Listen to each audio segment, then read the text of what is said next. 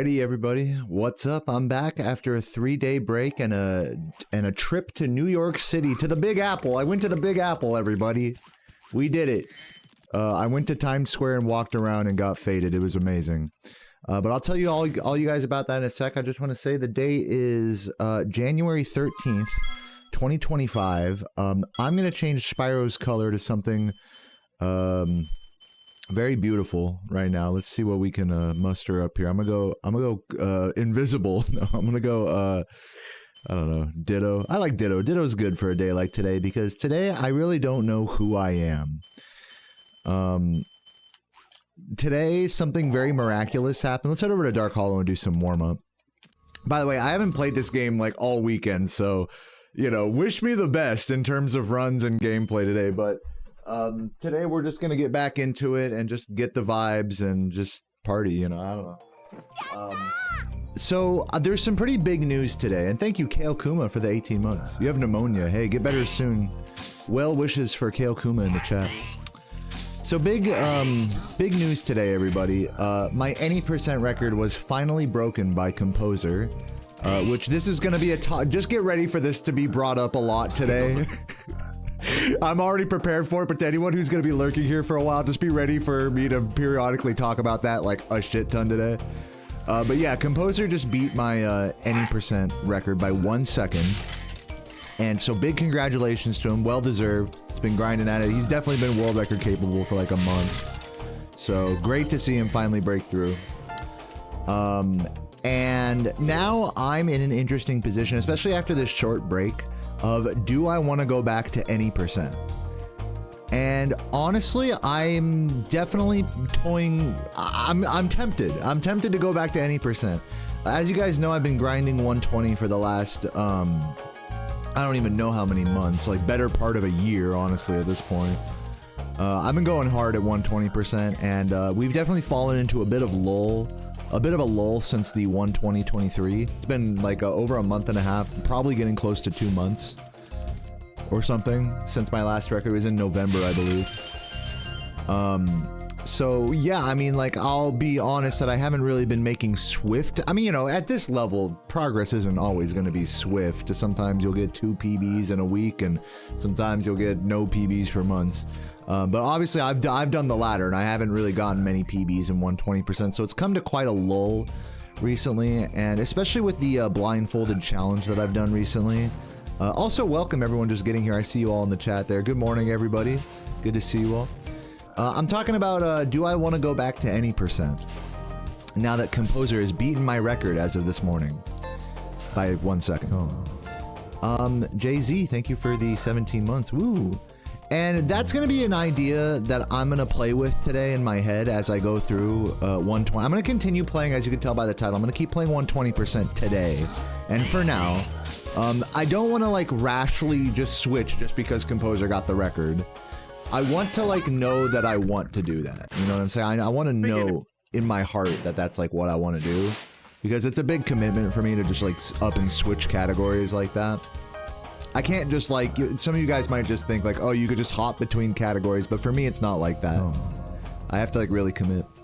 B-Skull with the 10 gifts. Thank you, B-Skull for kicking off today with such a great vibe. 10 gifts, man. You already made my day with, I can go offline now. See you guys. Beep.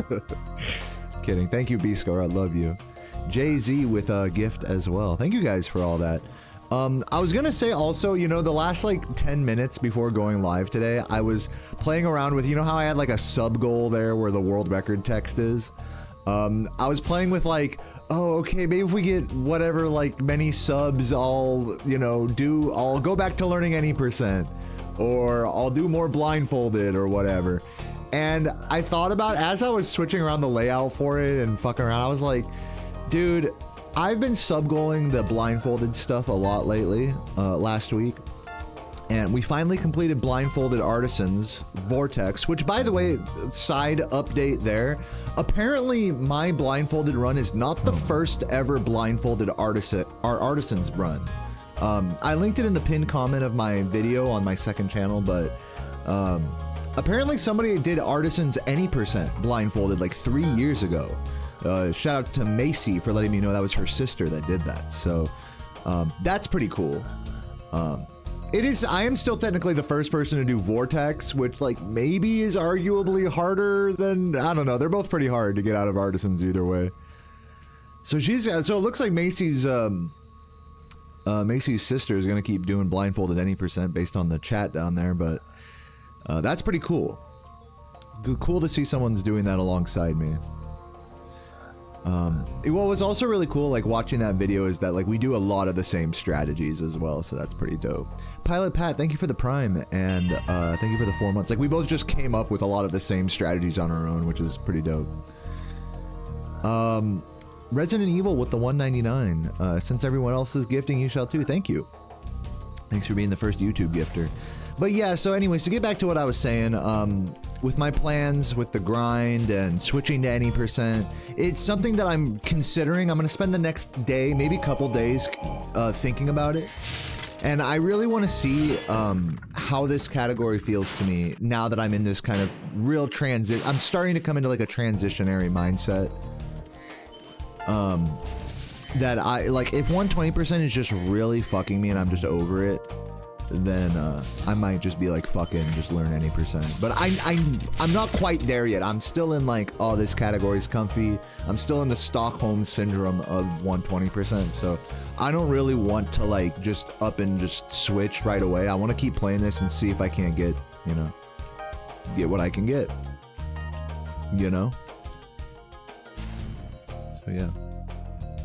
What's up, Bad For?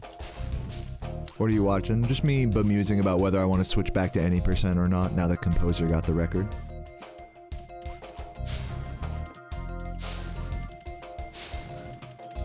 But yeah, welcome everybody. And thank you Hurorama for the gift to Roach. Helping him get out of the ad jail. So yeah, so I'm gonna just grind. I'm gonna do an IL of this level, maybe a couple others, and then we'll get into some 120% runs today. But no sub goal for any blindfolder. I do want to, by the way, just a side note about the blindfold. I do want to continue my blindfolded grind as well.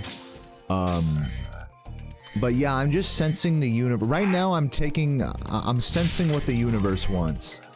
And if I'm gonna be so honest, I think the universe wants me to switch to any %. But I just want to confirm that in my heart, you know, over the course of today's 120 grind. You know what I mean? So I'm gonna play 120 today. I'm not gonna jump straight back into it. You know what I mean, Bad For? I think you get me. But yeah, I might get back into any %. I didn't watch all of Composer's record. It would be a great opportunity for me to like learn, to like watch and relearn each level with Composer's record. I noticed that he didn't do Nestor skip, but I didn't like watch the whole run, so if I do go back to any %, I would go level by level watching Composer's record and just either refreshing those levels or adapting whatever he does that's new. He definitely has like a lot of new rat strategies as well, so there's that. Which is always cool. I'm 1,000 times better than him? I don't know about that. That's a bold claim. I don't believe there's any skill in this hobby. I'm just gonna say this. I'm just gonna say that straight out. There's zero skill. It's just a question of grinding and dedication. That's lit. That's literally it. That's lit. It's literally it. I really don't stress, at this point in my journey, I don't stress about how much better someone is than me. Where that really used to take a lot of my mind space before. I've just come to learn that it's just a question of time investment, not really a question of innate ability. What's up, Fresh Pocky? Thank you for the good luck.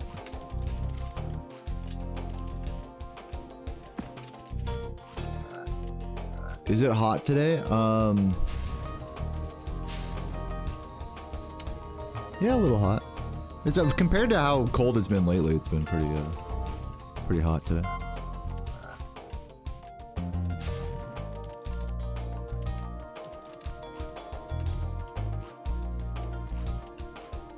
Well, anyways, I can see you guys already bemusing about different things here in the chat. Welcome, Energy Drink. So yeah, I want to say welcome everybody. I appreciate all of the introspective thoughts And feel free to just, you know, tell me whatever in the chat, like, hey, go play any, I think you should play any percent. Like, whatever you think I should do, like, and I know this is like asking for people to just be like, just do what you want. But if you guys have any suggestion of like what you want to see, I have 3 options of where I can focus my time in this game right now. That is continuing to grind 120%, which I'm still like pretty much at world record level in. Relearning any percent to take back my record, which would be kind of hype from a storyline perspective. Or continuing to grind blindfolded. And the blindfolded thing I'll probably just do in addition to whatever the first 2 options I choose.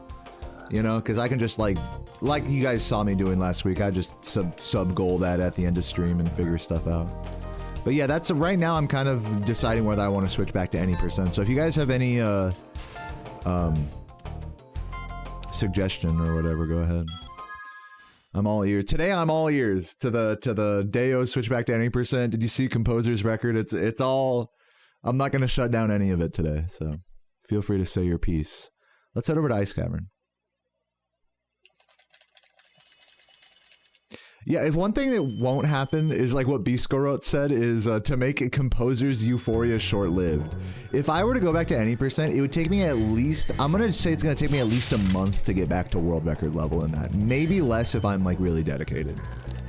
So it's not like I'll just come back to the category and like get it like within a week or something. That won't happen, unfortunately.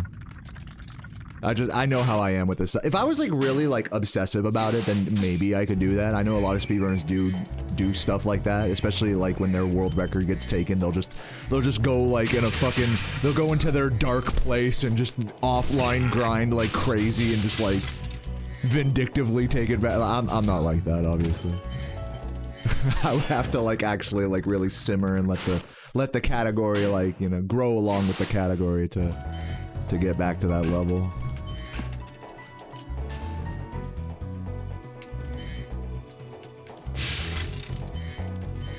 Yeah, that's a big thing for me, is what Megan said.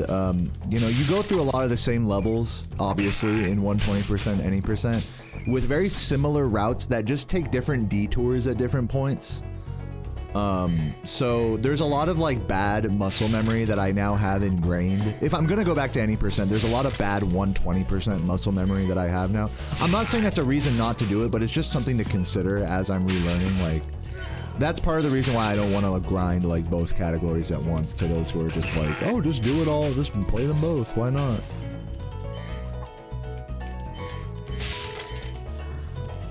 To get times this good, if you kind of just gotta focus on one category at a time. That's just how it is. At least for me, that's how it is. But yeah, not to dissuade from switching or anything. Composer got 36.57. He beat my record by a second. Which, funny enough, in the last month he had barely missed my record by a second twice. And now he barely beat my record by a second, so pretty funny how close it's been.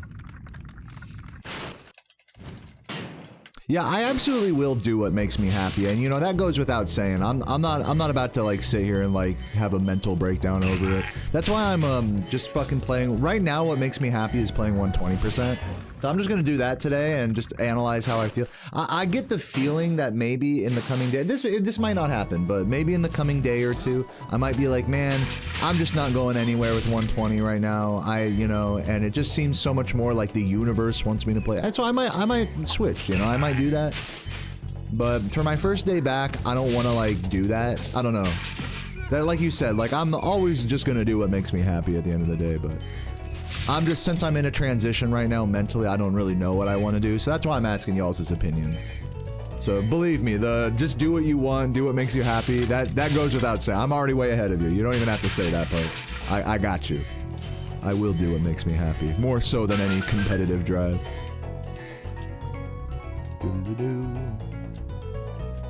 I love this spot up here. Oh man, I missed it! I missed it. Fuck. Hold on. For the fans? Oh, god damn it. Hold on. It's actually like surprisingly difficult to to do this. Oh, nice. There we go. To do the moon jump like how it is in the practice codes. You think I should go for one more record in 120? I wouldn't be against that. Like, one more record in 120, then switch. Then it would feel like a proper close, I feel like. Even if I don't get the 119, at least go for one more record and like, set the stage for the 119. And then, you know, go fight back for the any percent record again. That actually sounds like, storyline-wise, you know, that sounds pretty cool to me. Like. What's up, Moonstone? Blindfolded refers to blindfolded vortex. I recently posted a video on my second channel where I went through all of the Artisan's homeworld blindfolded, like with a literal blindfold over me, going through all 3 exit level vortexes, for all 4, pardon me, exit level vortices, and then exiting the balloon. So I'm gonna keep pushing with that and trying to get through Peacekeepers, Magic Crafters, so on and so forth. Ideally with that, I would like to get up to Nasty Nork with that over the course of the next like month or 2. But who knows if first of all if I'll be able to even remember the. I need to start like writing down the route, you know, for starters, and secondly, just gotta do it. What's up, Flazuki? Thank you for the good luck. Where are we gonna go? Let's head over to Lofty real quick. Do a little Lofty. Flip Dodge, thank you for the $2. Just saw that. I will have fun today. Today's gonna be a real chill day. I didn't sub-goal anything. I'm not like committed to like, oh, we gotta do more blindfolded today. Today is just a day where I'm gonna chill and just be in my own thoughts with the grind and see how I'm feeling coming back after a little weekend break. I'm definitely leaning towards, like what that one guy said earlier, is I kind of want to get one more 120. While I'm still like hot in this category, I want to get one more 120 record, even if it's a baby one, before switching back to any percent. I feel like switching back to any percent now, it would be hype, but it's like, it just feels like too reactionary. It feels like I would be too. One thing I've learned in this hobby is I don't want to be extrinsically motivated. I don't want it to be like, oh, just because someone beat my time, now I have to switch. I have to do something different now. It's like I think that's like a real inner drive, you know, that's more important than that. And I think my inner drive is telling me to keep playing 120 right now. And maybe just keep fucking with blindfolded. And when the time is right, go back to any percent. Just like I did with Laura and Ash, you know? What was it, like maybe about over a year ago at this point? Or around a year ago. So that's kind of like what my heart is telling me right now. Just keep going in this category, because this category is just fucking awesome. And I can get one more record for sure. I could get several more records. I mean, it won't be easy, but I want to squeak out one more. I want to squeak out the low 120, at least. Oh. JPZ, thank you for the prime, man. It's great to see you, dude. Yeah, it's good to see you as well, man. The fucking Falco Master. Hope you're doing well today. JPZ, my breezy.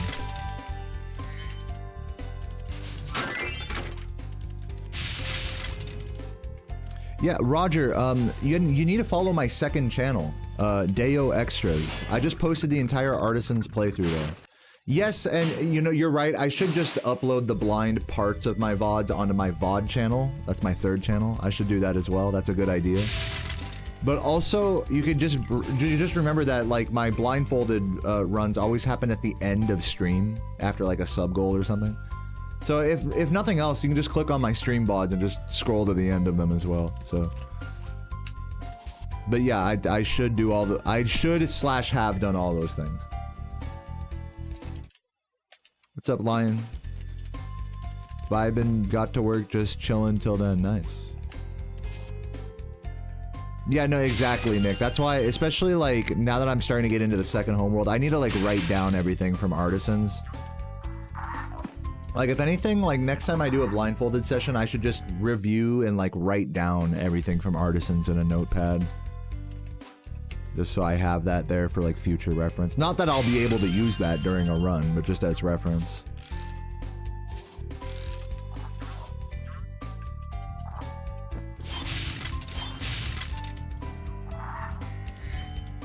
What's up, RuneScape? Dude, speaking of RuneScape, I just got 74 agility. I spent literally all weekend just on my phone doing the rooftop agility course. One of the rooftop agility courses.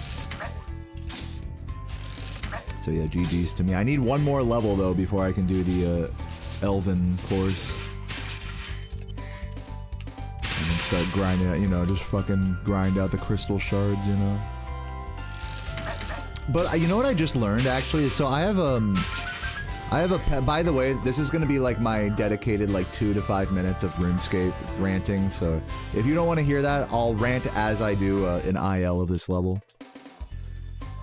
So yeah, so I just realized that there's you can do transmogs on pets now. That was like an update they added, you know, a little while ago, I guess. But you can like basically. I have the fishing pet, which is like a fucking heron. It's a big ass bird that flies around and follows you, which is kind of cool. But as far as pets go, it's kind of lame. I'm not gonna lie. Skilling pets are always kind of like eh, unless it's like a really cute one. This one's just like a random ass bird, but you can transmog it using 3,000 like Tempo Ross spirit points, which is like that's like a fishing mini game that they came out with way after I got 99 fishing. So now I'm just like figuring out how to like properly AFK Tempo Ross to like farm the shards or whatever, the spirit fish or whatever the fuck it is, so I can transmog my heron. And I'm not spoiling myself to see what the transmogged heron looks like, but I bet you $1 million I'm gonna spend hours and hours in Tempo Ross just grinding out for this fucking transmog basically. And then I'm gonna put it on the heron, and it's gonna look even shittier than the default. Guaranteed that's what's gonna happen. But at least I can say I'll have done it. Spirit flakes, that's what it is. Yeah, you can transmog the heron, yeah. I think it's like a relatively new thing. I think they added it in like an update a few months back. You can like transmog a bunch of pets now. With random ass shit. Just more padding, you know, just more random grind padding in your MMO full of grindy padded, you know, content. Do I know any attack point farm locations? No, I don't even know what that is. You mean like farm locations that are unlocked at a certain attack point? Is that what you mean? Attack level? I think that's what you mean by that. Let me just fly back up there and make a, actually I can die and then I'll spawn back up there. What's up, Troy? Yeah, I don't use like every farming location. I do like a basic, 6 normal tree and 6 fruit tree farm run. So a couple of like quest only spots, but not like the whole list of them or anything. I don't do herb runs either, because I'm a main account. And I'm lazy. A normal tree run is enough for me. Alright, here we go. What's up, Humber? Dude, the weekend was great. So yeah, so let me tell you guys about that. So, this last weekend, I was off stream for 3 days in New York. I went out, oh my god, that's the worst when that happens. I went to, I flew into New Jersey, flew into Newark, and we took the train up to, of course, you know, when you fly into Newark, you like take the shuttle to Grand Central Station and then take the train wherever you need to go. So, you know, we get there and we fucking go to Grand Central Station, which is right next to Times Square. And, you know, we see Times Square from the bus. It was really cute. And then we took the train all the way to a place called, oh my god, I forgot what it was called. It was like some city outside, some place outside the city. It was really nice though. And I remember what it's called, I'll tell you guys, but, anyways, we went to like her family's old house outside of New York, or you know, outside the city, and small town vibes, and it was really nice. We went to her step grandma's memorial. Really cool family. We stayed at a hotel, which had an amazing breakfast, and hung out at the bar. They had a bar there, and family was like super cool to talk and hang with. A lot of time spent with Sarah's family. So we did all that, went to the memorial, hung out at her family's old house, went and got food with her family and all that. That was great. Then, on the final day, before we flew back, we took a train back into Manhattan, into Grand Central, and we just fucking walked around Times Square. And the moment we got into Times Square, Sarah was like, okay, we're gonna go see this Broadway show. You know, like, so here, let's buy these tickets and go see Book of Mormon. It's like a Broadway show, like on Broadway. I was like, okay, yeah, hell yeah, you know, so we did that. But before we did that, since the show was a little later, you know, we got into Times Square a little early. So we were just walking around. She's like, we can do whatever you want to do. Like, walk around, whatever. I'm like, bet. Like, we're going to walk around and find a weed store. We're going to walk around and find the nearest cannabis dispensary. So, of course, there's one, like, right there in Times Square that we went to. And I got a pre-roll and some gummies. Got some edibles. And, man, let me tell you, these edibles would end up having a big impact on my day because, I basically smoked this joint in the middle of Times Square, went with Sarah into the Sanrio shop, the fucking Hello Kitty shop. She bought like a cute lamp or something. And then by this point I'd already taken like one edible, like a 110 milligram edible. And we were walking, after the Times Square, we were walking around to just find food. And we ended up at this really cool like Irish pub, really kind of like upscale, nice Irish pub. And we walked up to the second floor and, you know, we had a nice server. It was really chill vibes. It was like definitely not super crowded. Like I was expecting New York to be way more fucking crowded, especially Times Square and stuff. And yeah, there was people there, but it wasn't like, it was actually pretty quiet, all things considered. It was a clear, cold day, pretty quiet, you know, not that many people yelling or honking horns everywhere or anything. It was actually pretty mellow compared to like most depictions I've seen of like Times Square, right? So really chill day all in all. We go to this pub, and by this point, my edible is like hitting.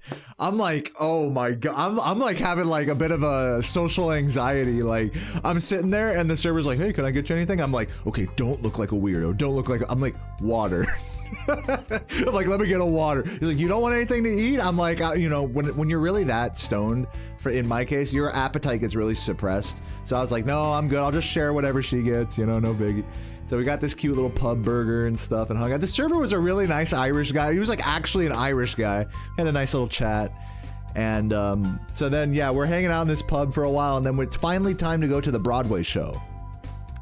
And by this point, I'm stoned out of my fucking mind. I've taken an edible, smoked a joint. I haven't drinking any like alcohol, or I guess I took like a sip of her cider, but I didn't like order any alcohol or anything. And yeah, and so we go to this Broadway show, and this was actually packed. This was like kind of a really long line to get in, but we were there with plenty of time, you know, to see the show and everything. We go up to the balcony, to the mezzanine, in this really nice old school theater right off of Times Square. And dude, let me tell you, man, fucking there's nothing quite like seeing a Broadway show when you're fucking stoned out of your mind on edibles. That shit was amazing.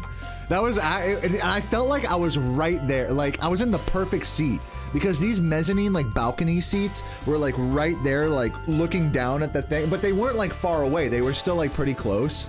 I felt like if I was in the front row, they would have been too close. Then it would have been like, okay, this is but where I was, it was like the perfect like vantage point to see the entire show, and they had a live orchestra and band playing, and man, of course, all the actors and singers playing all these goofy Mormon guys were all, you know, top notch, amazing. It was a really great show, and yeah, and so we did all that, and then after we get out, and we have to pee like crazy after, so we go back to Grand Central Station and go down to the public restroom there. And Sarah got some, by the way, Sarah got some fucking amazing macaroons and bagels in the Grand Central like terminal area, because they have like a nice like dining like food section. So we got most of our like New York-y food there. This is what we didn't do, and this is gonna piss some of you guys off, because I know you guys really wanted me to get like nice like New York food. We didn't get a nice New York pizza, and we didn't go to one of the overpriced like tourist bodegas or anything like that. We didn't go to Dat's Deli or Cat's Deli or Bat's Belly or Dak Deli, that deli. We didn't go to any of those, you know, but it's okay, because obviously we had other stuff we were doing. We went to a Broadway show instead of doing all that, so. And we still went to a nice pub and stuff, so I'm totally not tripping at all. Yeah, but she got some nice macaroons, and I had a fucking one of those everything bagels for breakfast today. And yeah, I mean, after the Broadway show, we basically had to get at that point we had to catch our bus to get back to the fucking airport, and oh my god, this was so sad. Like top 10 anime deaths. We were walking up to the bus. By this time it's getting kind of dark, you know, and the fucking 5 o'clock bus was just leaving, and I was literally buying the ticket on my, because you have to buy the ticket on your phone, you can't just like pay it right there, of course. So I'm like walking up to the bus, and I like kind of stop her before she leaves, and I'm like, okay, yeah, you know, to the airport, right? Like, sweet, like I'm buying the ticket right now. And she's like, no. Even though I've seen other people on the bus when we were going there just pay for their ticket on the bus, you know, they're clearly like paying for it, you know, like it's a whole app process. You got to put in your card and stuff. Like cool bus drivers will just let you put in your ticket, you know, buy it just like while you're sitting there, you know. But this lady, she was not. She was like, nope, we gotta go. Like, you don't have your ticket. Bye bye. So we were standing on the bus and had to turn around and walk out, super embarrassingly. And man, that was so funny. And then literally like 5 seconds later, my ticket was bought. So it was like, so we just had to wait like half an hour for the next one. But it was kind of cool because there was like a cute little like Japanese convenience store that really, it actually reminded me a lot of Japan. They had like a lot of the same like, you know, little like rice balls and stuff like that. I got some sushi. And okay, so the reason I tell you guys this, because I got some of this sushi. I was starting to come down off of this edible. You know, keep in mind, I had bought like a whole pack of like weed gummies. This is like, each of these little tiny gummies was like 10 milligrams each, enough to get your grandma high just off of one, you know. And Sarah only had half, and by this point I had like about 15 milligrams. I had like her half and a whole nother one, and smoked a joint. And so by this time I'm starting to like come down from all that, you know. I'm like starting to get a little tired. I'm like, okay, I'm gonna have some sushi. You know, I hadn't eaten much, so I was like, I'm gonna eat this sushi. And that sushi was amazing. We're just waiting there for the bus, and I'm like eating some of my leftover almonds, you know, just like trying to comfort Sarah, because now she's getting a little stressed and stuff about like, oh, we had plenty of time, by the way, to just catch the next bus and still make it to our flight. We were fine. But we were waiting there on the street corner, and I'm like, I'm eating some of these almonds, and I'm like, shit, you know what would hit right now? A little weed gummy. And let me tell you guys, I had two more weed gummies at that point. And so by this point I had taken 3.5 total, 3.5 weed gummies, 35 milligrams of indica edible, as well as half a joint to myself. And it was, although those gummies tasted delicious and that bus ride to the airport was really nice, I gotta say, this is where things started to go kind of south a little bit, is because we get to the airport and we go through security, everything's fine. But our fucking flight is delayed. Classic, you know, it's like we've been out and about all fucking day today. You know, traveling, sitting here on this train, going on this bus, going on that, go see this show, go walk there, get this thing. So, and then of course our flight to go home is delayed. So it's like, okay, now we just get to sit in the terminal for like an hour and a half. And, you know, you'd think for someone like me that was like on edibles, like that'd be great. Except the fact that I had already been like stoned on edibles like the whole day, basically the whole afternoon and day. So at this point, this is something kind of crazy happened. I think what it is it has to do with the way like drugs release dopamine into your brain. Basically, and I'm not a scientist, but from what I understand, drugs release more dopamine and more serotonin and stuff like that than your body is supposed to naturally. Your body's supposed to naturally do that. But of course, when you put certain things in your body, not just drugs, but certain food and stuff, it'll release a lot of that like chemical dopamine. And so when you take a bunch of fucking weed edibles, naturally, like all the dopamine is like going crazy in your head, which means that you crash really hard. And I was in this airport, and dude, just waiting for the you know, just charging my phone and, you know, waiting for like an hour. We were waiting for like 2 hours before we could board. And dude, I remember I went to go grab, I'm like chugging Starbucks and like smoothies and stuff just to bring back some of that dopamine that I'm now like, my brain is now like super fogged and like, I remember when we were finally boarding, I went and filled up my water real quick. And as I turned around to walk back to the, you know, to where we were boarding, I just got hit with the hardest migraine of my fucking life, dude. I got hit with the heaviest headache. It felt like the same like kind of headache as if you were to like drink like 10 beers and then you're hungover the next day. Except I knew it wasn't dehydration. It wasn't like a dehydrate because I was drinking plenty of water and liquids and stuff. It was the lack. I think it was like the dopamine, like I guess like what's the word? Drought. The dopamine drought in my head just like brought on this insane headache. Like almost debil. I almost like fell over while I was walking. I was like walking like this. And so I get back to the turbo, you know, of course I'm bitching to Sarah the whole fucking time. I'm like, babe, like my head hurts. Like, she's like, are you gonna be okay? I'm like, I'm gonna be okay. I'm a tough cookie, you know, I'm good. And I get on the flight and I needed to pee. We were boarding, so I couldn't pee before the flight, which only amplified like the uncomfortable like headache feeling. And I was just thinking in my head, I was like, just don't get nauseous, don't get dizzy, don't like throw up or anything. No, like, luckily it didn't get that bad, but man, I was sitting on this flight home and my head was just pounding and like, let me tell you, it was one of those flights where you were waiting for them to fucking undo the seatbelt sign. You know what I'm talking about? When you need to like pee and you get on an airplane and you're just the whole first half of the flight, you're just waiting for them to turn off the unbuckle seatbelt sign so you can go to the bathroom. That was me. And man, let me tell you the piss, I don't mean to get too TMI about it, but I was chugging water yesterday. Something about, you know, smoking weed just makes you like, you know, gives you the dry mouth. So you're just chugging. I was flushing water through my body yesterday. And so I took some of the best pisses of my life yesterday. I'm telling you, man, like 3+ minutes standing in front of the urinal, just completely. Anyways, so yeah, so I had another piss like that in the airplane, and then I get back to my seat. I'm like fine, and the final. This was like the cherry on top, like of what made it like a great day. Despite this whole headache, me taking too much weed edibles debacle. I mean, I was cool, by the way. Like attitude, like I didn't cause a problem. It was just like by the time I was on this plane after all these edibles and delays and traveling, my head was just banging with like a migraine or something. But what made it all okay, I remember thinking this, I like raw dogged this flight because I could barely listen to my headphones without it hurting my head. I was sitting there on the flight and it was one of those where it had the perfect fucking air vent on the top. You know what I'm talking about? Where it's like above your seat, you can like open the air vent and point it at your balding forehead. And that shit was like blowing cold right on my forehead the entire time. I was like, thank the fucking Lord, dude. Thank the fucking Lord I had one of those, because that's what got me I was just thinking about like, man, this fucking, the whole flight, I was just thinking, man, this fucking fan is like stopping me from overheating and sweating all over the person next to me. Oh my God, the plane air vent was a lifesaver, dude. But yeah, and so we get back and my head is still hurting like crazy. You know, we're back in Richmond at this point, and I remember like we drove to the fucking Wawa right outside the airport. This is like when we got home last night. We drove to the Wawa outside the airport. My head is still just pounding. And I got like a giant bacon sub with like extra veggies and chipotle sauce and stuff. Oh my God. And I drive home with the, you know, with this headache starting to subside, I drive home and like at like midnight, I had just this whole fucking 10-inch Wawa sub to myself.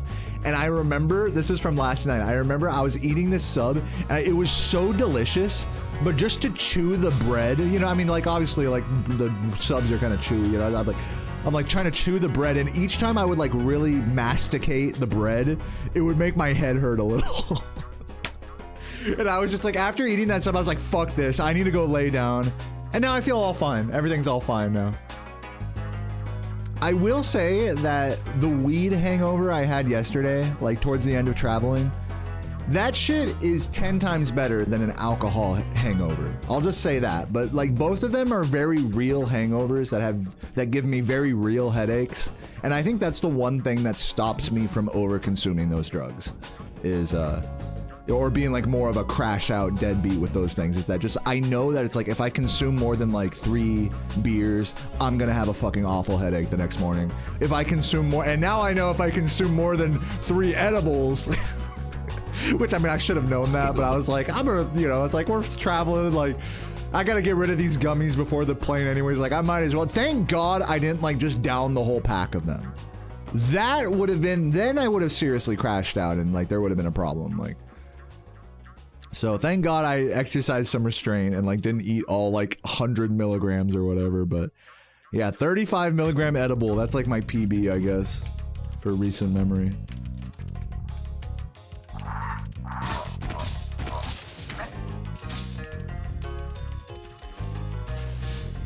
But yeah, I mean, you know, that was just the ending of all the traveling. The actual, like, being in New York and everything was just so much fun. The fucking... Hey, it's Sarah. I see Sarah in the chat. Sarah, what was the name of your dad's, like, town that we were in? I forgot the name of it. That town was really cute. We stayed at a hotel across the street from, like, a sports bar. Oh, this is another funny side story. I went on a side mission after hanging out with Sarah's family, like, the whole day. We finally get back to the hotel. It's, like, kind of late. But there's this sports bar across the street that, you know, and there was no draft beer anywhere. So I was like, dude, let me see like how the beer situation is at this sports bar. This was like a couple nights ago. And we go, I go there. Like Sarah's like, you know, busy, you know, she's just like laying on. I'm like, okay, I'm gonna go to this bar. And I walk across the highway and I go to this bar and it's like, apparently, it's like a big playoff season football night. So all the TVs have people are yelling and I'm telling you, this sports bar was more rowdy than Times Square when I went. I'm not even shitting. I go into this sports bar and there's just people like, yeah, let's go Ravens, you know, or whatever, like, yeah, football. Like literally like the meme, like Americans be like, yeah, football. That was like literally the fucking vibe I was in. And I don't know shit about football. So I just sit there at the bar at like one of the two open seats. And I'm like, all right, let me get this beer. And it was a really nice Pilsner. I was like, damn, nice. You know, I'm kind of vibing, just watching the football a little bit. And as I finished, okay, one sec. This one I got in New York City. You can't tell it's light. It's a little. It turns on.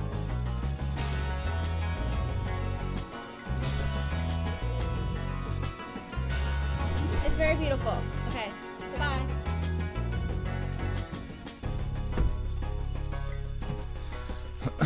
Anyways, now that I've taken a step back, I realize that I am just ranting about nothing and I should probably focus on the game a little more here. So, let me just end this story quickly now that it's kind of like not a thing anymore. Yeah, dude, I remember, oh, nice tiny key, by the way, look at that little glitch. Yeah, what was I saying? I was at like a sports bar and the beer was fucking amazing, dude. That was some of the best draft beer I've had. The fucking amazing, I don't even remember what it's called, but the Pilsner was amazing and the IPA they had was fucking amazing. And that was the only thing that kept me there, but there was a guy there that was like an attorney, super New York-y guy. Like slick back hair, he's like an attorney, he's kind of older dude. And he was like, hey, what do you think about the blah blah blah, like the fucking announcer or whatever. And I'm like, dude, I don't know shit about football. I'm from California. You know, I'm just here to drink beer and just enjoy the, you know. And he was like, oh, he like kind of laughed at me. And I remember like we were making small talk and I was kind of telling him like a little bit, oh, I'm here to see my girlfriend's family, you know, and whatever, and blah, blah, blah. And I just got the vibe from this guy that he was just so over it. He like didn't want to talk to me. I was just like, I got just this sense, I don't know if it was me overthinking it or what, especially since I had like a beer or two. Maybe I perhaps was oversharing a bit about my life, you know? And I kind of asked him about his, oh, what do you do and whatever. But it was just like the conversation just went like really stale out of nowhere. And I was just like, oh, this guy like literally does not like me. Like I just got the feeling like this guy fucking hates me. Like I'm just boring the shit out of this guy right now. And I'm sitting there, I'm like, well shit. Like I'm sitting next to this guy that like doesn't give two fucks about me. You know, I'm clearly not a football fan. Everyone's kind of hyping up for this football game. And I'm like, my girlfriend's waiting for me back at the fucking hotel. I'm like, what the fuck am I doing here? You know, I like just had this moment of like, I need to leave. Like, this is not like, you know what I mean? How it can just go from, you're hanging out at a function and it just goes from like, oh, nice, I'm chilling here. Maybe I'll make a friend or something. And then you kind of have like an interaction or two that makes you realize, oh, wow, these really aren't my people. Like, I'm in the wrong place. And it just takes like one or two interactions for you to realize that. That's like what I had with this fucking, and he was a nice guy, you know, he wasn't like a dick to me or anything, but I just got this, after talking to him for a minute or two, I just got this sense that like, man, I don't belong here, you know, like it was just weird how that like kind of came over me. But yeah, I finished my beer and I went back to the apartment after that. But yeah, that was my experience with New York football fans. It wasn't his fault. It wasn't, I'm not like saying he was a dick or anything. I'm just like, it was just like one of those funny like social anxiety kind of moments, like social awareness moments. But that was a cool, I mean, regardless, that was a really cool sports bar. I'm glad I went. It was pretty neat.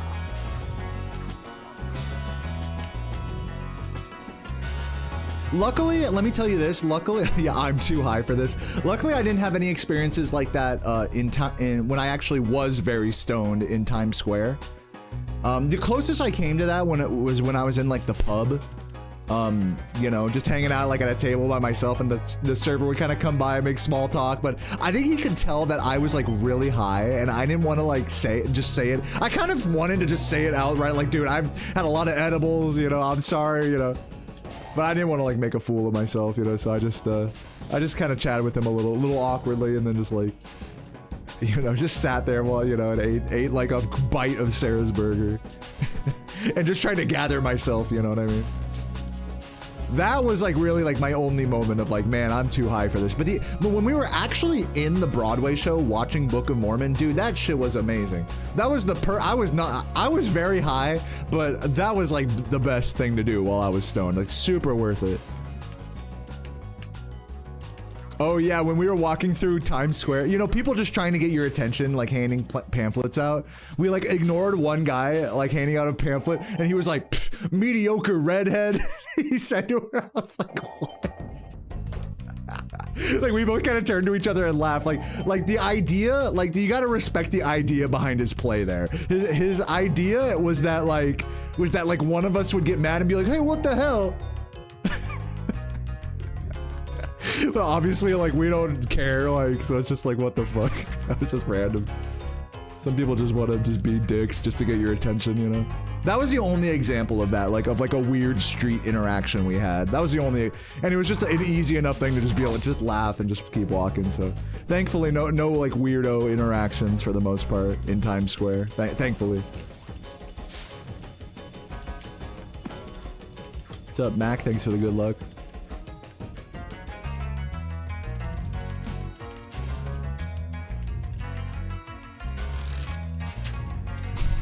Yeah, he doesn't know I have the Spyro record. Fucking guy who clearly doesn't give a fuck.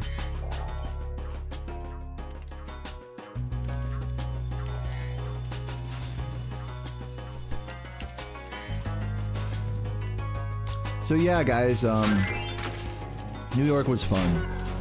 Took the train. Oh, also, it was so beautiful. Let me just tell you, like, taking the train in and out of the city was so cool, because like when you are at Grand Central Station, it's this beautiful opulent place with all this history, you know, a lot of people, and then as the train, you know, comes out of the tunnels and, you know, is like coming out of Harlem and going outside the outskirts of the city, and then you're seeing all this water and nature and like smaller suburbs and different like projects and stuff. It was really cool. It felt like I was like in Spider-Man or something. It really was. Like, I kept telling Sarah as we were going like in and out of the city, I was like, this is like Spider-Man. She's like, yes, baby. We saw, you know, the George Washington Bridge and all that. That was cool. Like, for just from like a architectural standpoint. That was also a notable mention. Have I seen composers run? Yes. Back to the matter at hand here. Yes, my world record was beaten by 1 second by composer, either last night / this morning. He posted the splits earlier today, I think. And I watched the first part, literally the first 10 seconds. To answer your question, I watched the first 10 seconds to see whether he did Nestor skip or not, and he did not. Which is okay. In that category, you can get away with that. But what I will do is when I haven't watched the run in full or anything. When I come back to any percent, which will happen eventually, I think I've decided once I get a new 120 PB, then I'll come back to any percent. Or at least that's like what I'm feeling right now. We'll see. Today is a day that I'm taking to like decide what I want to do with the grind, like focus more on the blindfolded. Like I might not do blindfolded today. I might like just take a day just to like play 120 and just chill and just take it easy. But yeah, I'm like definitely at a bit of a crossroads of like, okay, do I switch? Now that composer beat my record, like it'd be cool if I switched to any percent now and like tried to get back to that level. to, you know, battle Composer. That would be cool. But at the same time, I don't want to be like super reactionary and like I'm like still really strong in this category right now, I feel like, so I don't want in 120%, so I don't want to just switch off it right away just because Composer beat my record. I want to like get like, I want to have like a one more little hurrah here, especially for all the time I've spent since the 12023. I guess you could call it sunk cost fallacy, perhaps, but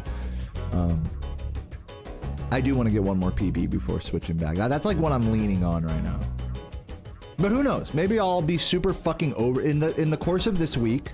I might just get super like over 120% as I continue to grind it, and I might have a revelation like, fuck, maybe I should just switch back to any percent. You know, I don't know. We'll see. But that's kind of like what I'm leaning on, is like, let me let this information simmer before I switch back. To those who are curious about if and when I'm going to switch back to any percent, the answer is yes, but not right away.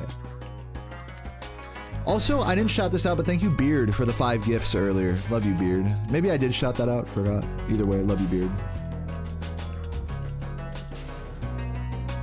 You and your friend were in public on the side of a pathway. You were sitting down, she was dancing, a couple walks by. This is why I take birth control there. Dude, people are nasty in public for no reason. Saboom has a lot of stories like that, because he'll like play like thumb whistle and like sing like outside of a CVS. So think of how many people go up to him and are just nasty, just like no talent, like get a job, stuff like that.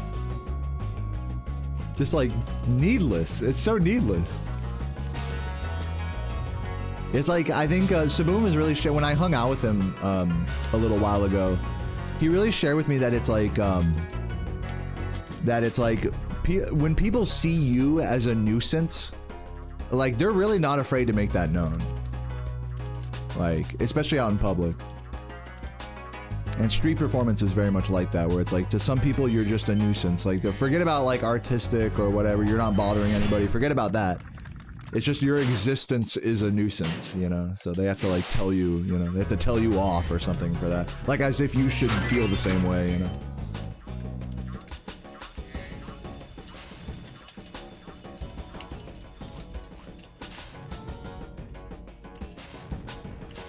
Yeah, I agree, Wolfgang. It's great to see Composer get the record. I'm interested to see how much further he takes it, for sure. That's kind of why I want to let it simmer for a sec. Cause like, what if Composer just gets like? Think about this. Think about this. Think of it. If I switch to any percent right now, and I'm like spending the whole next week, maybe 2 weeks, maybe month, just getting back to like a decent level in that category, and in that time he continues lowering the record. You know, that's going to be a very, I don't want to say it's going to be like kind of demoralizing, but it's all the more reason to, for me to just take it as, you know, take it slow. Let Composer do his work, you know, let the man work his magic. And then when the dust settles, you know, like then we'll see about a world record. I took that same approach to when Ash and Laura were battling out the low 37. In any percent, and I just let them have their battle, let the dust settle, and then I came in and did my grind. That always feels so much better to me, because it's a way more intrinsically motivated way to play, instead of just being like, oh fuck, Composer got my record, now I gotta play any percent. And then it's like, if he gets another record, then I'll feel worse, you know? And I don't want to feel that way. I want to be like, dude, let's go Composer. Like, I want to be rooting for him. I want to like treat the category like I'm a spectator, not like I'm the guy to beat or whatever. And the great news is I am no longer, it's like kind of a weight off my shoulders. I'm no longer the guy to beat now. So now it's just him versus himself. Just like how it is me versus myself in this category. So it's a true test of like the inner, like I said, the intrinsic motivation that us runners have at the top. Like how much is it really? Like you really, in this moment, Composer now knows, and so do I, that it's like, how much is it really just about like getting the 36, and how much is it about getting the best time you can get, you know? And so we'll see that, you know, we'll see that sort of that inner battle instead of like the outer battle between me and him. You guys will get to see an inner battle with him in any percent, hopefully, if he continues. And you'll continue to see an inner battle with me in 120 as I try to get this at least last PB before I switch back to any percent. Also, there's like a light over my mouth, which is pretty funny. Luckily, it's not in my eyes, so it should be fine. What's up, Piggy? Thank you for the good luck. Yeah, right, Piggy, right. Hey, it's still an accomplishment. Nothing to scoff at.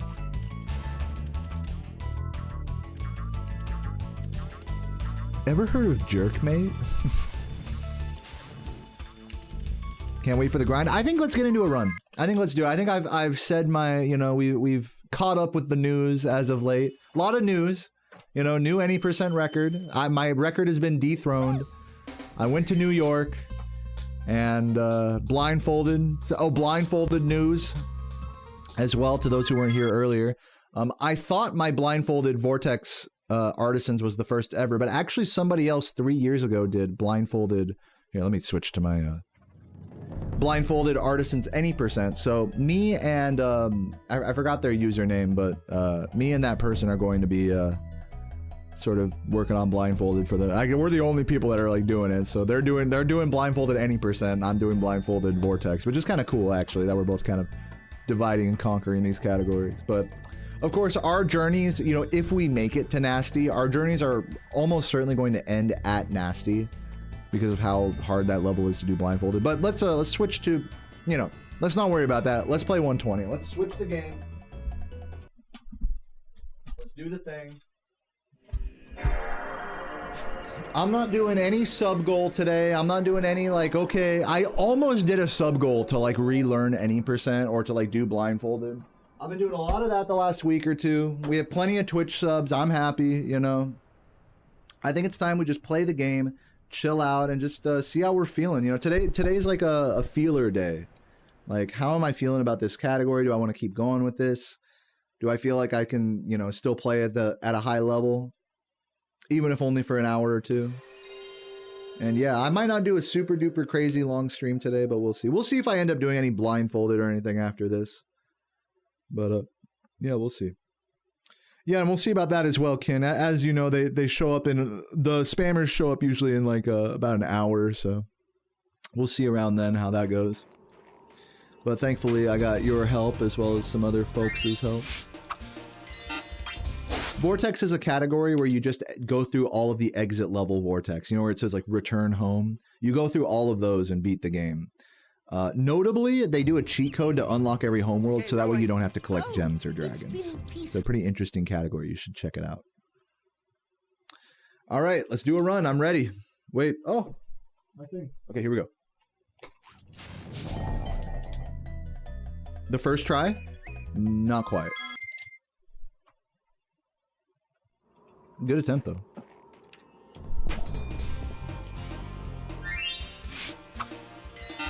Oh. You think Peacekeeper is going to be easy until Shemp? Yeah, the Shemp Vortex might be tough. Okay, rolling. Oh, it's been peaceful. Yeah, I mean, Toasty was tough as well. Like, all the boss levels are going to be tough for sure.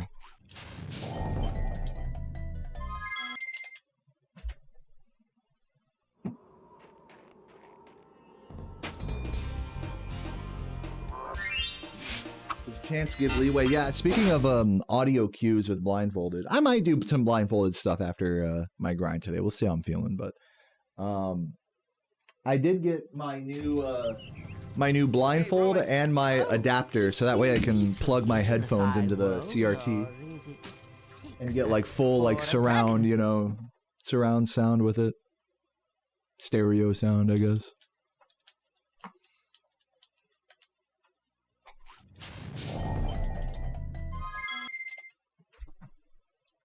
Michael, thank you for the 100 bits. He says, were the people in New York friendly? I know you New Yorkers are known for being... Everybody that I talked to was friendly. You know? Yeah, I mean, I think it really just depends who you talk to. You know? I mean, that's like kind of true anywhere. Okay, rolling. Oh, it's been peaceful. Obviously, if you're just talking to random people on the street, you're going to get a pretty mixed crowd compared to if you go into like a nice theater... you know, or a nice restaurant where you're paying money and stuff, you know. Obviously, people are going to treat you different depending on the context. That's just life. Whether you're in a big crowded city or a small town or whatever. But everyone that I interact with, for the most part, you know, was really cool. It was a very, I want to reiterate, it was a very chill day in Times Square. Like, yes, there were people walking around and stuff, but it wasn't like loud and rowdy and like, you know, super like, you know, oh my God, like overcrowded. It was very chill. Kind of cold, you know, all the New Year's hype had died away, so it's just very chill overall. As far as New York goes, you know. Here we go, let's get it.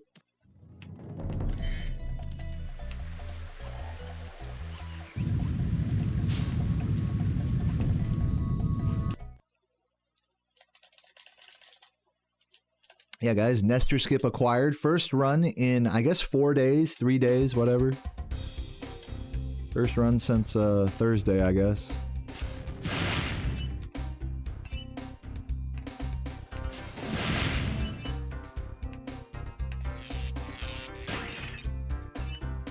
Did I get around to ice skating? We did not plan on ice skating at all. In fact, I was making a joke about that on stream. That was like, oh, maybe we could go ice skating or something.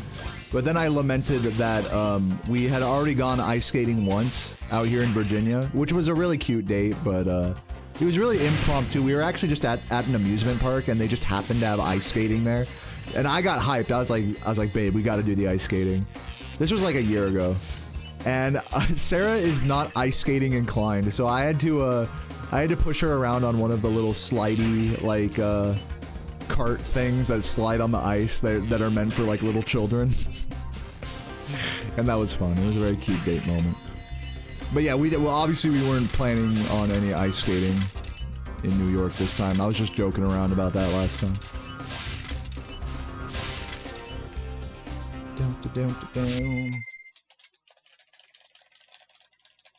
What's up, Chief?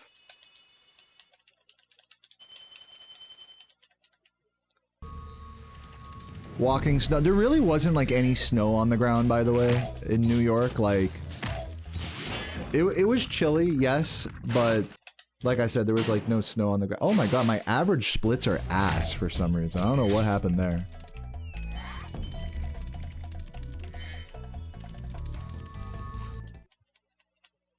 I guess I must have saved like a weird run or something. I might have to like close and reopen these splits. I don't know if I can like mess with that average at all. But whatever. Yeah, it might have been from the blindfolded run. I don't know. My title is wrong? Does it say blindfolded in the title or what?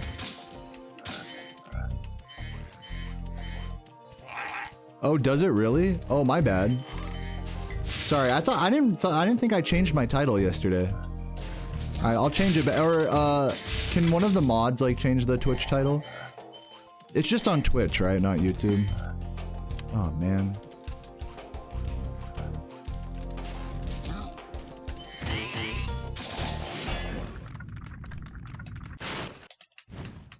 I'll change it in a moment. Yeah, don't worry about it, Sarah. This is not a blindfolded run. Sorry about that. It's my title from last time, my bad. Man, this sucks. I don't like doing this stuff during runs, but I will do it. And try not to be a little whiner. We got this. I can do a few clicks in between levels.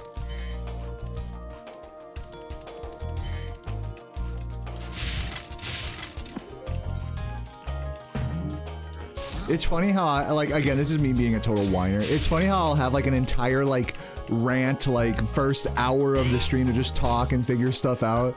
But then when I start a run, there's always like some little thing that it's like I need to tend to. It's just funny how that always works out in streaming like that.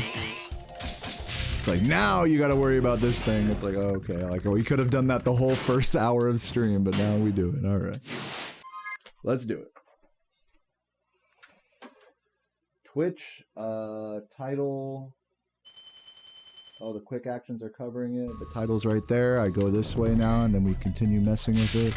We type it in on the Stonehill portal.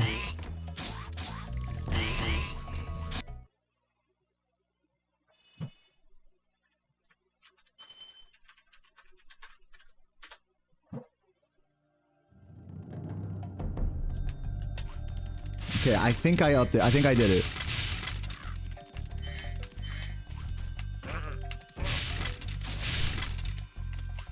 I think I fixed it.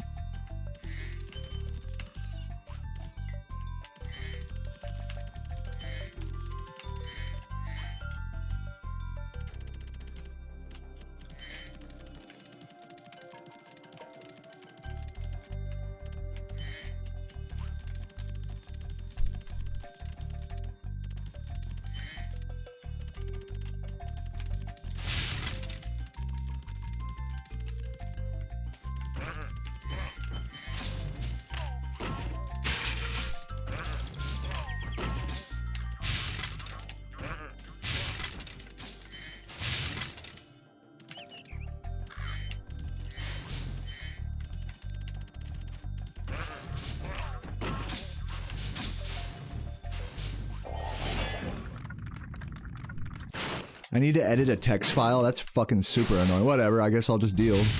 And just let my average return. The good news is that if I have some weird outliers or something, just the more runs I do, the more the average will return to normal. That is pretty stupid.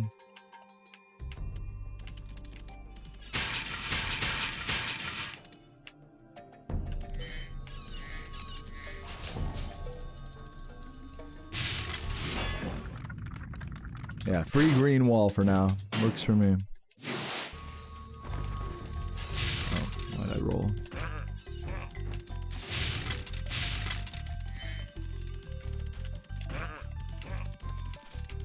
See, I rolled because the any percent stuff. I'm already thinking like any percent brain.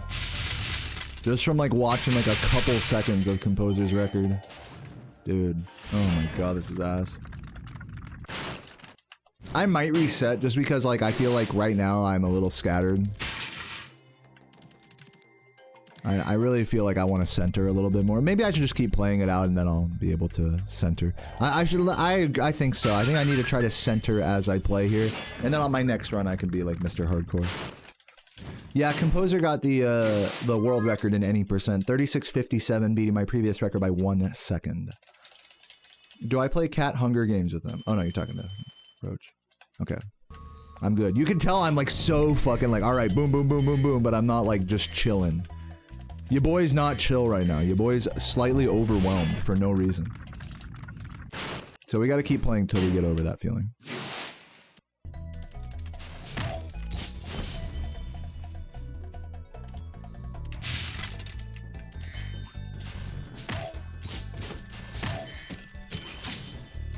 I do plan on going back to any percent eventually. Right now, my plan is I want to get one more PB in 120%, and then go back to any percent. That's my plan right now. I want to get into like the low 120s and then head back. Composer getting back to a... I think that's a huge stretch to say that he's close to the main category sweep. I don't mean to be mean about that, but I just gotta say it like it is. Composer is nowhere even remotely close to world record in 120%. Now, that could change. I would love to see that change. But to say he's close to the... That's like saying I'm close to the, like, main category sweep, even though I don't grind Vortex, you know? Or that I was close. It's like, obviously I'm not. I don't play that category.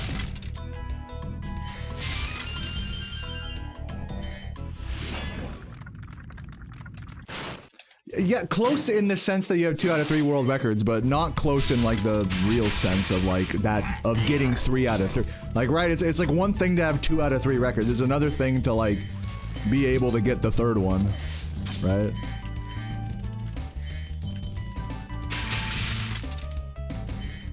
But no, I mean, I don't think Composer nor I are close to the are practically close to the main category sweep in this game. We're just too good at our respective categories that we actually care about. Like 120 for me and Vortex for him, respectively.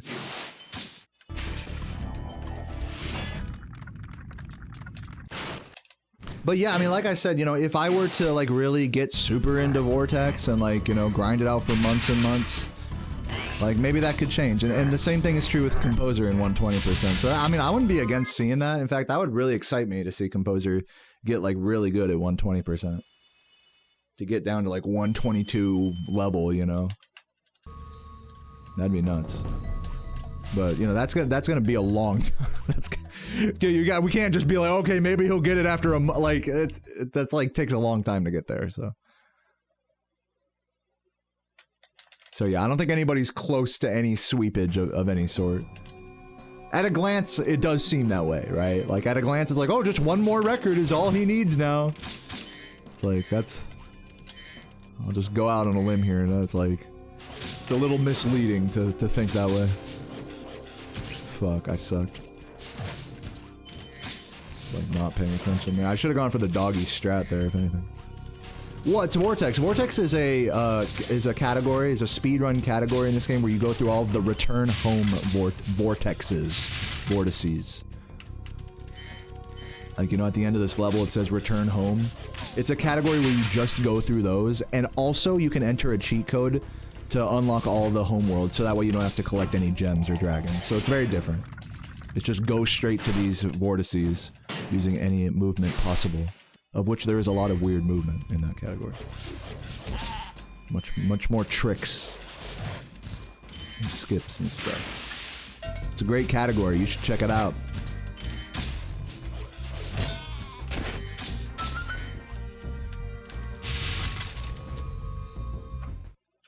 Well, I am not doing well on this artisans right now, but that's okay.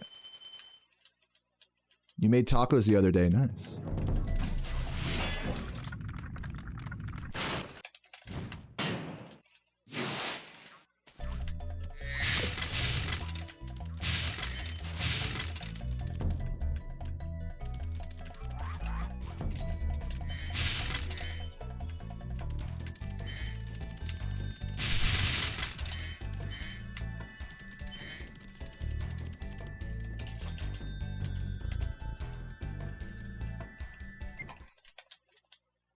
Yeah, the cheat code part is timed because we time this game using real time. We don't use in-game time. Like the timer doesn't pause when we pause the game.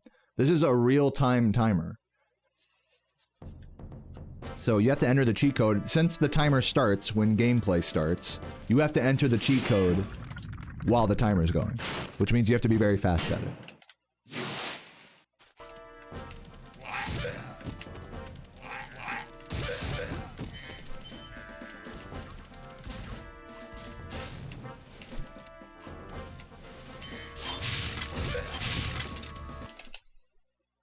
But yeah, not every game is like that. Some games, including Reignited Trilogy, have in-game time. So like when you pause, the timer would stop. But these original games use real time. What's up, Adam? Thank you for the good luck.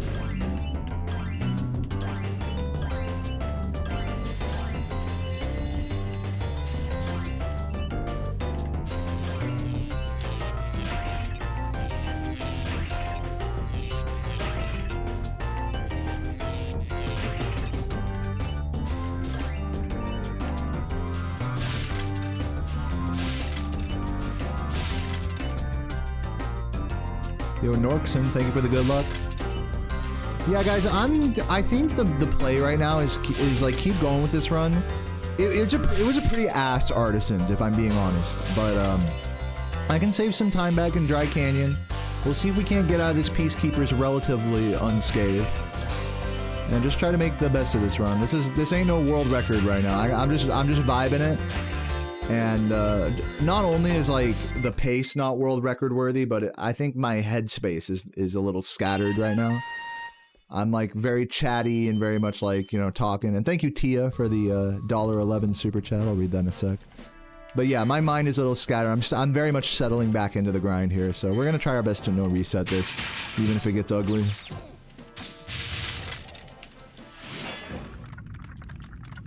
Tia says you lost two PB runs in Dream Weavers. I'm sorry to hear that. Thank you for the $2 earlier as well. Flip dodge. Let's see that.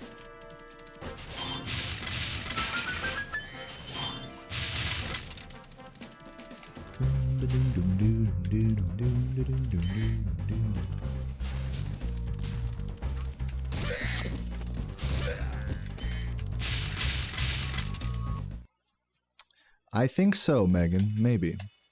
I started grinding 100% Spyro 2. Don't know if I should keep grinding or go for the 121. Yeah. Hard. Sometimes it's hard to know, man.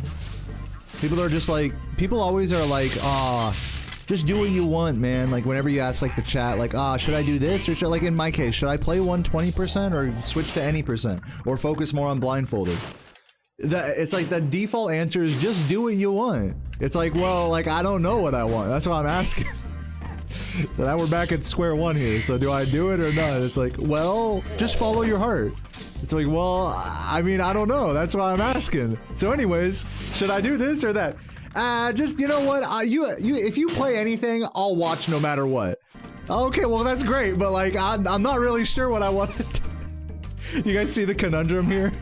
I mean, but it is a good reminder that it's like none of this, whichever game you decide to grind or category or whatever, it's not like in the grand scheme of things, like it's not a big deal. Like just play whatever, even if you're not sure like what you want to do more or not or wherever your heart takes you. Just do one. Just pick something and just do it. You'll figure it out. Trial and error.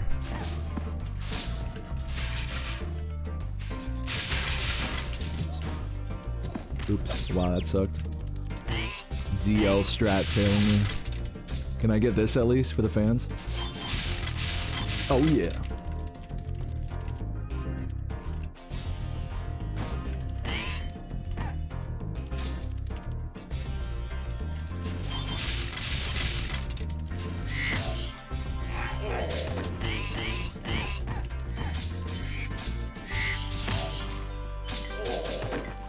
Wrong way, dumbass. Hello, just get on there, man. Dude, this is actually so awful. Please just get up there. That was disgusting. Ugh. Well, no time saved for me. I was gonna save time here. Not anymore.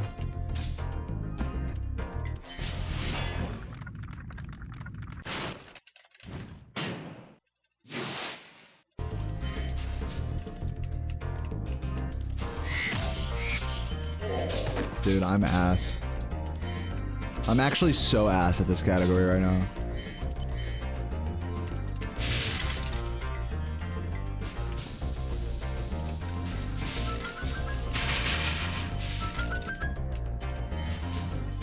I feel like I've been ass lately. Have you guys noticed that? Maybe I'm reading too deep into it. I've been ass lately, haven't I? Or not? I don't know. I feel like I haven't even gotten like a 121 in like the last like I don't even know how long. And I'm trying to get like a low 120. It's just crazy, man. I mean, I feel like this fucking shit is just, it's like, all right, 124, 125, like random like shitty times, and then out of nowhere it's like, okay, now here's a 120 pace. It's like, what? There's like no rhyme or reason. It's like in our brains we want there to be like more patterns happening. But the only like, it's like frustrating for like the human pattern recognition to get the fucking slot machine of bad end times over and over and over. When you know you're capable of more, you know, it's like it makes you feel like you're doing something wrong when you're not.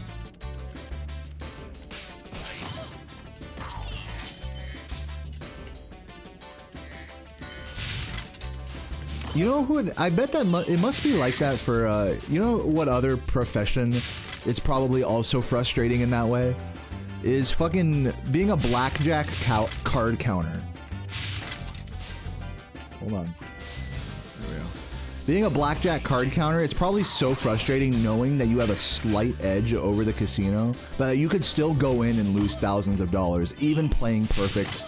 Like perfect blackjack with deviations and a good running count and good conditions, you could still just get fucked over thousands of dollars, and you just have to trust in the process that at the next casino you hit, you know, that like you'll eventually recoup that money. That must be that feeling to like the extreme where it's like, you know, you're doing everything right, and you even part of that is knowing that you're gonna like lose money periodically. But that you're still frustrated about it, you know? That's how I feel getting like fucking shitty no resets over and over. It's like, oh my god, it's like, what, am I actually this bad? Like if you just look at the end times, it's like, wow, that's pretty unimpressive, you know? But obviously I think, you know, with speedrunning especially, there's more to it than just the end times. Like the paces really like say a lot that the end times don't.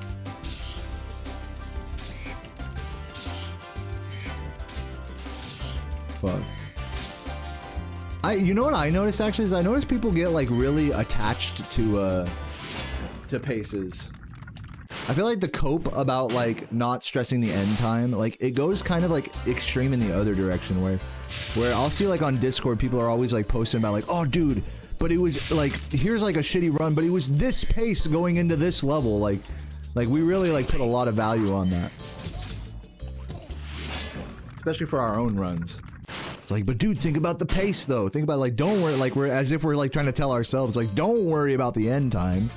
Think about the pace, you know? Which can be a helpful cope, you know? I'm not saying it's a bad cope. But I'm saying it's like, it like tips the scale in the opposite direction of like, you know, the truth is the end times are the end times. But then also the paces are also tell you something as well. So there's like, you don't want to like be too influenced by one or the other thing, I guess, in your own gameplay. Because it really can feel like, I feel like, for me, it can feel like, oh, if I'm like so focused on like, okay, the end time was ass, but check out this pace. If I really like make that my whole cope, it feels like too much of a cope, you know, at times. It's a good cope, but it can be too much as well. So, I don't know. Definitely not telling anyone else how to feel about their own runs, just talking about for my own sake.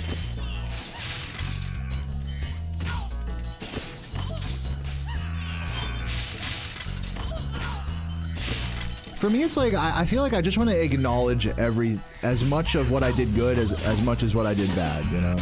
I want to acknowledge it all. Like, if a pace was, like, world recordable going into whatever late game level, I want to acknowledge that. And if I just fucking choked it so badly that I should quit forever, like I'm trash, like a fucking, just a total choker, like literally just put on this earth to fail, like I want to acknowledge that as well.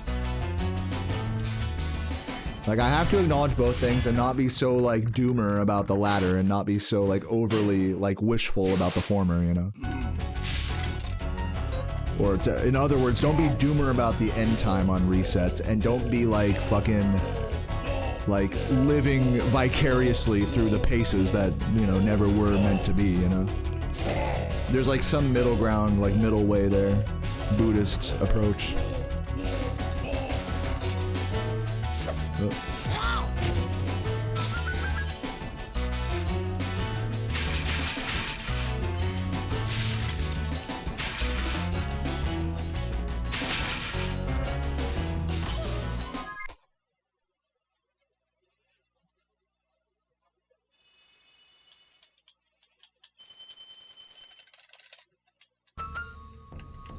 Oops.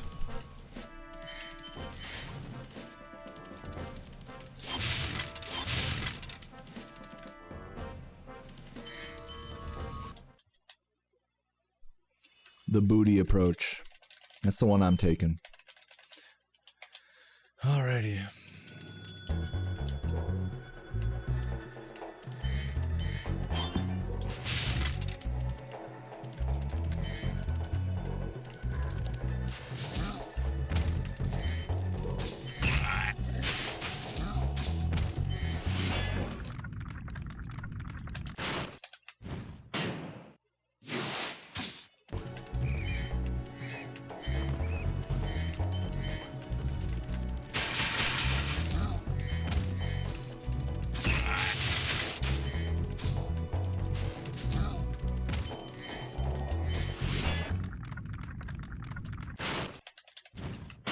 Yeah, I like that, Adam. I like that. I mean, there's no right way, you know, to do it. But yeah, definitely just not stressing the fucking pace is definitely one good way to do it. Oh god.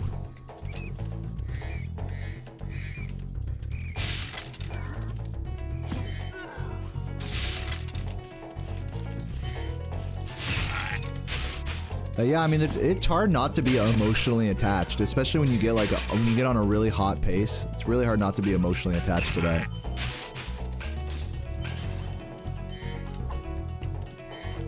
To like be okay with choking away a really strong pace. It's like a tough thing, tough skill to develop.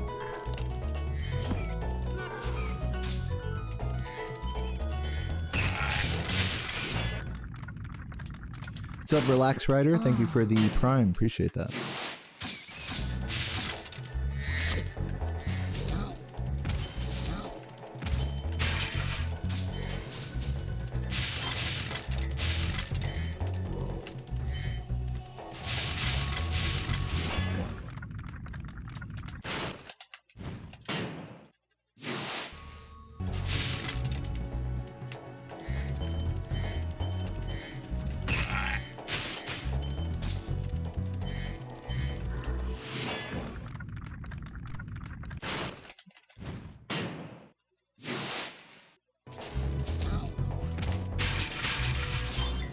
Really.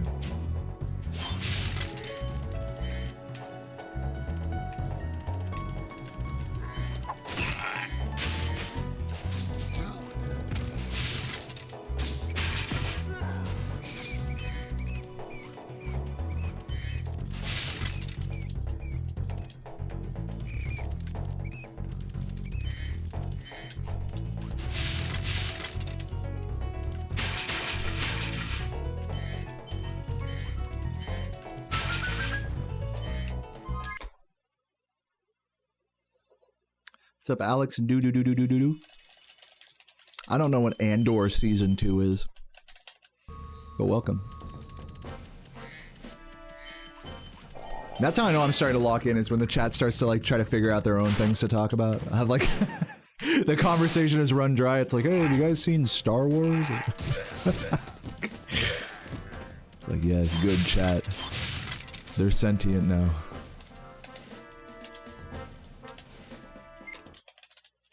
Free thinker chat.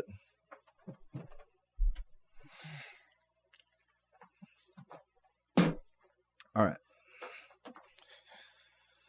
Whew wee. Let's roll.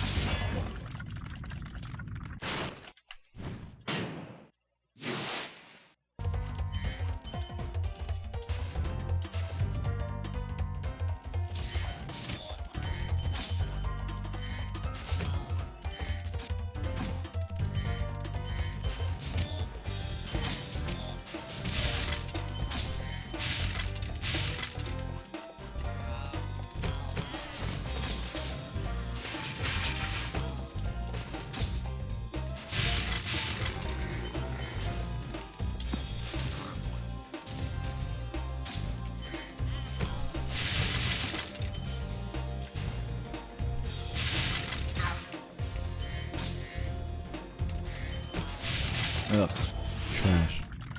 Thank you for the good luck, Senti. Yo, Hassin.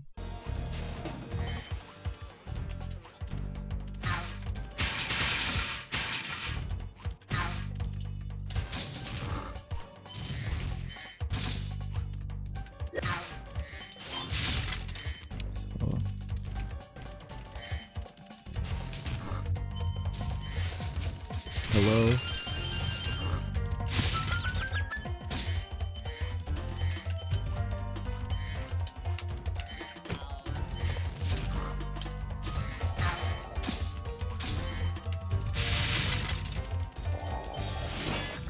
I am ass, but that's okay. Hopefully not losing too much time here. Maybe break even, perhaps.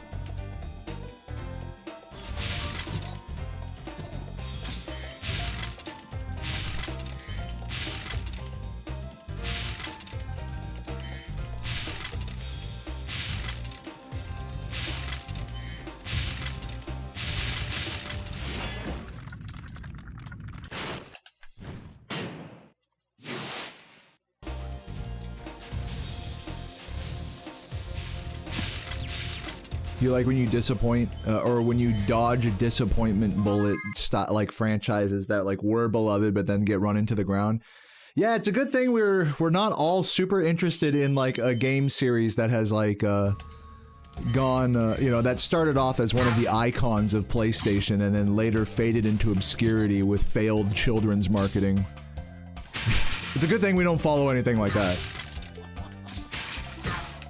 Good thing, no disappointments around here.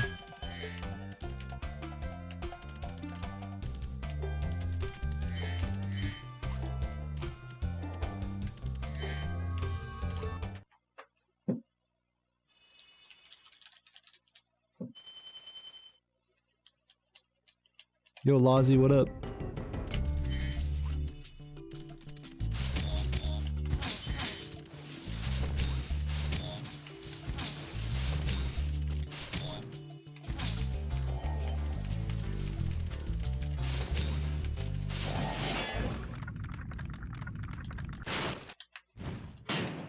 How it goes? It's going. I was in New York for a weekend. Composer beat my record yesterday in any percent by 1 second. And I completed the first ever Artisan's blindfolded vortex run, which I just learned that someone else already has done an Artisan's blindfolded any percent. So those are things to be keeping an eye on in the future. But for now, I'm not letting it affect my approach at all. I'm going to continue grinding 120% until I get a new PB or world record. And then at that point, I will decide what I want to do at that point. And then blah, blah, blah, blah, blah, blah, blah, blah, blah. You know what I'm saying? So yeah, that's how I'm doing. But yeah, New York was a lot of fun. Just picking out one of those bullet points to chat about. New York was a great time. We went and saw a Broadway show called Book of Mormon. It was really cool.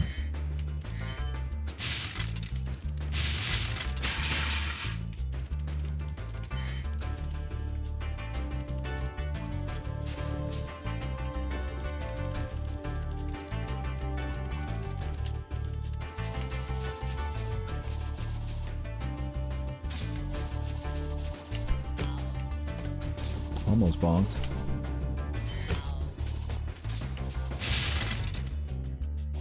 Almost fell. Can I make this? Nice. Beauty. The perfect fade back jump. Love that.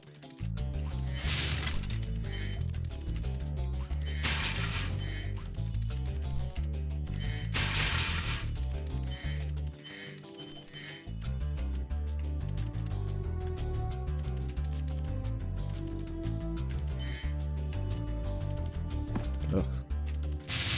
Always the little stuff.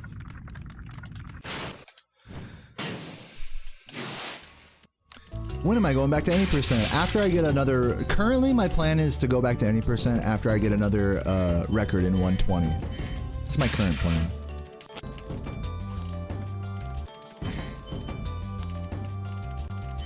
But that could change. I mean, if you guys... Literally, I say this unironically. If you guys pressure me hard enough, I can switch back to any percent earlier. If you guys catch me in my darkest moments where I'm like just struggling to get a run going, and if you type something like, man, it'd be sure fun to play any percent right now, don't you think? Man, it'd be hype if you caught back up to like, that's when you gotta strike. If you really want to see me play any percent, you gotta get me in my dark moments like that. But right now I'm not in a dark moment. Right now I feel chill. I feel happy to still be playing this category. I feel proud of myself for not caving to that feeling right away of just like, okay, because I was definitely thinking that today. I was like, let's sub goal relearning any percent. You know, it's just hype, right? I almost succumbed to it, but I really don't like to be extrinsically motivated in speedrunning. Despite what I say about you guys being able to really turn the tides about what I do. Luckily, most of you guys are pretty supportive no matter what I do, so... As long as it's somewhat Spyro adjacent.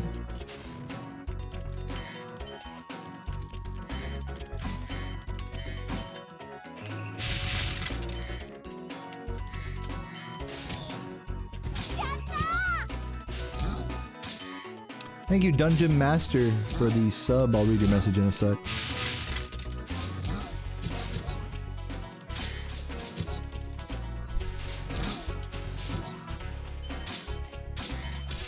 Nice. Thought that was gonna fail.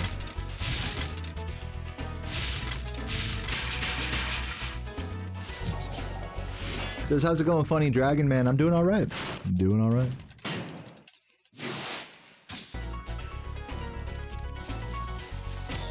Yeah, I mean, I was just joking about that, about suggesting what I do in a dark moment. I would just ignore you or ban you in a moment like that. it's the real thing that would happen. Man, that's unlucky, man. A minute behind we go. Due to the way the collision is there, it can just cancel your supercharge. See how he like kind of did a... Dude. Okay, that was just... now I just suck. Let me take a moment and just acknowledge that this is now my fault. At first, I was so excited to blame the game. It's my fault now. Let's be real.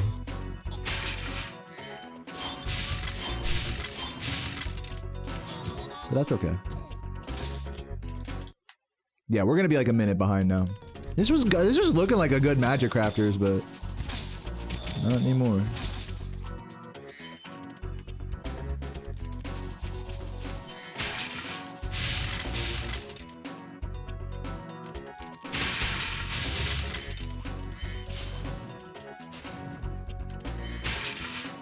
This isn't one of those dark moments. I mean, I don't feel great after dying twice in this level. I mean, I'll keep it a buck with you.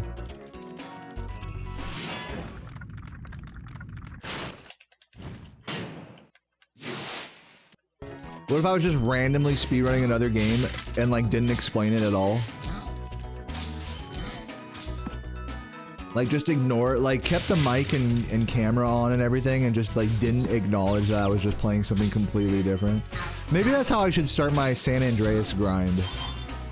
Is by just going live and getting into a run and just like acknowledging every chat that doesn't have to do with like what game I'm speedrunning. You know? Or about Spyro or whatever. That's probably the way to do it. When I do decide to have a San Andreas arc, that's probably how I'll do it.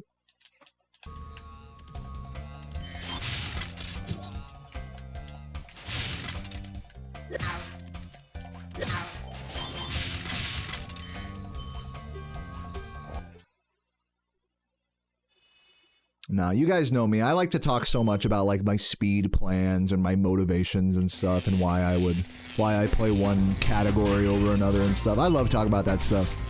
So I don't know if I'd have it within me to commit to that bit, to be honest with you.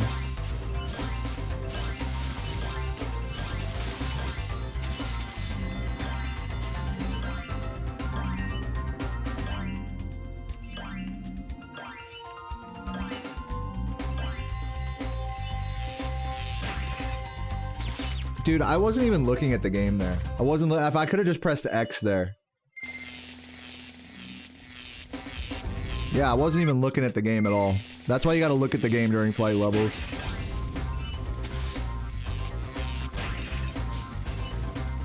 I'm really over this run.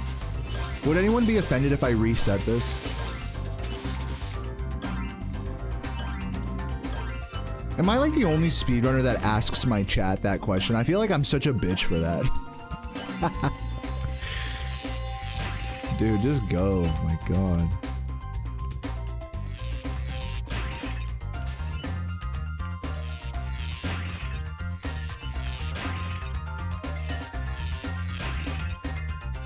I had like a wave of heat go over me from embarrassment. You guys know that feeling?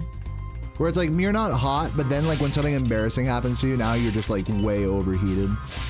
That's how I feel right now.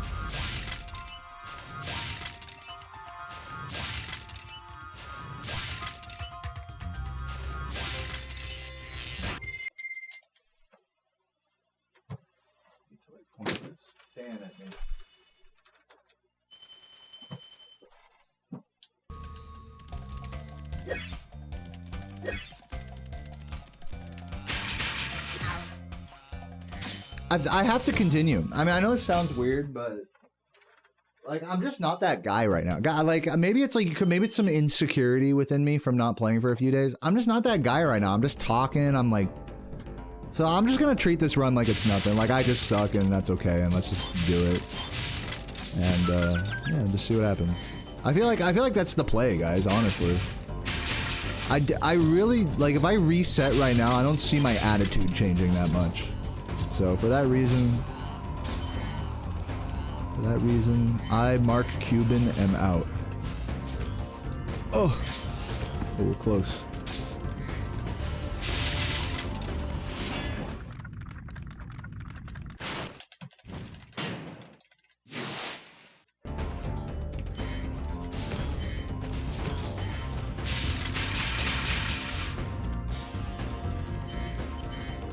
You'd feel bad if I kept going? I have bad news for you.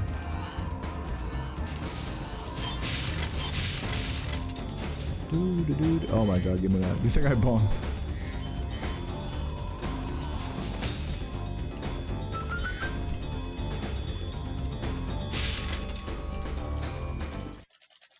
Lost 3 minutes in the last 2 levels. Pretty amazing. Oh, I didn't even split correctly. Hold up. Actually, I'm more behind? Wait a minute.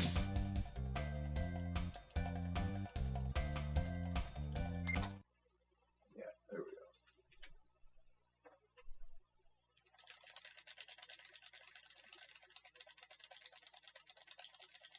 go. Yeah, I'm done talking about how good I'm doing. Thank you for the kind words, Denny and everybody. I'm done being a bitch. I'm just gonna play and chill. Do, do, do. Do, do, do.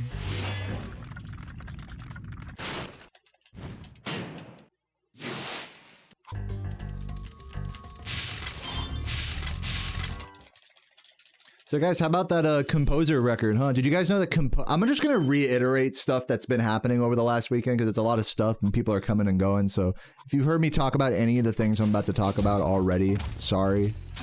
How about that new any % world record by Composer? I feel cringe for like reiterating stuff. I mean, it's just like a streamer thing, you know? But yeah, I mean, who here didn't know that Composer just beat my any % record today by 1 second?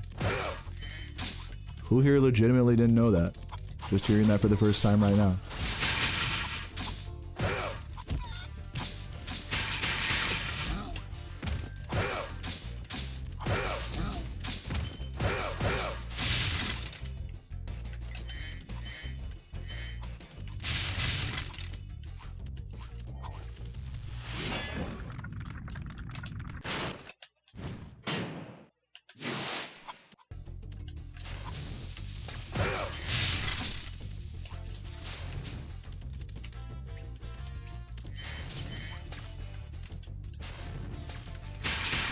Dude, who here, in other interesting news, who here didn't know that you could just buy weed on Times Square, like from a legal dispensary?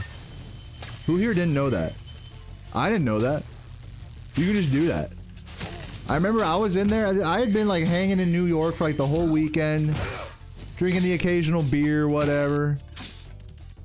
And we were hanging out in New York City, just me and Sarah. I'm like, babe, you know what would really hit right now is some fucking weed. And then I'm like, wait a minute, it's the year 2025. Weed is legal in New York. Let me see if there's a dispensary here. And of course there is many. Fuck.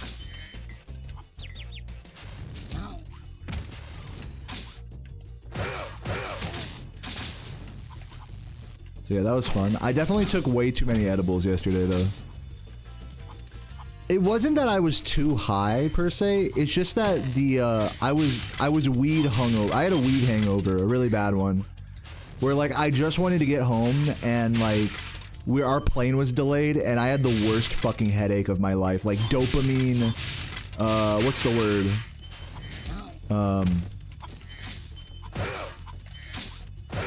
When you're like recovering from too much like dopamine or whatever. I had a crazy headache in the terminal, man. But we're good today.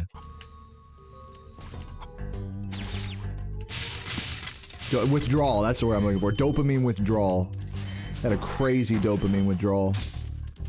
I've never had a headache like that before. Maybe a little bit when I drink, but from taking that much edible, it's just the headache was just unbearable. If I ever take edibles again, I have to time it so that like I end up in bed at a certain point, like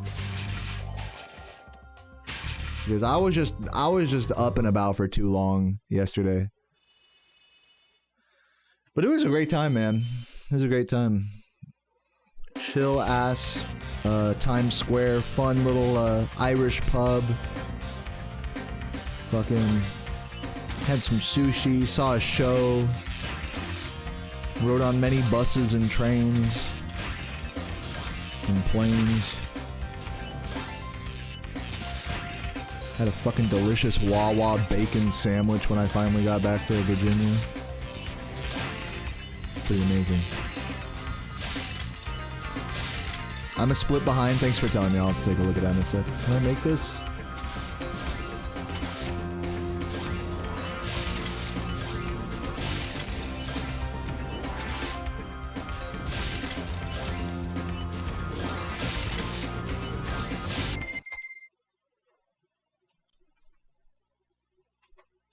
Now we should be good.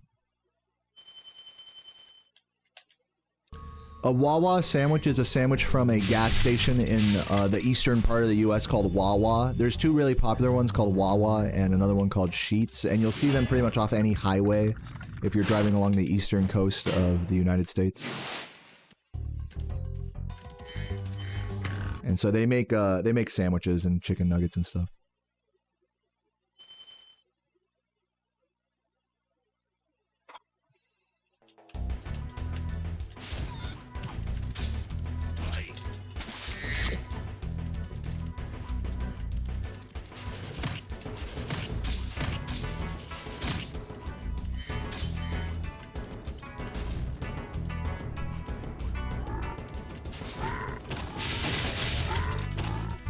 Oops.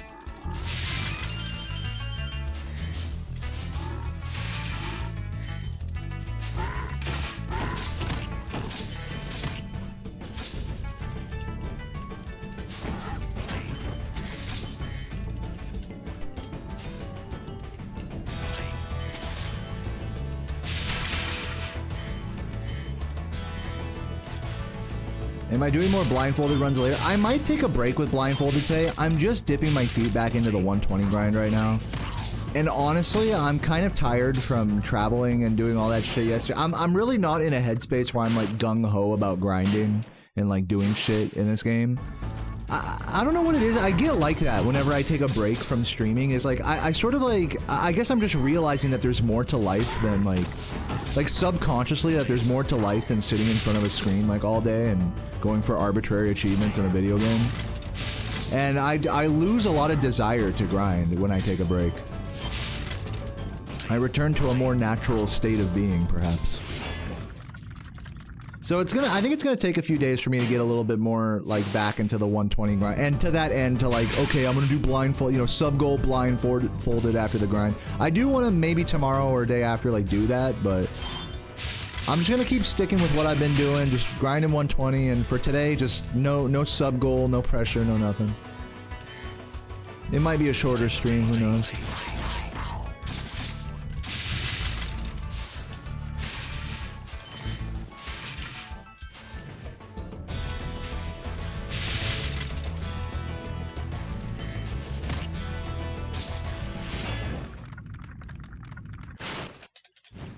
Yeah, right. I've thought about that before. Even just explaining like live streaming or like making, or just let's just say like connecting with people on the internet, you know, in a broad sense.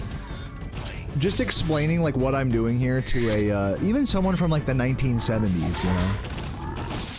Like that's a tough thing to wrap here, let alone like a Victorian person or a caveman or whatever. It's like, yeah, one day people are gonna sit in front of a computer and talk to each other through chat rooms and stuff.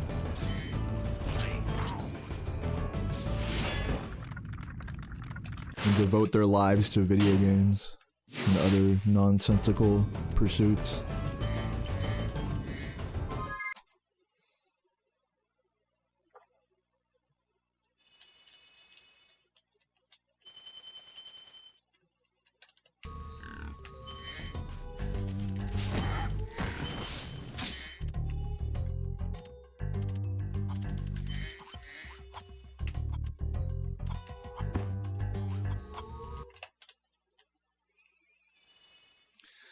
Your buddies are going hard on Classic WoW. Nice. You wanted to chill and say, well, I guess you're not raiding with them. But that's okay. Yeah, dude, Craig's really hardcore on that WoW grind. He's in that Speedrunner guild, Bricked. Pretty badass. What's up, Stuart? Thank you for the good luck. Hey, GG on your, what was it, 107? New Crash 2 record. Everyone say congrats to Stuart in the chat. Everyone admire this Chad speedrunner, please.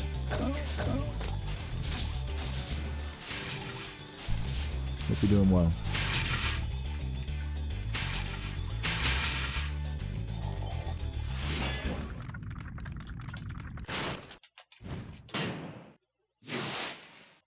How about me? I just got off of a pretty long break, a 3-day break, where actually very eventful weekend where I went to New York, and went to Manhattan for the first time, and went to a Broadway show, amongst other family-oriented things. And today, this morning, I found out that my any % world record was beaten by 1 second by Composer. So a lot of things going on in Spyro. Not to mention that I just recently completed, to those who don't know, I recently completed the first blindfolded Artisan's Vortex run. So I'm definitely primed to start digging into Peacekeepers now and continuing that blindfolded journey, which will very likely end at Nasty Nork, who knows. So a lot of stuff going on both in real life and in Spyro for me this last weekend. But yeah, overall I'm trying not to let any of it cloud my approach and just keep playing 120 until I get at least one more record before switching back to any percent and trying to chase down that record again. That's where my head's at right now. I'm glad I didn't just hop straight into any percent relearning, because it would have been tough. I would have probably come to a similar conclusion. Oops. What's up, Cyclone?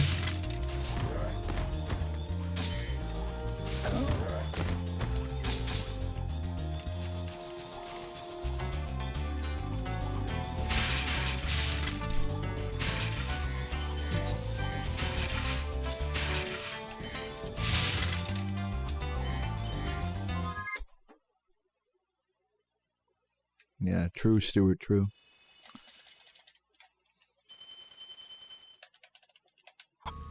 The Invisible Floor Spyro run, the Invisible World Spyro run is literally nothing. I don't mean, and I get where you might think they're similar. They're nothing alike. They're actually completely different things.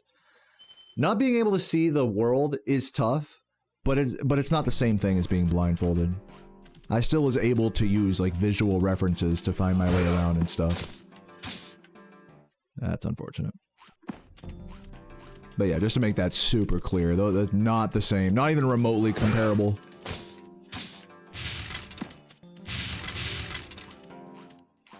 How do I feel when my records get broken? It's really funny. I'm sure if Stuart's still in the chat, you probably know this feeling.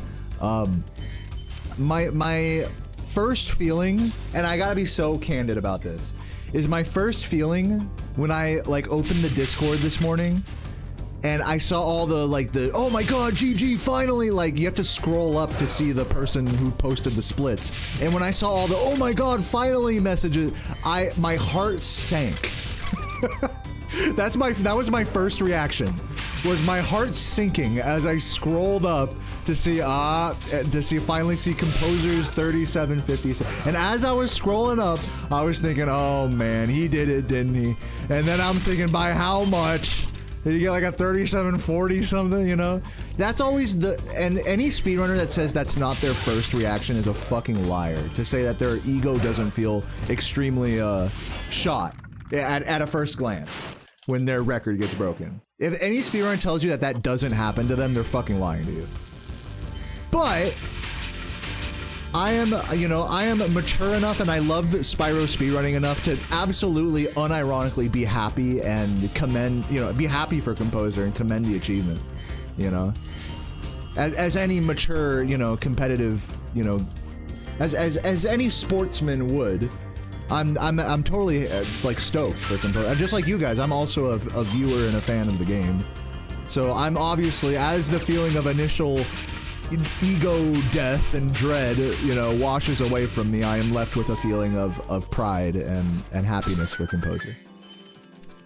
But I would be lying to you if I told you there wasn't any jealousy or like egotistical feelings there either. That's like obvious. That's just part of, you work hard to do something and then someone beats it. That you're gonna feel that way, and that's okay. That's life.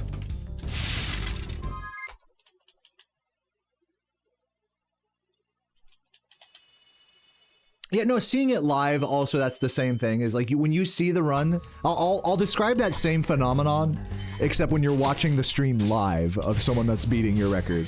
It feels like you see them going from green split to green split, and it's like you just already know. It's like it's already a done deal in your head when they're in like the last like whatever third of the game and they're like green.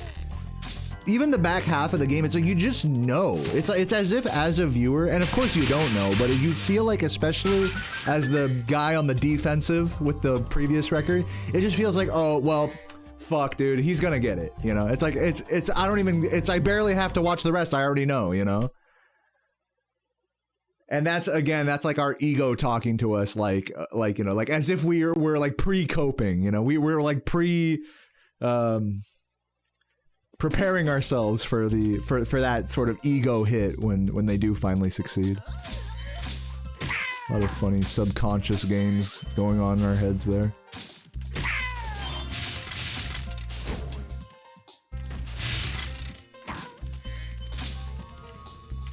And it's kind of funny too because it's like, you know, they're two totally opposite feelings. It's like you want your friend to succeed,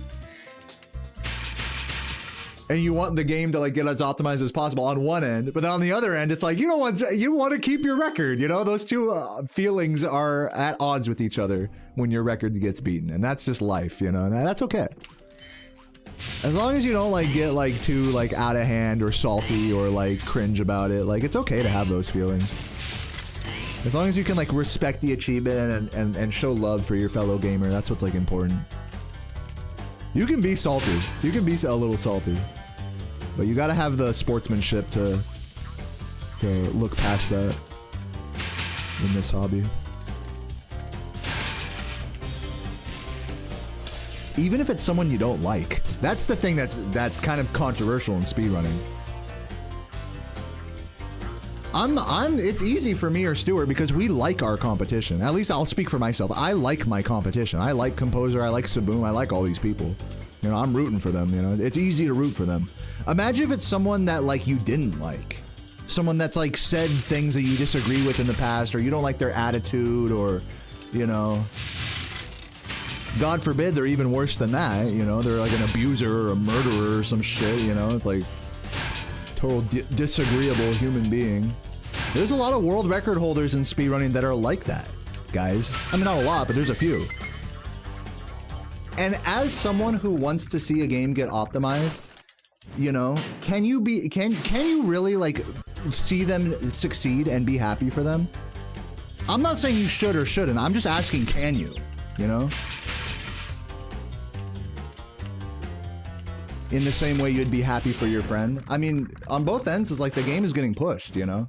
Are we fans of the game, or are we fans of like the way we want it to be? It's kind of that sort of thing. Just kind of an interesting philosophical question.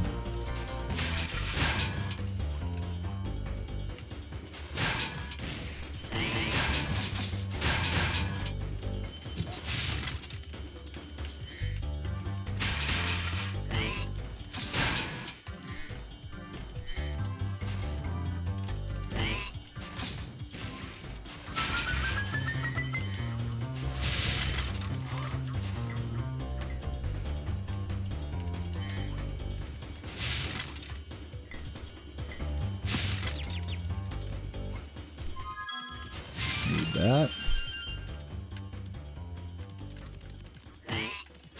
The spammer will probably be back. We've been doing a lot of like keyword messing with me and my YouTube mods. So the spammer should be coming back around this time. Since you mentioned Resident Evil, he usually shows up around this time. So we'll see. There might be a little spam, but hopefully we can nip it in the butt. It's cool. It's just a part of YouTube chat. If YouTube API was better, then maybe we could actually get rid of it, just full stop, but we gotta just do what we can with the tools we have.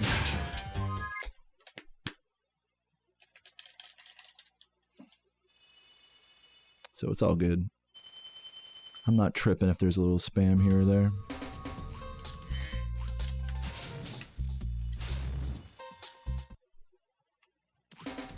You got an Indian scam call? Yeah. I've been getting a lot of scam like texts lately. Like, hey, I have a job opportunity for you, with like 10 other people on the fucking on the group chat or whatever, some random number. Yeah, just block it.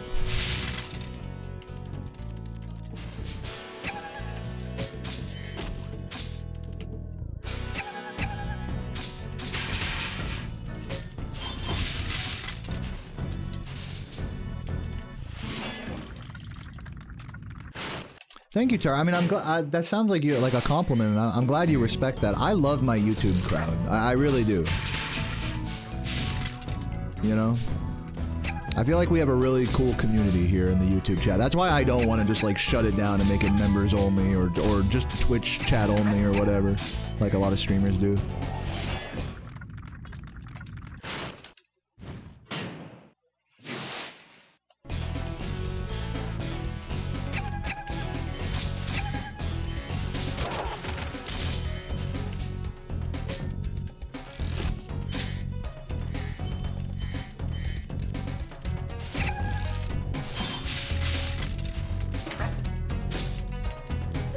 Oops.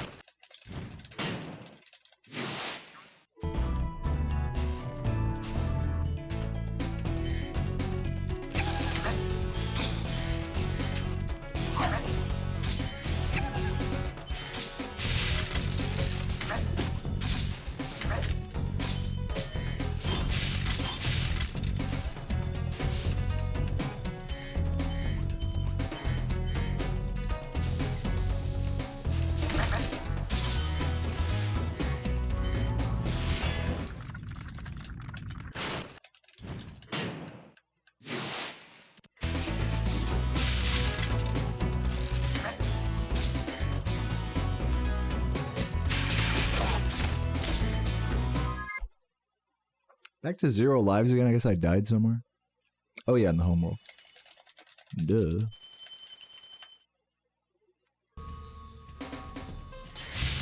Oh my, come on. I don't have a good feeling about this cannon.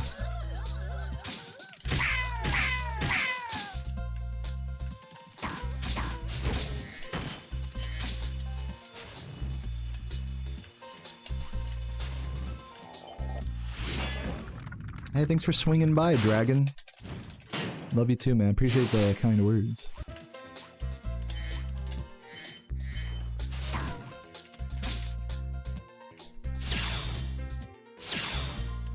Nice, we didn't get fucked there. That's beautiful.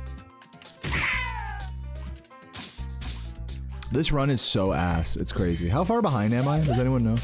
Should stay on the sports there. Oh, I need this. 3, no, 2.5. Okay, I thought it was like 3 minutes. Let's try to stay sub 3 minutes behind before the end here. That'll be my goal.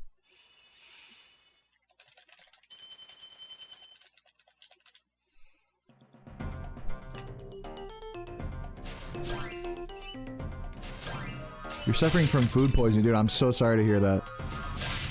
Dude, get better soon. Hearts in the chat for Driak Lang. Anyone who's ever had food poisoning and vomited your fucking guts out, leave a heart.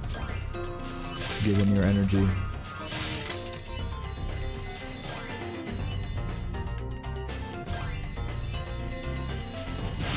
What's up, Alex?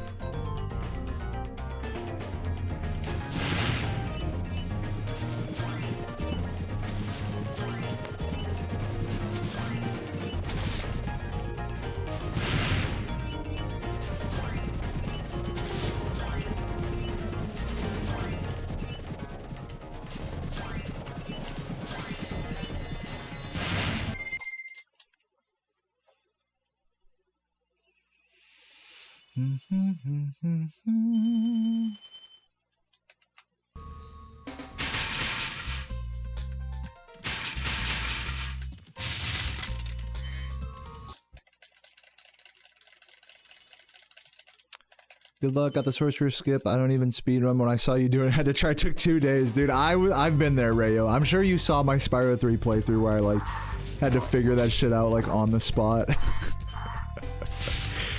was like, oh, I'll just do a casual any % run. It's like, oh wait, I have to learn the fucking helmet proxy. Fuck.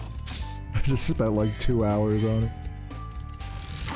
I can't have a casual run without it being some sort of challenge at the end.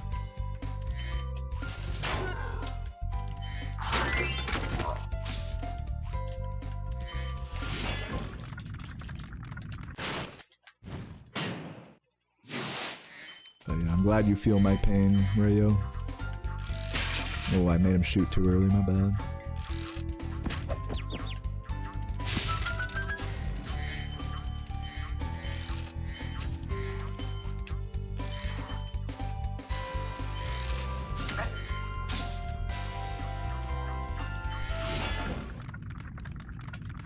How was New York? How am I feeling? Dude, New York was a blast. It was a very chill day in Times Square. It was not like too overcrowded with people. We went to a pub. We went and saw a Broadway show. Saw Book of Mormon. Yeah, man. Dude, a lot of bus rides, a lot of train rides. Hung out with Sarah's family outside of the city. Went to a nice memorial. A lot of free food and family hangs. Played a lot of RuneScape on my phone. I remember like towards the end of the memorial, after like hanging out at the luncheon for like a few hours, I was like, alright, I'm just gonna fucking just sit here and play RuneScape. I've already said hi to everybody, like, fuck it. But we hit level 74 at the cost of some social isolation. I did hit level 74 thieving, or no, agility. Here we go. Pray for me.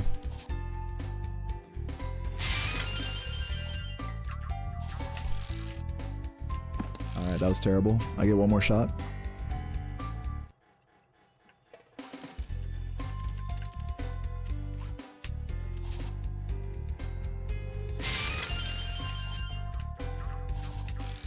Okay. Oh, come on. I was feeling that one too. Oop, I need to hit that bitch in a sec. Should've probably turned around for her.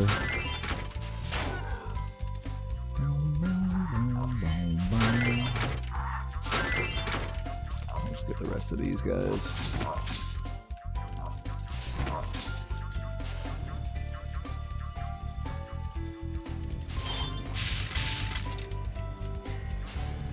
Oh my Jesus, please.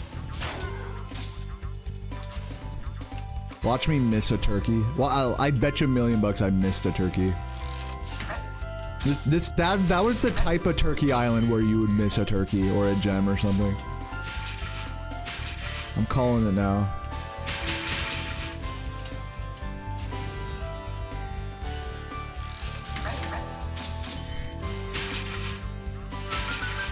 I think I need that.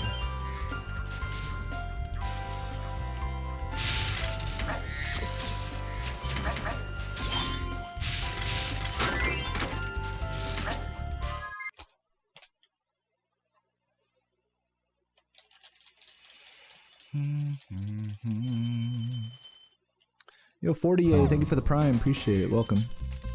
27 months, legend.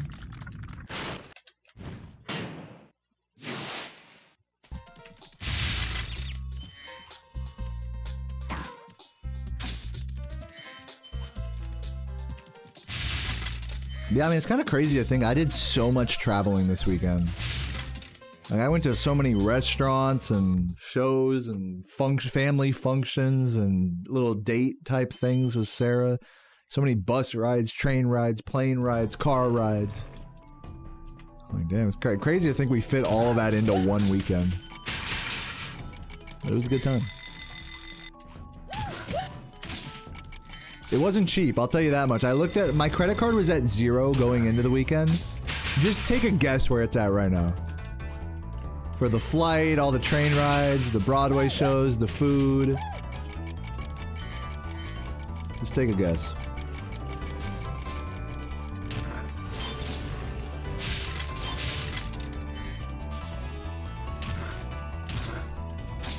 Damn, 4K? Nah, dude. We played it frugal. I'm only at like 1,000, like about 1,100.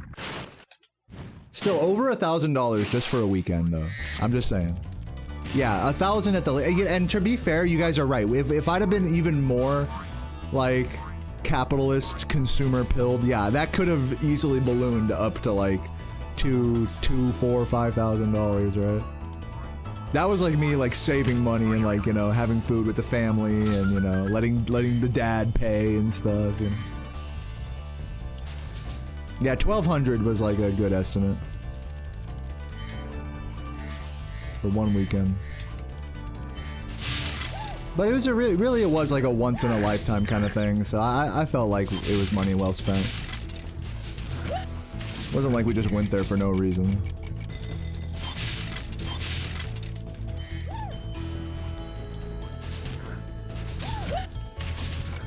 Yeah, and luckily the plane ride wasn't very far. For the round trip plane tickets for me and Sarah, it was just under $500. And technically I could have paid for it with airline points, but I'm gonna wait till this summer to buy but I could have done that if I really wanted to be frugal about it. I'm kind of wishing I did, low-key, because I had just enough points to fully pay for it, but I was like, you know what? No, not yet. Wait. That's how they get you with airline, with like credit card, like airline points or whatever. Is they just, it's like, like I could spend them now, but if I don't spend them now, then I'll have like a bajillion of them. That's how they get you. Gotta spend them at some point. You don't want to be like Dave Portnoy with like millions of dollars of American Express points, flexing it in the CVS. What's up, Keegs? Chilling. Thank you for the good luck. Love the streams, dude. I love you, Keegs.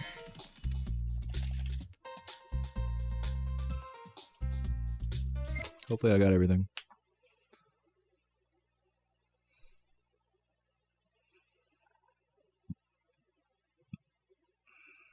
Fuck you. Goddamn. Man, I got beef with Nightbot.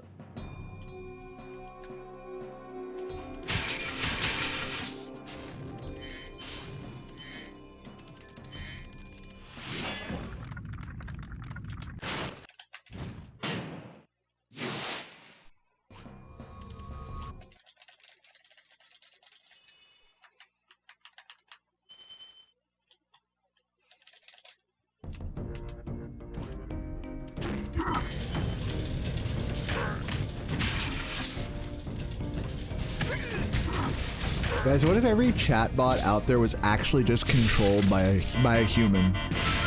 Like, what if, like, that, you know, they send every message perfectly on command, the same thing every time? What if that was a human, like, copy and pasting that message every time?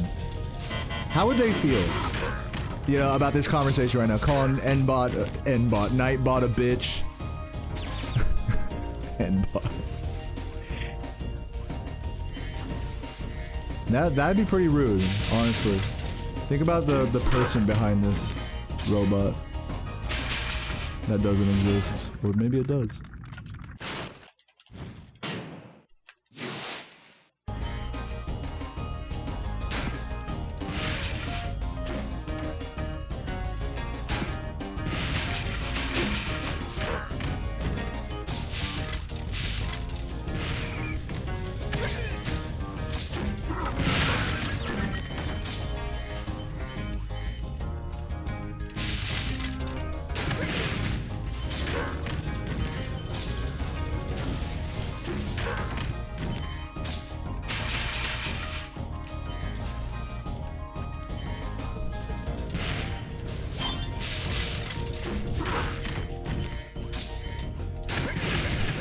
Cycles there.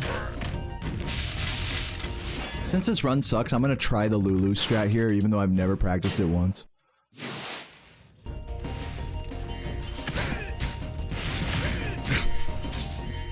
Like, I get it that you're supposed to flame charge jump the first guy. I just don't understand how to do the second guy. I need to study that. Get up there. No. Bad. Embarrassing.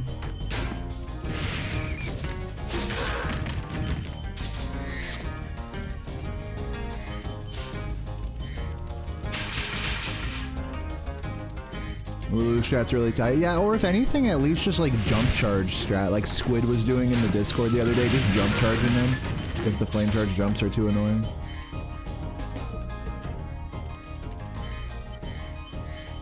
Cause it's definitely true. That is like a weird part, like that like every good run does like pretty suboptimal movement there. Just cause it's safe. Oh my Jesus Christ. Please grab that. Something tells me I won't be a sub 3 minutes behind here. Get in there, please. That is the most painful ending to this level I've ever done. Please get in here.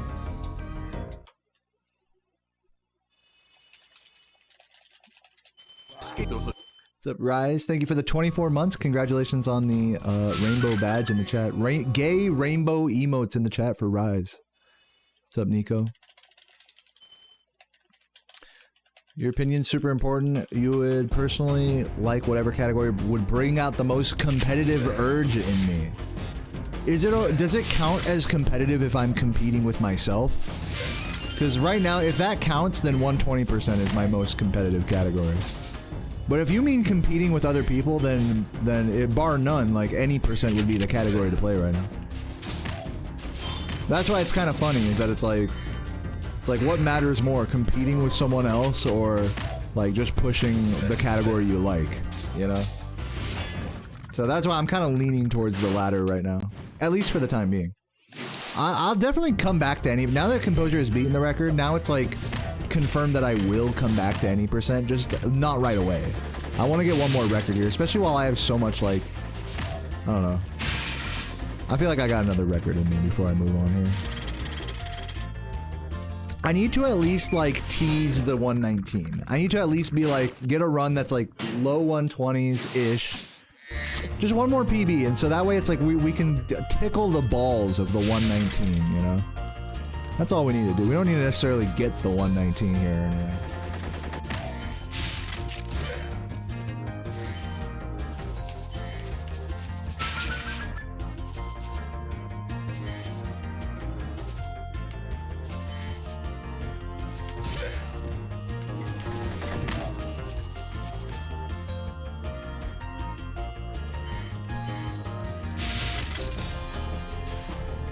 I have lives.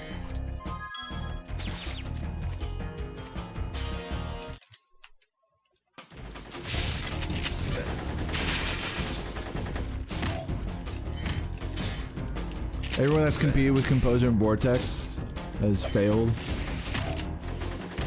I'm not like, I think I could beat like Composer's 3757. The question is he going to bring it down to like a 37.4x or 3x?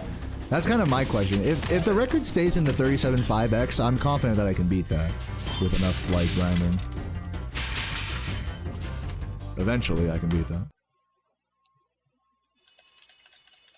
What's up, Stardust?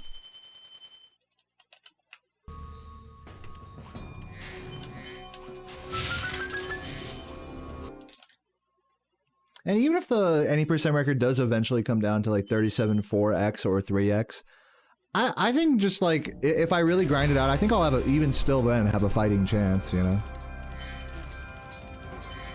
So I don't think I'm ever like out of it, even if Composer does like improve the record even more, you know? But as of right now, it's like, it's definitely looking like there's, you know, time to be saved from both myself, from both my PB and his, you know? So. Not really too worried about like Composer having like a stranglehold over the category, like an unbeatable ass run.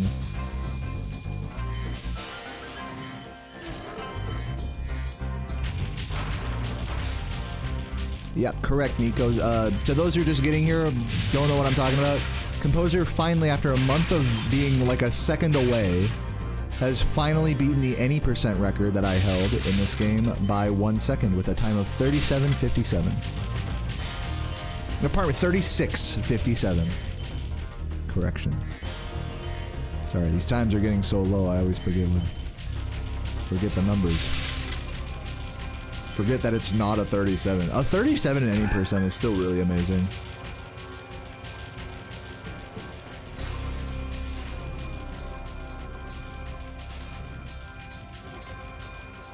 Yeah, if I went back to any percent, I would definitely do Nestor skip now that I'm so much more, like, comfortable with it. But there would have to be more to it than just that, obviously.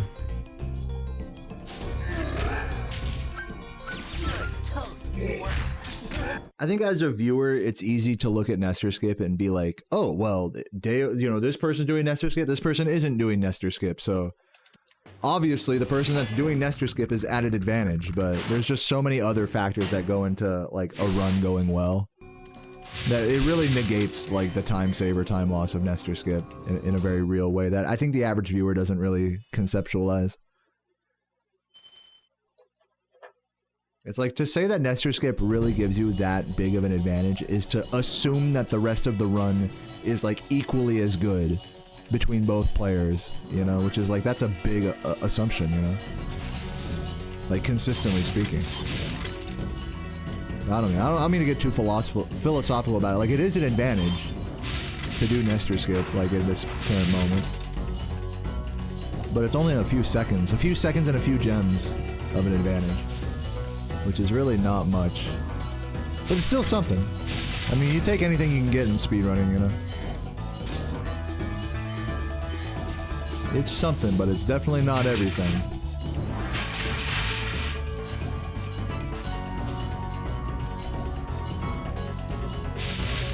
What's up, No Roll? Welcome, welcome. Yeah, it was hot today. Hot after the walk. I have been doing my daily walks. I'll have you guys know I went out today. I was walking a lot in New York yesterday, as you can imagine.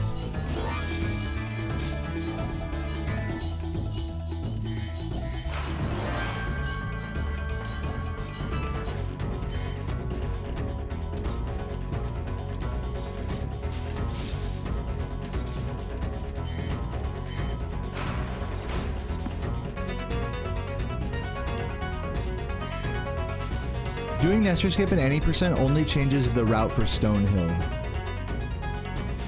That's it.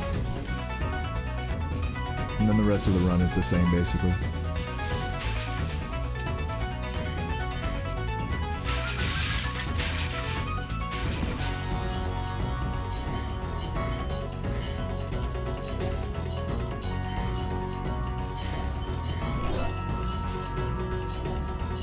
Very nice gem RNG there.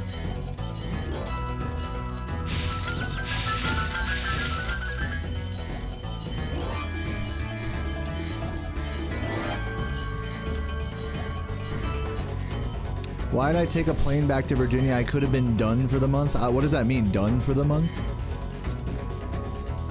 GG. 124. Very lackluster 124. I did lose like 3 minutes in one. What level was that? I don't even remember. I just shat the bed in one level. Yeah, Wizard Peak and oh yeah, I died in Crystal Flight. That's what it was. I had a bad Wizard Peak and then died in Crystal Flight. So yeah. So a pretty okay run despite that. Only losing like about a minute beyond that. What's a minion? But all good. A very chill, you know, obviously pretty shit run, but a very chill first run back to 120%. Feels nice. 120% thing. We'll see. People know what time it is, 120%. So yeah, GG's. I think I'll do another run. What do you guys think? One more run? I'm gonna get up and take a quick break. No, the death in Crystal Flight bad for was totally my fault. No, you'd think it would be like, wow, what a like unusual thing. No, it literally was, I was looking at the chat while turning and I just fucking flopped and didn't catch it, basically. I just wasn't paying attention. Just classic. You shouldn't have looked at chat at that moment. 5 subs by Lozzie. We're gonna do another run. But yeah, I'm gonna take a little break here and I will be right back in just a few minutes. Stick around for more 120%, BRB. And let me know what you think in the chat. Should I go back to any percent? Should I become the next blindfolded runner and just give up on all normal speedrunning categories? What do you think? BRB.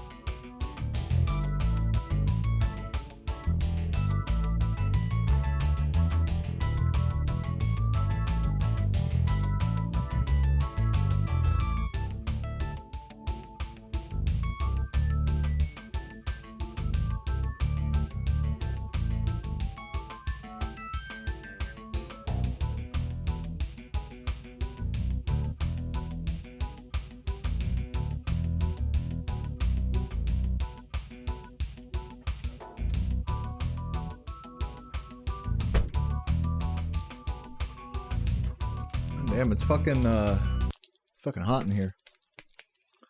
Cheers.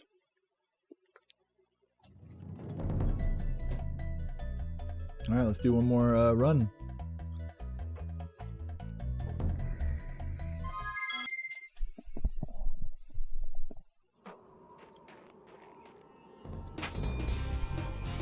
Oh yeah, let's see what you guys are saying. Any percent, bring any percent home. I love 120%. I'm just ignoring every message that's like, do what you want.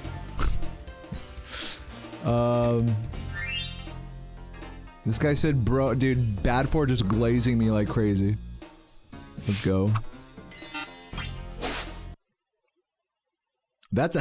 I like that conclusion too, Consciouses. That's a great game. It seems like one of the most frustrating speedruns ever, though. You just get fucked over for no reason, basically. That's like every mistake in that game is just getting fucked over for multiple minutes for no reason. But I love watching them.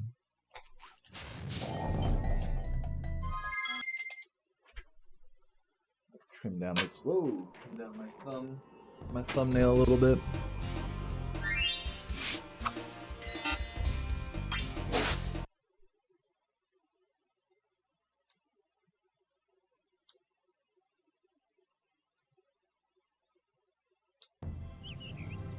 Okay, rolling.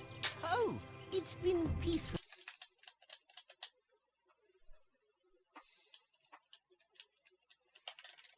Yeah, I think Megan's got the right read on it. That's stuck. That it's like, I am, after seeing Composer beat my record, it's like, ooh, like, I really feel that wave of like, ooh, I should play any percent now. But I gotta, for me, it's like, I gotta resist that. Because I know that's not coming from an earnest place of just like wanting to push the category. It's coming from like, oh, let me get record back, which is way, not more, it's more extrinsic, as I like to say, rather than intrinsic motivation. I'm big on intrinsic motivation in speedrunning. So, to that end, we're going to try to get one more PB in this category before moving on. That barely wasn't going to work.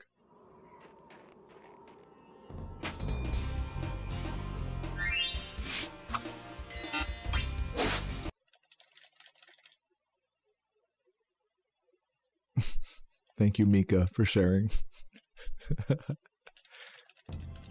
That's kind of what I'm doing right now, Chris, is I'm like taking this stream to like not sub goal anything, not what, to just play 120 and just see how I'm feeling. Like, I'm really asking myself today, like, am I over this category? And honestly, I'm not. Like, I'm still enjoying this 120 grind wholeheartedly. I fucking love this category. Even with all the Nestor skip resets and whatever bullshit.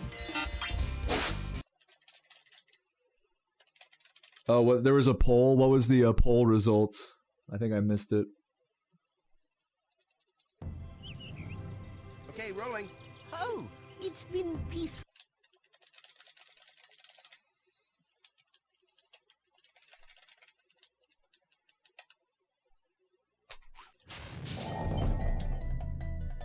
Poll said blindfold. I will do more blindfolded, actually. My plan is to continue doing 120% and then sub-goaling blindfolded at the end of streams. It's just that today I don't want to do that. I mean, maybe I should. We'll see. I'm not going to say no, but like... Today I'm really just trying to dip my toes back in. I kind of mentioned this earlier, but like... Whenever I take a break from streaming and gaming and stuff like this, it really makes me like, it takes away actually a lot of my fire to like do this every day and like really grind it out and fucking do like a monstrous, you know, thing. Like I have to like ease back into it. Is this gonna work? No, not quite. So right now, today is just like, let's just dip our toes back in, and then tomorrow maybe I'll get a little bit more feisty with it and sub-goal the blindfolded stuff. I did just get a new blindfold and a little cable in the mail today that'll let me actually use headphones now. So. Okay, rolling. Oh, it's been peaceful. I'll never be over 120. That's a good point. I will never be over 120, but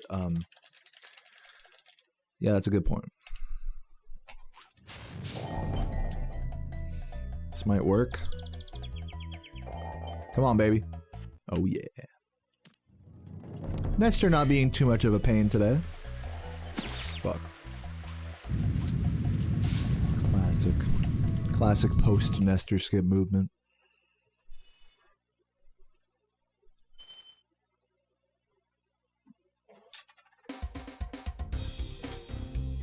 Oh yeah, that Gatorade's giving me life.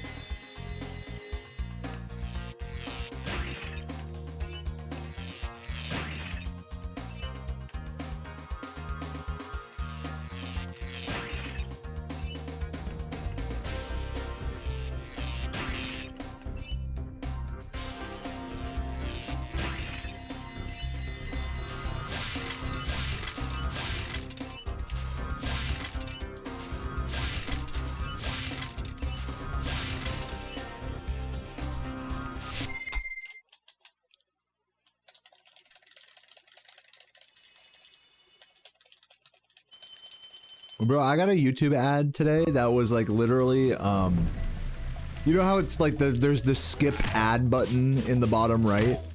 That like after a couple seconds it lets you skip it?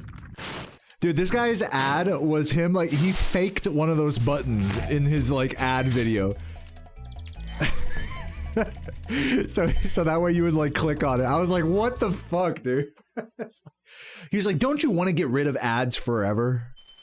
And he had like the fake skip ad button there. It's like, bro, you're an asshole. I'm just too lazy to switch to the premium account. Oh, I forgot to grab the frog. That's a problem. Hopefully I get one of these.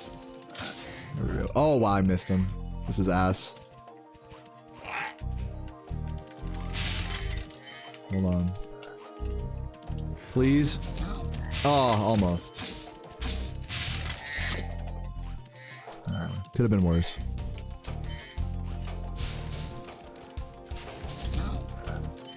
Try to do the strat downstairs, make up for it.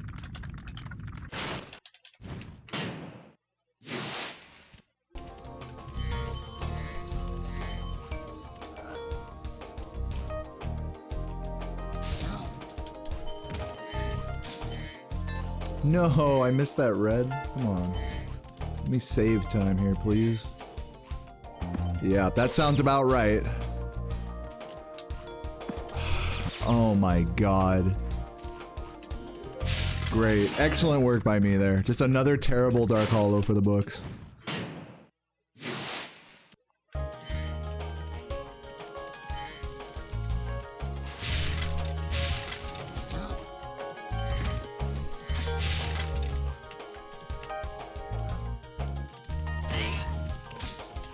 I should not have grabbed that.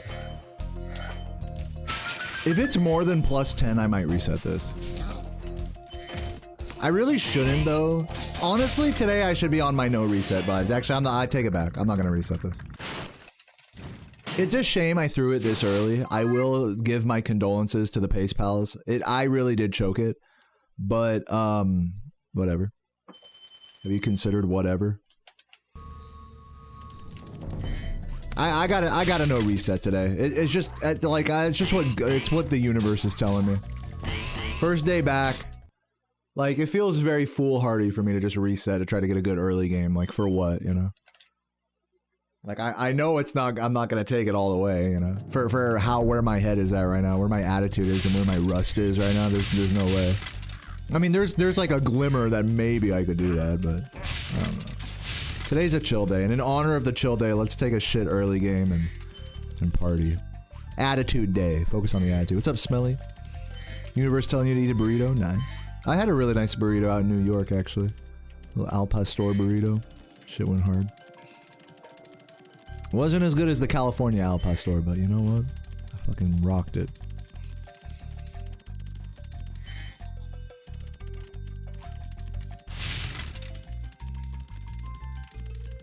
If Composer were to grind 120, I'll read the rest of that in a sec.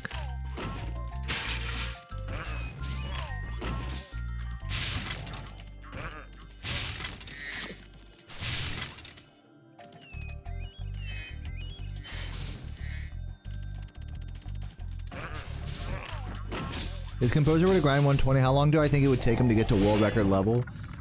I think if he was like really on his like, if he was on a real dedicated like Green Suigi-esque like IL grinder like vibe where he was just doing ILs for months and then full game runs.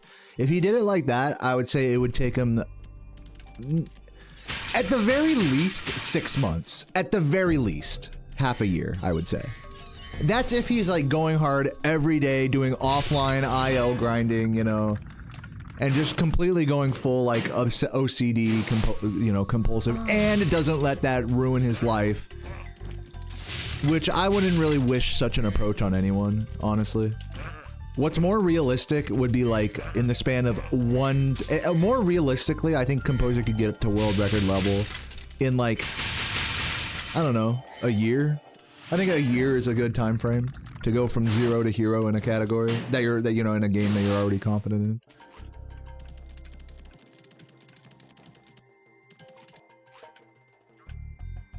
But yeah, in all honesty, you know, if he's anything like me, then it'd take him even longer than that, you know? So, I don't know. I'm just speaking like theoretically, like if he were to optimally, you know, grind it out like no one has ever grinded out before, it would take at least half a year for him to get to world record level. And realistically, it would be probably longer than a year. But point being, it would take a very long time for him to get to world record level. Now, I would love to see that. I think that would be fucking dope, but I don't know what's going on in Composer's mind. I get the feeling that he's not really into like 120. Maybe he is, maybe he's not. But it's just like the same thing as like asking me to play Vortex, you know? It's like, obviously I'm not gonna play Vortex because I don't want to. Like, it's a cool category, I don't hate it, but it's just not for me. And I get similar vibes from Composer about 120, so... So don't expect any like long hardcore grinds like that until that mentality, you know, shifts into one of more embracing the category. You know, I was actually like that with any percent for a long time as well, where I would just never touch any percent. I would never touch anything except 120% for many years in this game, and it really took me like forcing myself to play any percent for a while before I really embraced it.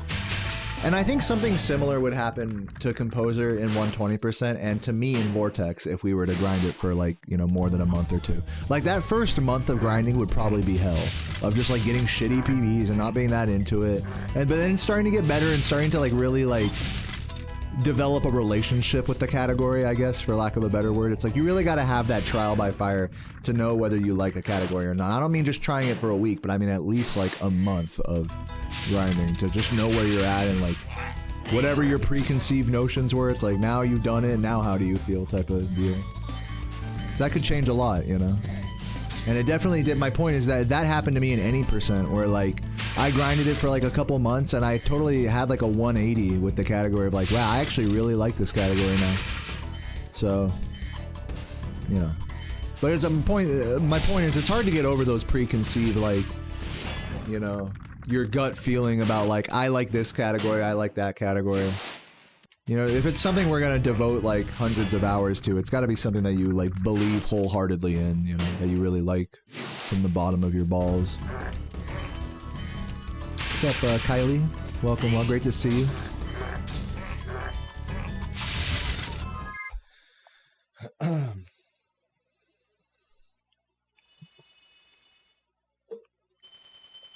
Joe thank you for the 6 months, man. Appreciate the good luck. Congrats on the purple badge in the chat, legend.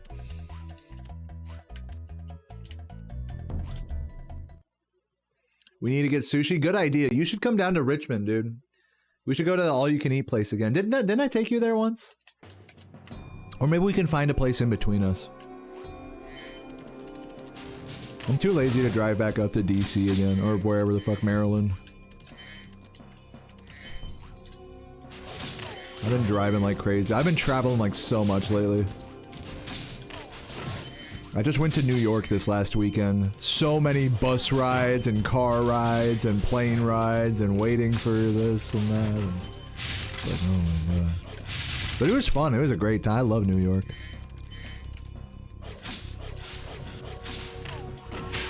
You be down? Yeah, hit me up. If you want to come down here, just hit me up and I'll make the time. Even if you want to crash a night or whatever. Yeah, driving to AG. I remember that last year, driving up to AGDQ. How was that, by the way? It's over now, right? Hope that was a blast. Anything notable happen at the event for you? Any fun time? Any fun things stick out in your mind?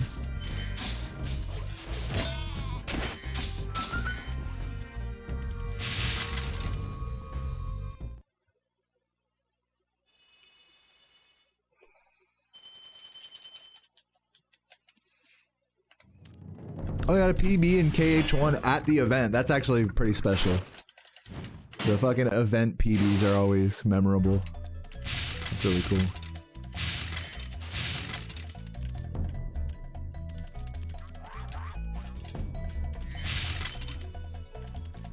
Yeah, GG's for Kylie in the chat.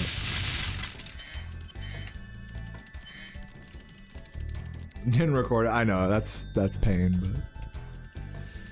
yeah. Best Euro you ever had was from NYC. Was I able to get Euros from... We didn't eat any street, like, actual street cart food. We went to, like, a pub. When we went to Times Square, we went to, like, this really cool Irish pub that had literally, like, an Irish guy, like, working there, like, waiting our table. It was pretty cool. Had a nice pub burger there. We didn't have a lot of, like, super enigmatic, like, New York food. Like, I didn't have, like, a classic slice of pizza or go to, like, a OG, you know, deli, you know, meat shop or some shit. We didn't do any of that. Or go to some swanky, like, place. We spent most of our money on going to a Broadway show. So that's kind of what we focused on. Plan the day around that.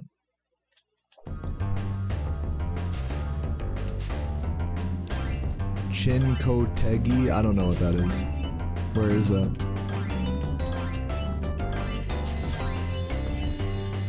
What show? We went to a Broadway show called Book of Mormon. Oh, shit.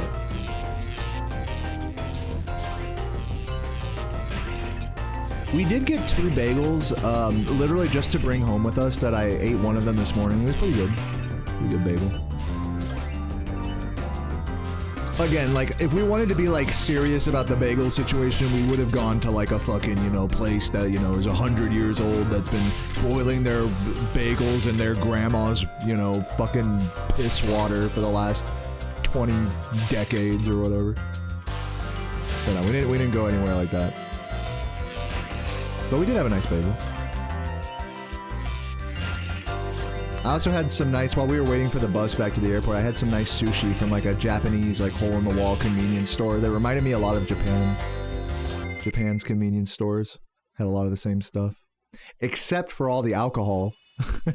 Can't forget about the giant wall of Strong Zero of lemon sour, lemon lime alcohol beverages that are so iconic to Japan.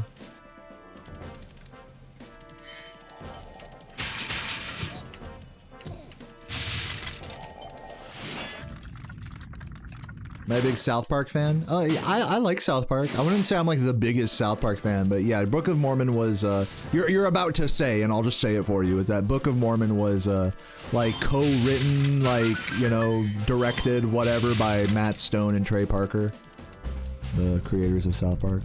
So there's definitely some elements of that humor in there. I'm not sure if they were, like, on the stage or not. Like, it was hard for me to, like, pick out faces and stuff.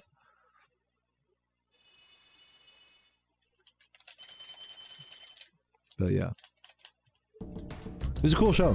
Book of Mormon, Broadway show. For like going and like seeing a proper Broadway show on Broadway, that was a really cool one.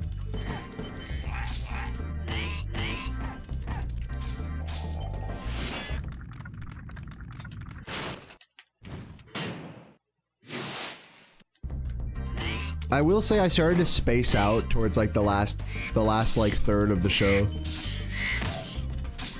because, yeah, I was like fucking knee deep into an edible. So I was like really intrigued by the show for the first half. Then after intermission, I was I don't want to say I was falling asleep in my seat or anything, but like my attention was not as quite as strong. Attention span.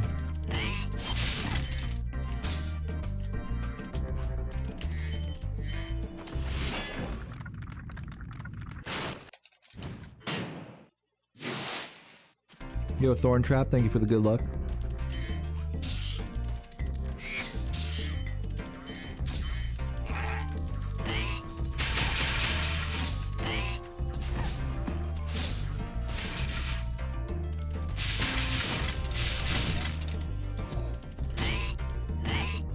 Oh my god. ZL Strat, please, Zach, give me your power. Oh my god, I can't do shit.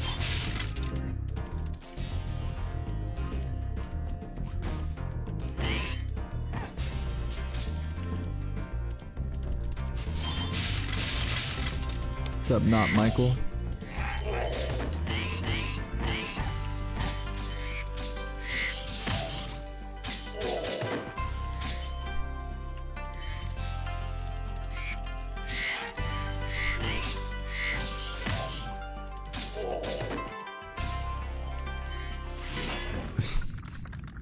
Damn, Michael. You really feel that strong? You're dude, Michael. I let you get away with so many fucking like out-of-pocket chats. Like, has anyone noticed that? Like, Michael just gets special privileges to just type whatever fucking like just raunchy thing in the chat without me even batting an eye at it. Michael gets the raunchy pass in my chat. Not many people get that. My point is not many of you guys would get away with a message like that.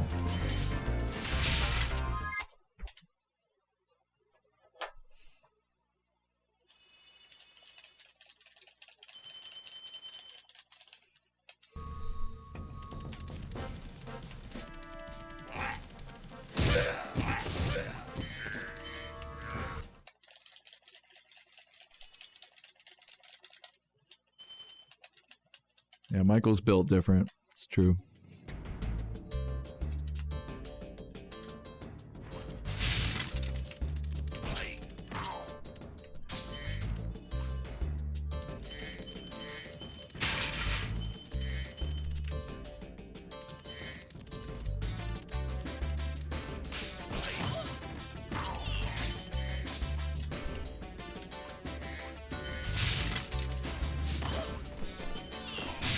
Oh, barely. They tried to push me.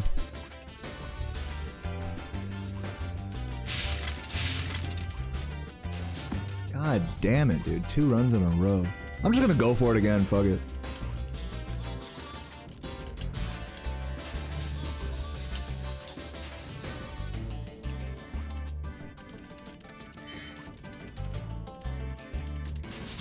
Do the route as God intended. No backups.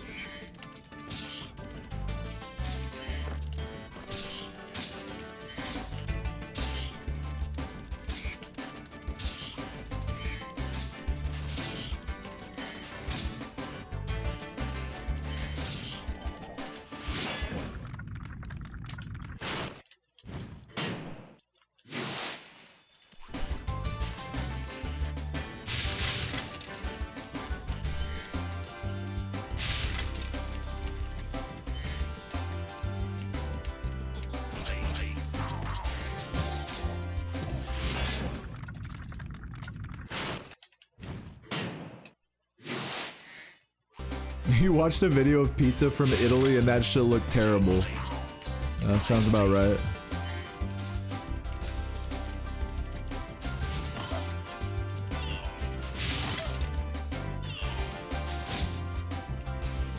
I'm sure it's fine, but it's nothing like what we think pizza is supposed to be. It's a different, like... It's a different pizza theology out there.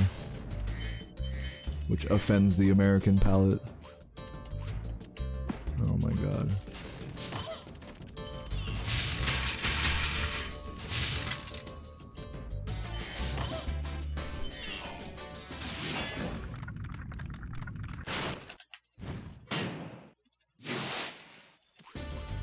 Oops.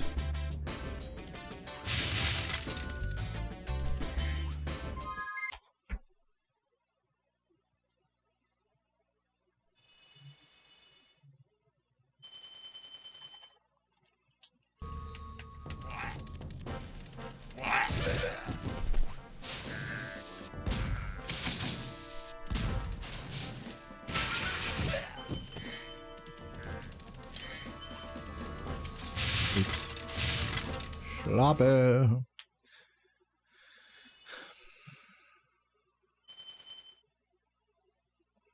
What's up, Keltar?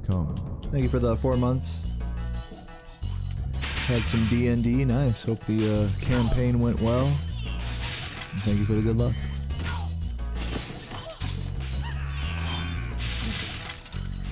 What the fuck? Nice moves.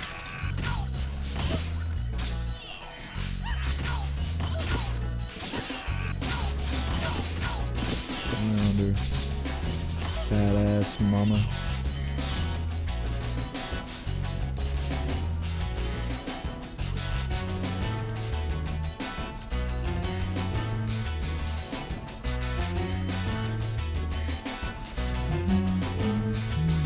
Oops. Wow, that was like the worst spot I could have put myself.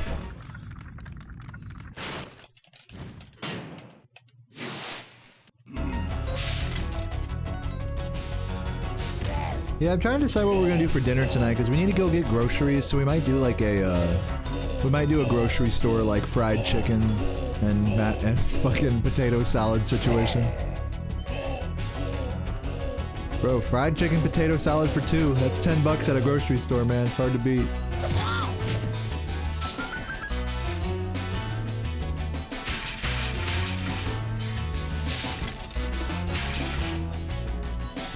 Yeah, I definitely need to go to the fucking store today. Give me some more veggies. Doctor up the ramen. I couldn't do like ramen like for a dinner, like homemade, like, you know what I'm talking about, like the cheap ramen packets. Even like good ramen is hard for me, like unless there's like a lot of like protein and vegetables in it.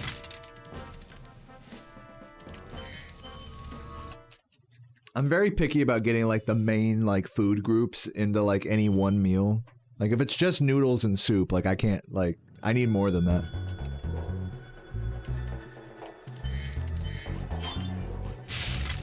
But yeah, like real ramen has like veggies and like fucking pork and stuff in it.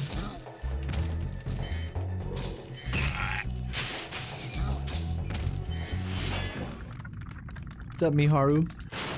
Dude, you know what's a really really nutritional soup is called a chanko nabe. I believe it is a Japanese sumo wrestler soup. It's just a bunch of fucking vegetables and seafood in it. That's it. But dude, you know what country has the goat soups? Is fucking Thailand. Thai soups go way too ham. They have no business going that ham. Tom Yum soup, Thai seafood soup. Like, oh my god, these motherfuckers. I'm getting catatonic just thinking about it.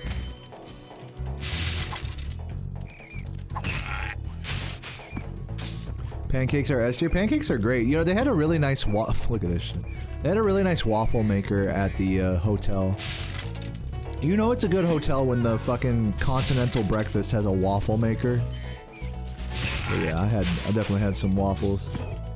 But I'm like such a fat American about it, is that like I have to have, like I said, I have to have like the eggs and veggies and whatever. And hot sauce, whatever the fuck. And then I can make the waffles. Like only after I've eaten like actual nutrition and like an apple or something. Then I can eat all the fucking waffles I want.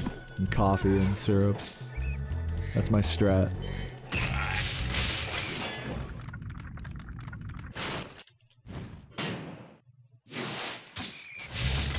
Yeah, hot pot in general is just fucking amazing.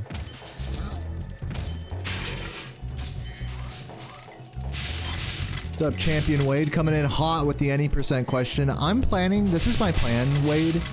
And to people just getting here who don't know, Composer just beat my any % record today by 1 second. So, I'm definitely primed. I'm in a position where I could just be like, yo guys, we're just gonna play any % now and take my record back. But I don't want to do that. What I would rather do is continue playing 120%. While I'm still really good at this category, I would like to get one more record. Even if it's not a 119, I just want to get one more strong PB in this category and then come back to any percent. That's my plan. And all the while, I plan on sub-goaling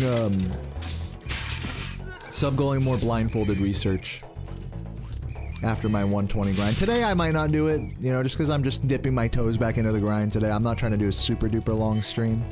But in the coming days, I'm going to be basically sub-goaling blindfolded. But yeah, now that Composer has beaten my record, it's confirmed that I will eventually come back to any percent. It's just a question of when. And so far it's feeling like after my next PB in this category, who knows? Maybe when I get a PB that I might just want to keep going. But that's currently my plan. Is whenever my next PB comes in 120%, I'll consider switching back to any. I think I'll be ready to switch back to any by that point, since I've been going so hard on this for a while.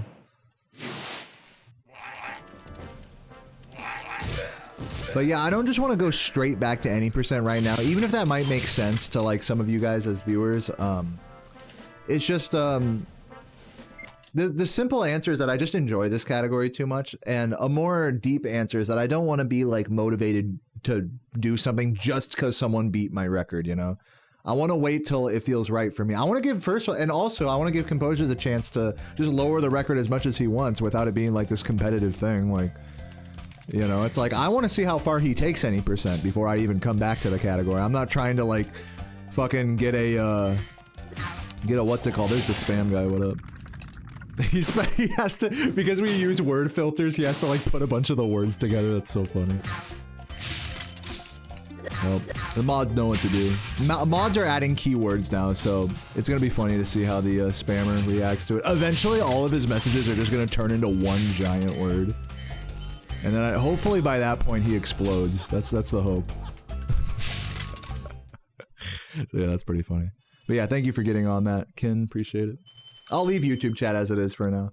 Of course, if the spamming does get like too crazy out of control, I'll switch it to member only. But if it's just the occasional shit post like that, I'm not tripping. What was I talking about before? Oh yeah, any percent. So yeah, any percent's gonna come when I feel ready. And shoutouts to Composer for the new record, Legend. Oops. Fuck. Dude, can I have that? Wow, that was awful.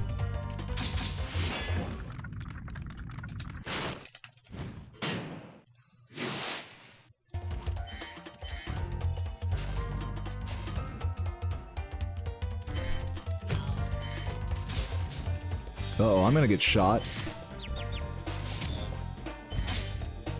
This is not going well.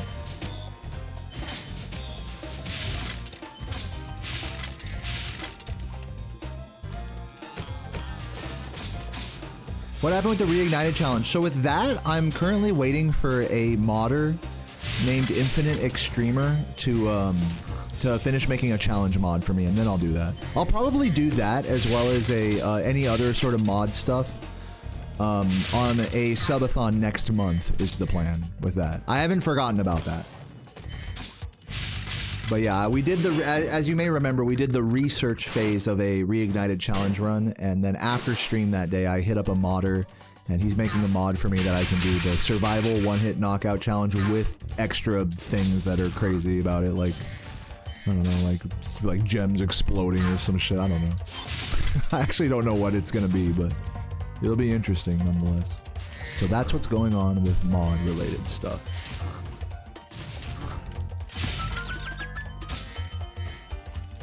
So in the meantime, I'm really getting into this blindfolded challenge.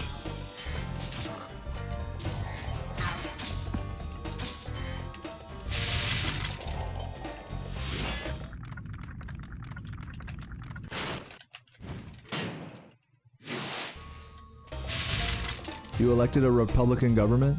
But where at? How did the practice go today? It went alright. I was mostly just fucking around I was mostly just talking and getting everyone up to speed with the new record. I went to New York this last weekend. It's my first day streaming in like 4 days, 3-4 days, so. It was the practice was a lot of talking and hanging. And a little bit of Spyro playing. I'm really not on like a hardcore vibe today with this game, if you guys can't tell. I'm just dipping my toes back into, you know, just doing 2 kind of throwaway, no resets, and maybe calling it a day. Because I don't, you know, I'm just not inspired to like go hard right now, you know. It's my first day back. I'm just easing into it, you know. Just how I'm feeling today. You know? But in the coming days, I feel that will probably change into me going gung-ho on all this grinding and going hard and getting all salty and then doing some blindfolded, you know, peacekeepers and stuff after. So that stuff will come this week. But yeah, it's funny, and I keep mentioning this. It's like anytime I go on a break from stream, anytime I go on a break, I'm always like, when I come, I don't want to come back to streaming. I want to be like, fuck, I just want to take a break forever, you know?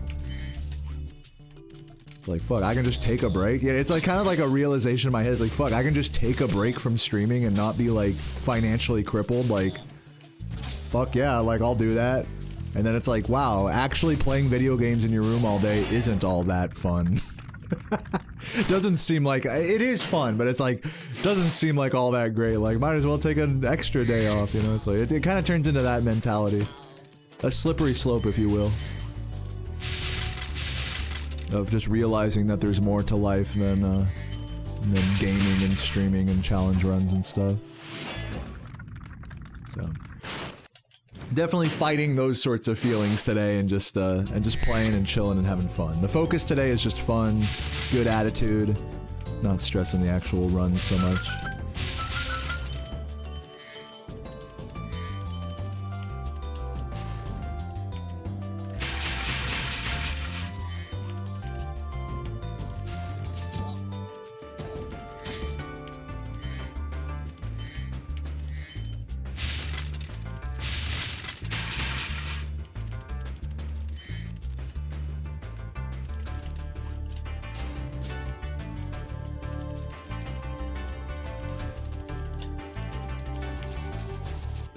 Dude, so unlucky.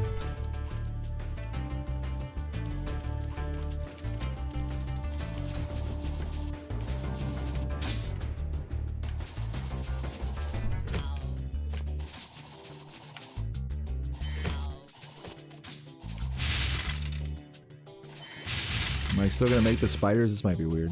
Huh? We're good. Got lucky there.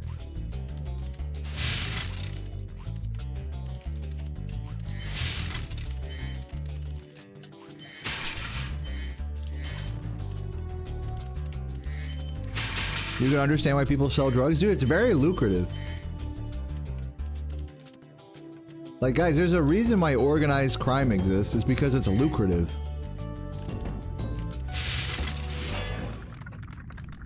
That doesn't mean you should do it. By the way, thanks for the raid earlier, Miharu. I just saw that. It's not that it's like difficult or anything to sell drugs. If you do drugs and you know where to get drugs and you know who to sell to, I mean, selling drugs is not the hard part. The hard part is like trying to avoid like getting caught. That's the problem with any criminal like undertaking, is that it's like, it's not that it's hard. In fact, most people do it because it's easy money, you know?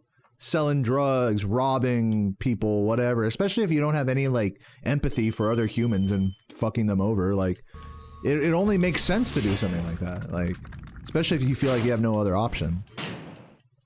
But the reason why it never makes sense beyond it just being fucked up to, you know, sell drugs to addicts or, you know, or rob people in need or, you know, legitimate business, besides the moral implications, it still doesn't make sense to participate in organized crime because you're gonna get caught eventually. You're constantly, even with all the money in the world, it will never take away a feeling of paranoia and anxiety that will ruin the whole like benefit. Like, why even have extra money if you can't enjoy it?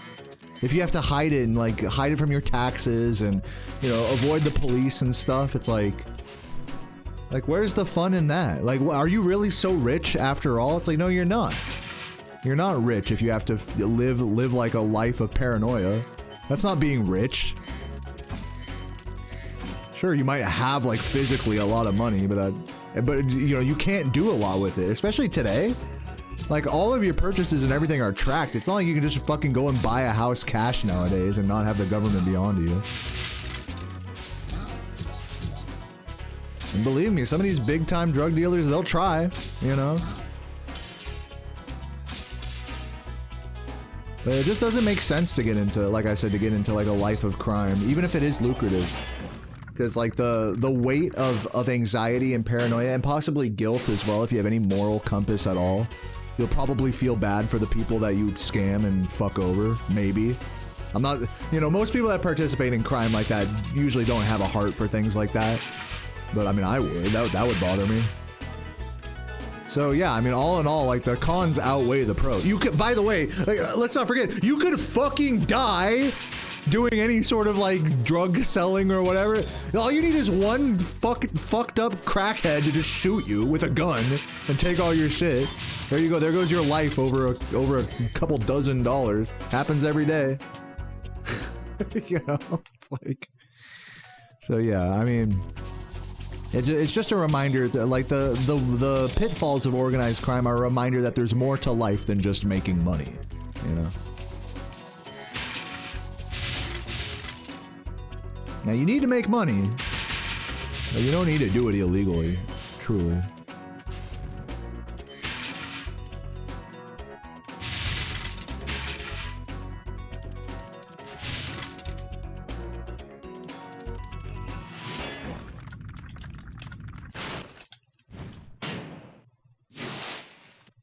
You hit the IL cycle without the damage abuse. Congrats, Laura. That sounds really cool. For 120% or for any... I'm assuming for any percent, I think, is what you mean.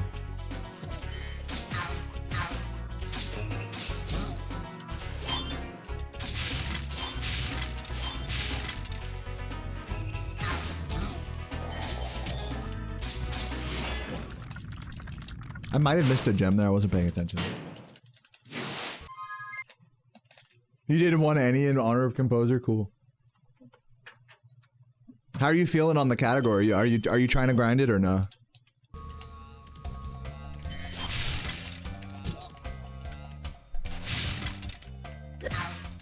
I'm definitely inspired. If you're wondering about me, I think you just got here, Laura. If you're wondering about me, I'm definitely inspired to come back, but not until I get another PB in this. And hopefully by that time the dust will settle a little bit. Maybe composer might get another record or two.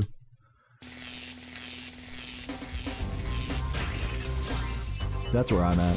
I was definitely tempted to do like an any percent relearning day today, especially since I just got off of a little break right now. But I really had to hold myself from being so like, you know, just motivated just from extrinsic factors like that. Just because composer got a record doesn't mean I have to change my whole approach to things here. And I knew like I've been through this song and dance so many times. It's like I'm not about to put myself through that. But, like just doing something because I feel like I should rather than that's what I want to do type of shit.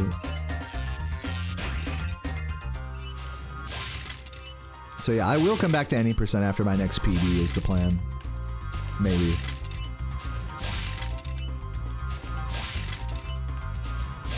But yeah, very exciting, man. Very, very cool to see composer getting the record now. I personally want to see him take it lower. I mean, this is just step one as far as I'm concerned. I want to see him keep going and get into the 3740s. At least. Or not at least, but hopefully. Why is the first Speedway the worst? I mean, the first one, Sunny Flight is pretty annoying, I'll give you that. But I don't think it's quite as annoying as the one in Beastmakers, Wild Flight.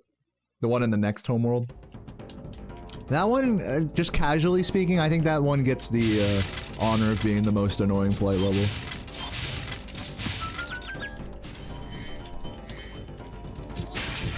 But I feel you though, Sunny Flight definitely can be a close second. Oh god.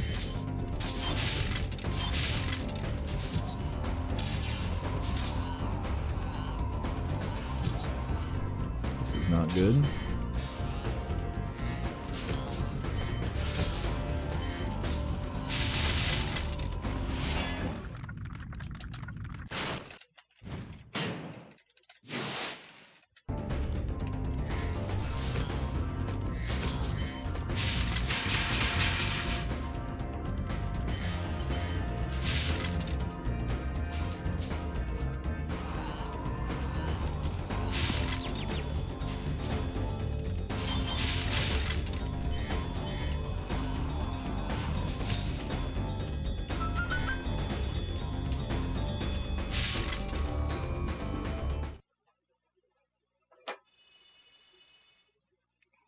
guys sharing some crazy drug stories in the chat. Yeah, my heart goes out to anyone who's ever suffered like a senseless loss through something like that. I get the sense that there's some of that happening in the chat. But yeah, but like in New York, it was a really funny like revelation to me to be like, man, like fuck, I haven't like smoked any weed in a while. Like I kind of, and I've been drinking a lot. Like I don't want to keep drinking and stuff, you know. Like I kind of want to smoke weed, especially while we're out in Times Square. And I'm like, wait a minute, is weed legal? Yes, it is. There's dispensaries right there on Times Square. It's like, wow, we don't live in the fucking year 1950 anymore. Like you can just go buy weed. Smoked a joint right then and there, ate way too many edibles, and had a blast. But man, the fucking headache I had in the airport later that night when my flight was delayed. Oh my god, I wouldn't wish that on anyone. That was like migraine status. Just from the dopamine withdrawal after having done so many edibles earlier that day. It was awful.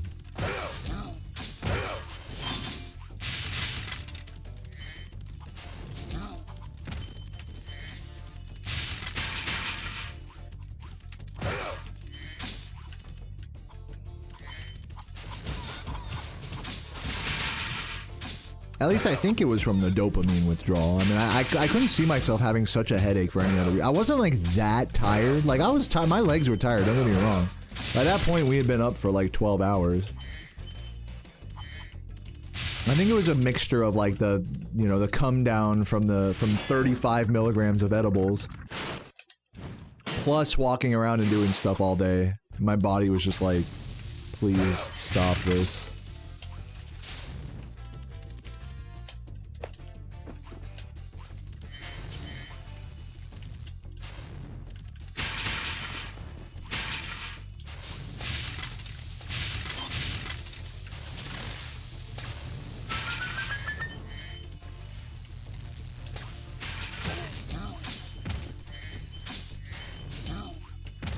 When people say execute drug dealers, bro, I don't know anybody that says that. I'm sure people do say that, but that is... When people say penis delirious,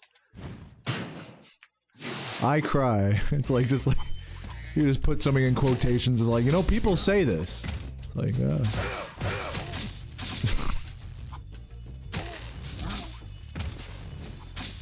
And the funny thing is, you'd probably be right, you know? You could just say anything, put it in quotations, be like, man, I can't believe people say this. People really believe it. You didn't think of any crazy belief. Like monkeys should be able to drive on the freeway. Can you believe people really say that?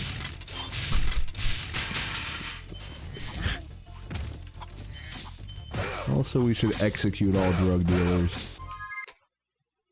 I definitely get it, to that sentiment. I definitely get it why like some family members of people that have been caught up in crime or like, you know, have been killed through a life of crime would disavow just like drugs altogether. Like a lot of the sober people are like that, you know. I think that's a perfectly fine outlook. You know, doing drugs can lead you to some pretty damn sticky situations, you know. So they're pretty right to be like drugs are bad and whatever. That's their truth type of beat, you know? I'm lucky I can enjoy drugs without being like a life or death thing for me. What's up, Michael? Thank you for the 100 bits. You want a married woman. All right.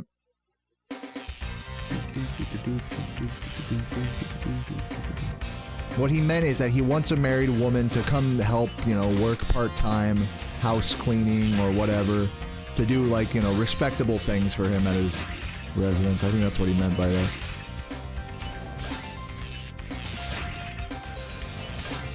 Seffi's a married woman. There we go. We got married women in the chat.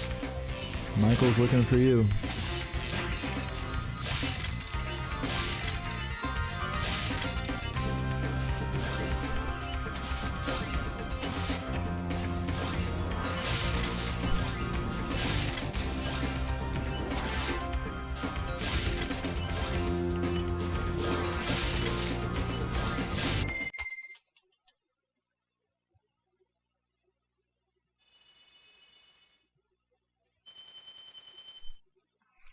You're a married woman, what are you supposed to be doing? Keep watching the stream. That's it. So, if you're a married woman, please enjoy the stream. And that's an order. Aye aye, Captain.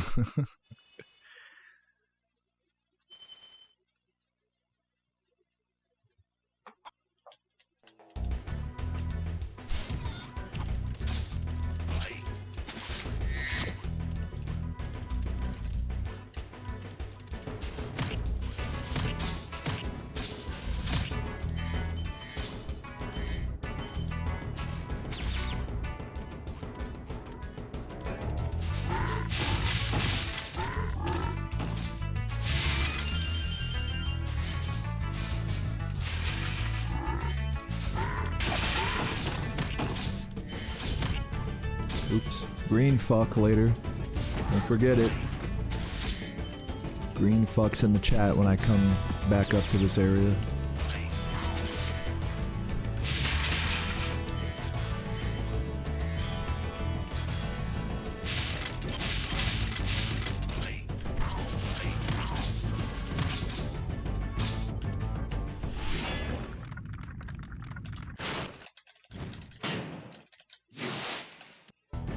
Soft drugs? You mean like soft drinks?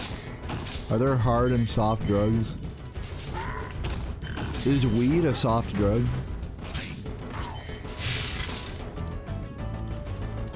Is alcohol a hard? I feel like alcohol should count as a hard drug.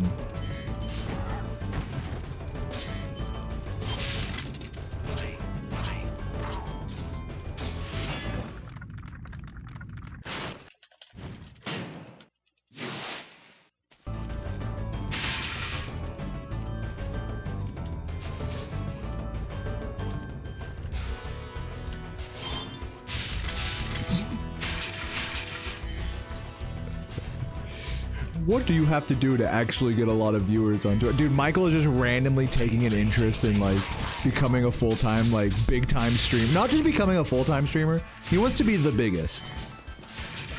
Michael is not fucking around. Green fuck, oh my god, I read that just in time. Thank you for typing that, Hurorama, legend. Shamaness, welcome, how you doing?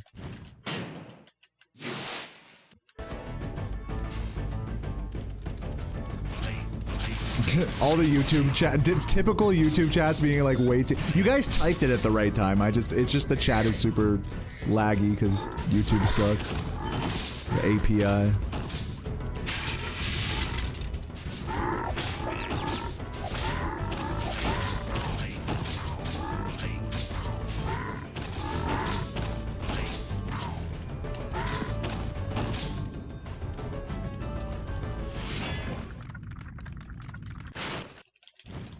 You can't get a job? Michael, are you serious about being a streamer?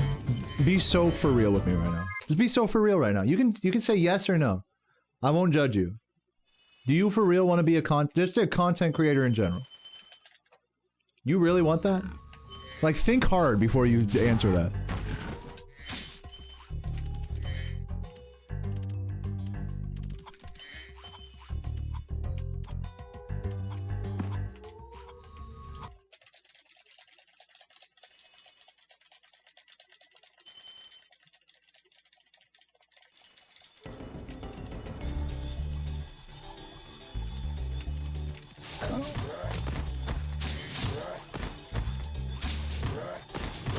I'm not saying it's easy. I'm not saying it's hard. I'm not saying making live streams and doing what I'm doing is hard. It's easy for me. But if I handed you the controller, do you think so many people would be watching? I'm just saying. You gotta find, my point is that you gotta find your niche. Not that you're worthless, but the hardest part about content creation is finding where you belong. Finding what is interesting for you to come back to over and over and to make unique videos or TikToks or whatever the fuck live streams about.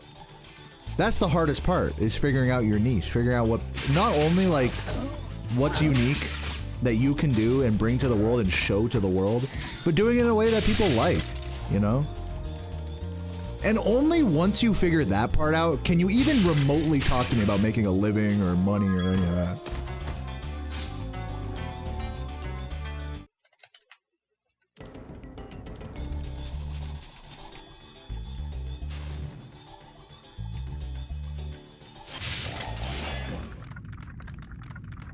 But yeah, it is a dream job, you know? Like, I'm not gonna deny it. It's a very easy job to just sit here and play a game, but it doesn't just fall into your lap. It's, you know, it's something you really have to manifest by believing in something without, like, a monetary goal.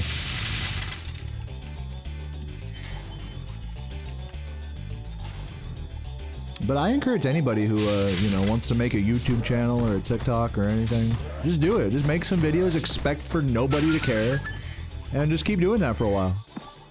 And see where that takes you. Absolutely.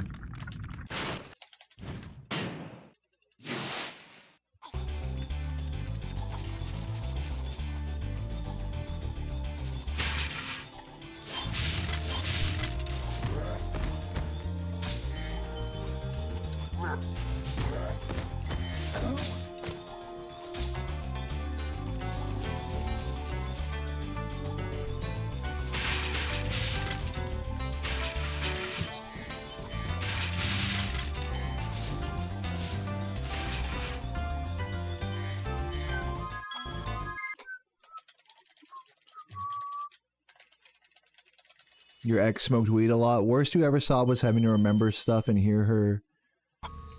Oh my god, that was a hard message to read. Hold on, let me retry that. Oh, it's about to disappear actually. Worst you ever saw was having to remember stuff for her and her being way too easy to mess with by saying random thing. Okay.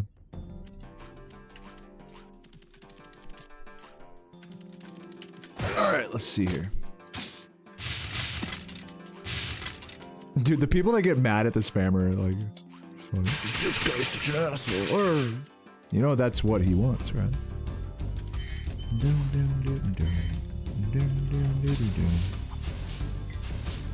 Yeah, you guys see how creative he has to get with his messages now? He has to like use like the he can't just say like junior or like Japanese, you know? He has to like figure out this shit. It's just like, it's pretty comical to me to see how he tries to get around the fucking word filters. And then we'll just make another one. Until we exhaust the whole English language if we must. But the good news is like, we could just do this until his message just becomes unoffensive anymore.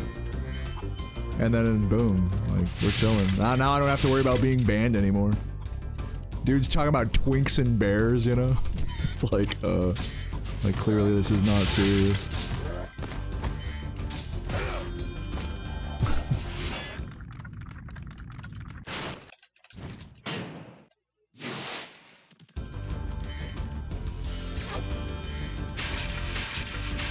Yeah, anyways, I should do a better job as a streamer ignoring it. I almost ignored that one. I almost succeeded, but sometimes it's just too funny not to mention.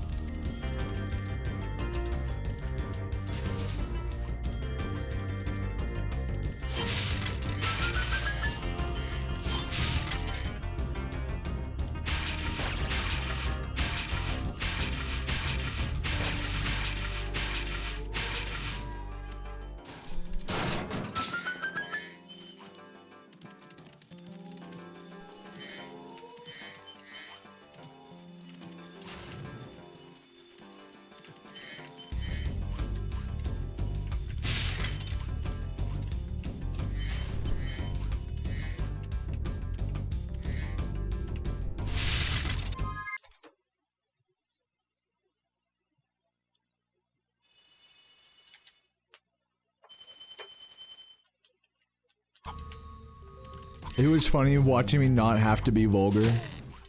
Dude, I'm like a whole different animal on like the marathon stream. I'm like this excited, like talking a million words a minute, like talking about how cool this game is. Like I really like, I look back at those runs and I'm like, dude, I don't give nearly as much of a shit about this game as I make it seem like. Like I play it, I like speedrunning it.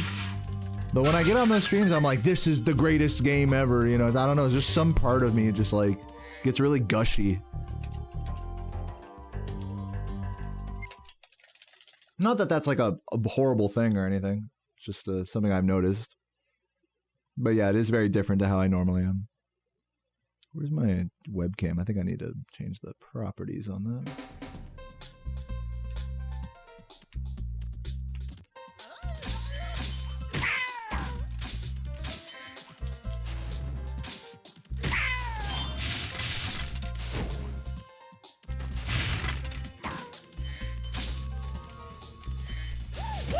Oops. Just gonna grab it early.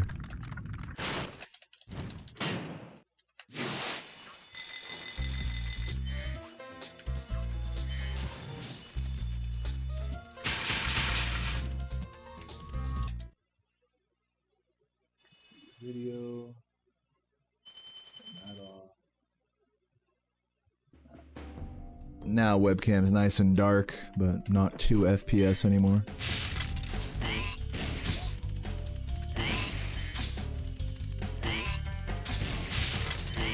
Vibe webcam.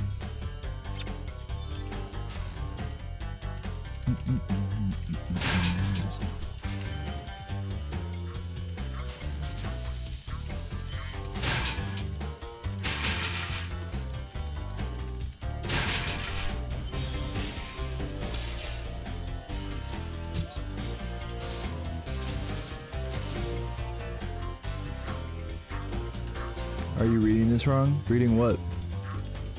I'm not reading anything. I'm trying to keep up with chat. I am failing. It was cool. I just hit wizard proxy. I'm chilling. Thank you, Bad For. Oh, you guys still talking about the spammer guy? Yeah, I'm gonna just not worry about this right now.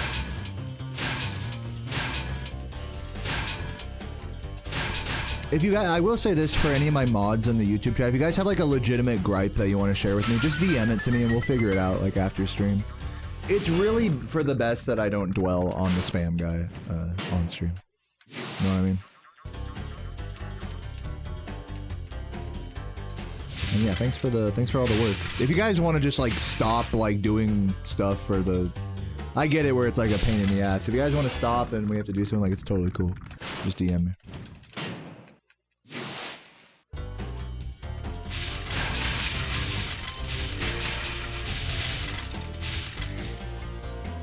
Hello.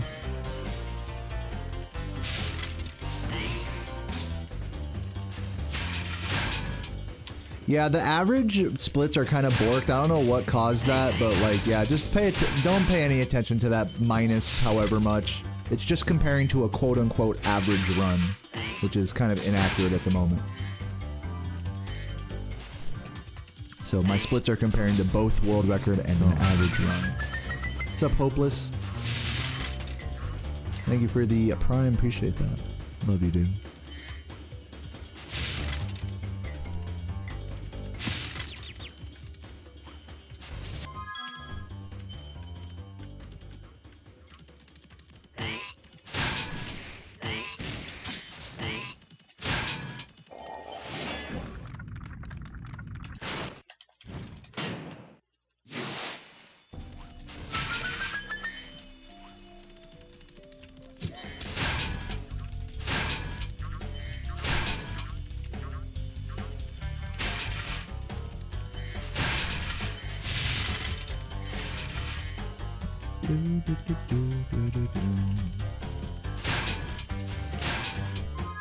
Am I saving time there? A couple seconds, I'll take it.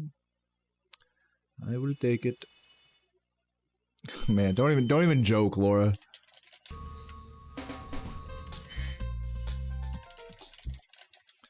Do do do do do do do do.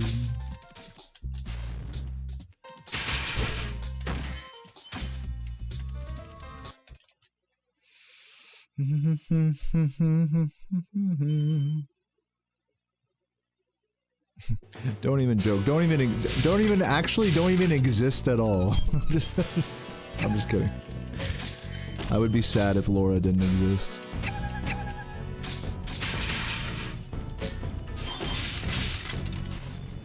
Oh, by the way, Laura, when are we gonna do the max out thing? My legs are still recovering from New York, so So I don't know. I'm thinking like maybe sometime this week I'm down. Maybe recovering too. Yeah, let's give it a few days, see how we feel. Saturday? What's today? Monday? Sure. Saturday's fine. We'll plan on Saturday. It's okay if it falls through. Tentative Saturday. You have to remind me though, because I don't have my phone on me to put it in my phone. Send me a DM, Laura. Saturday. The ominous single word DM.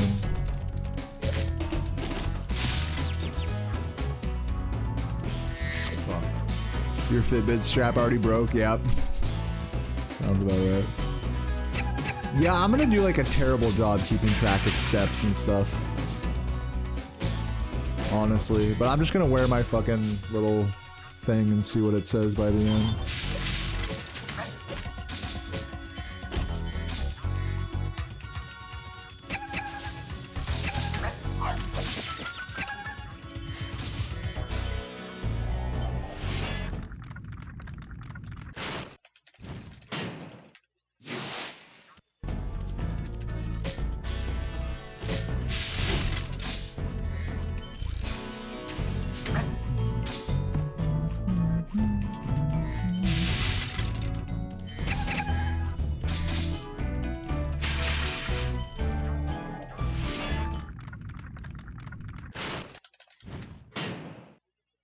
Congrats on 20K, thank you. I appreciate that. 20K on YouTube. I didn't do anything special for my 20K or anything, I just is a thing. But thanks everybody for subbing on YouTube.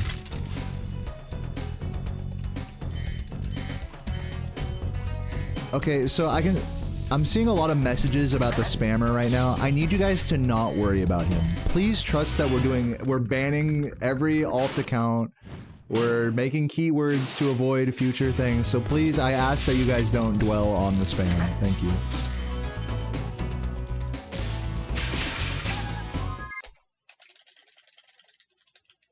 Yeah, clearly he's talking about Laura. See you later, Xia Cheng. Peace.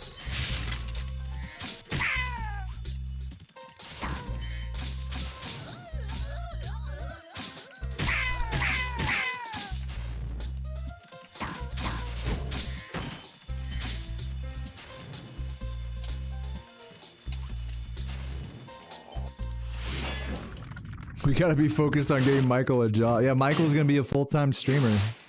I thought it was decided.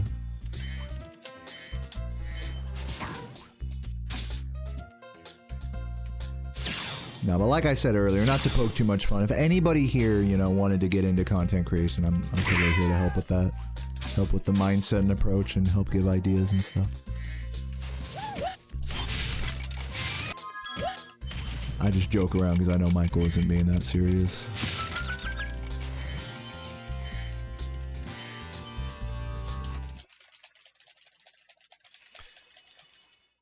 Yeah, it's the same Michael.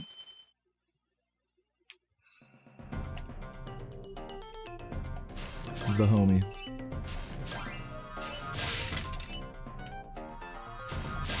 How do you get clout and fame? Yeah, you gotta not play Spyro, that's for starters.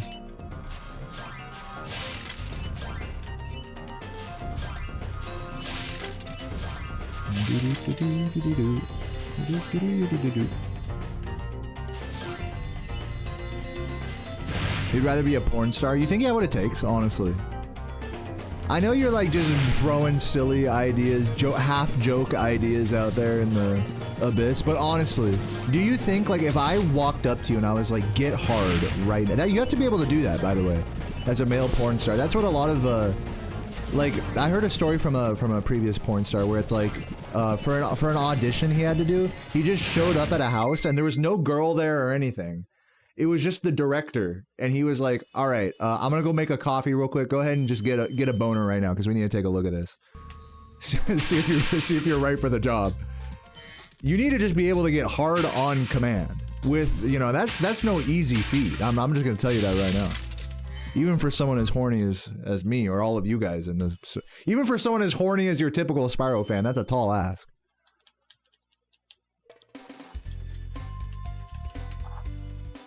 Yeah, I mean, it makes sense. I mean, they got a cut and like whatever, and with bright lights, like it's like truly a skill to be like a male porn star. It's no small feat, I think.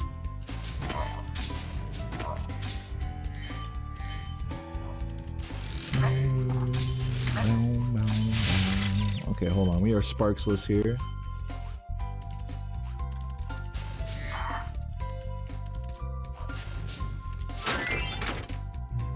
This is pretty ass. Horrible start.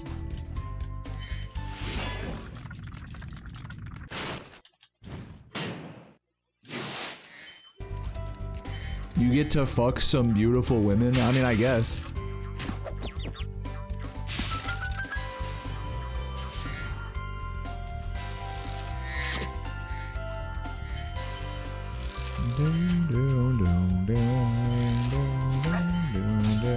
I wouldn't want to be a porn star. Even if I could get a boner on command, I wouldn't want to be a porn star. I like having sex when it's like actually like an expression of love and not just like some like, alright, we gotta shoot a scene. Like, that would take all the fun out of it for me. You fuck someone because you have to, not because you want to.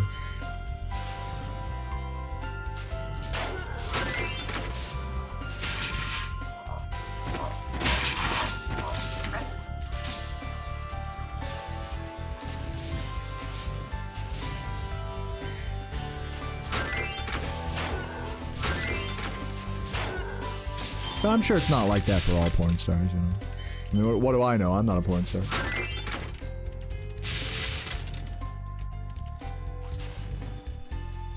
Dude, his body count is over 2,000. He's living the life. I just don't buy this like narrative that like the more sex you have as a guy that like that makes you cool or like that's like what you should aspire to. As someone who's extremely horny and loves sex, like I'm saying this right now, like there's no like. I never wake up and I'm like, God, I wish I could just fuck every woman in the world, you know? It's like the more different people I fuck, the better. I'm sure many people think that way. I'm just saying, like, I don't really buy that sort of like approach to things. Like, I'm fine fucking the same woman, you know, over and over if I love her. Like, I'm fine. I'll take it a step further. I'm fine not being with anyone and just jerking off to porn or just with my own thoughts. Like, I don't think there's anything like really that admirable about having sex with a bunch of people or being a porn star or anything. Just getting laid in general.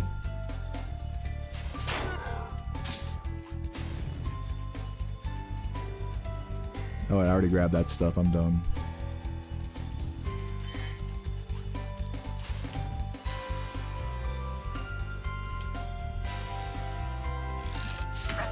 I mean, you know, it's cool. You know, if you want to just go out and fuck someone new, that's great. You know, that can be exciting. I get it. It doesn't make you cool, you know? Like, that's the part I'm arguing. Is that, like, does that make you cool to, like, fuck a lot?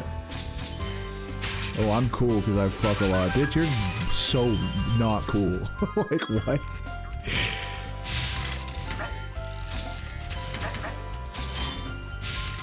That's all I'm arguing.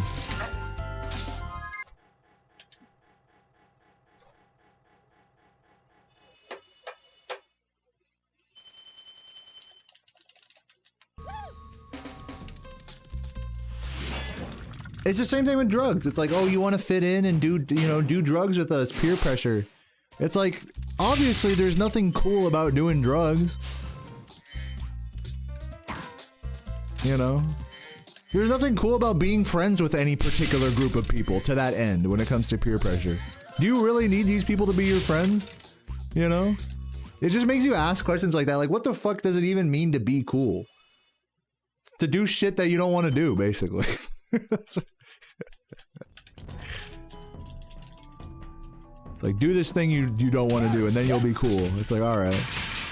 And hey, some element of that I think maybe is good, you know, like you get out of your comfort zone and try something new and, you know, because someone wants you to or whatever, and then you might find you really like it. I don't know. Like, sometimes we need people to help take us out of our comfort zone. And that is cool.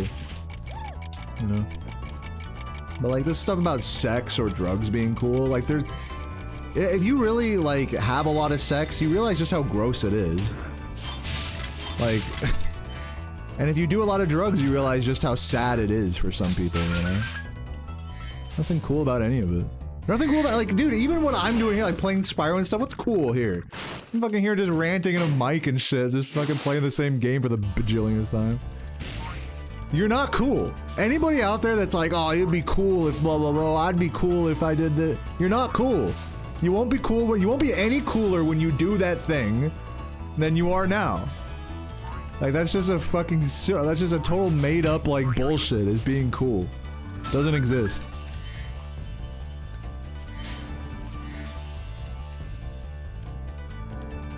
And yet, that's like all we want, is to just be accepted by others, you know? To be cool.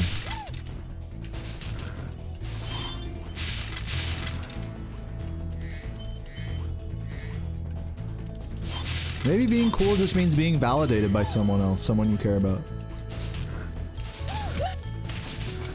Maybe it doesn't require external validation at all.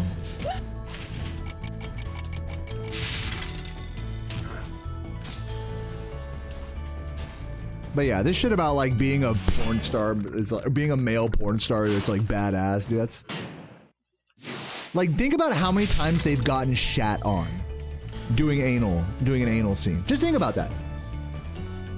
And you're gonna tell me that's like, oh wow, they're so cool for that. Bro, be real.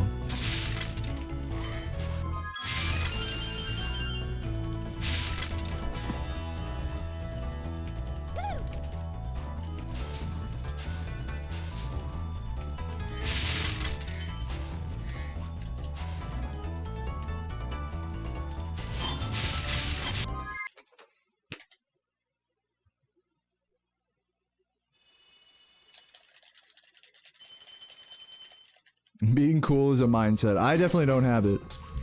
I have zero chill right now. Are bleached assholes a thing? Yeah, I think so. I don't know. I've never bleached my own asshole. I don't know. Why do people bleach their asshole? Is that like a form of like enema or something to like clean them out? Or is it just to like make the outside nice? You don't actually put the bleach like inside your rectum, do you? Or do you? I don't know. Because can't you just like take an enema for that? Oh, it's an aesthetic thing?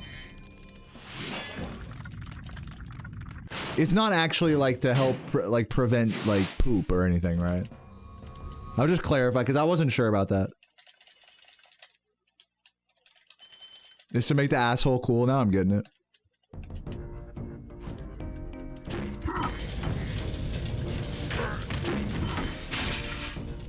You think porn stars actually touch their asses? I feel like I'm talking to like a 7-year-old right now.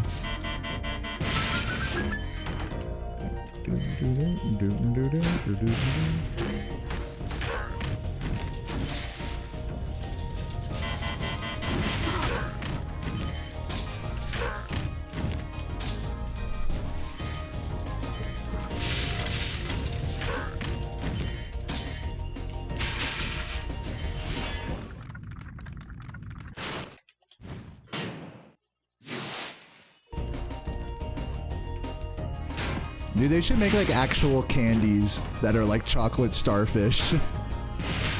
And make them have like a little like butthole like in the center of them. I'm sure somebody's done that before, made an actual chocolate starfish as like a gag.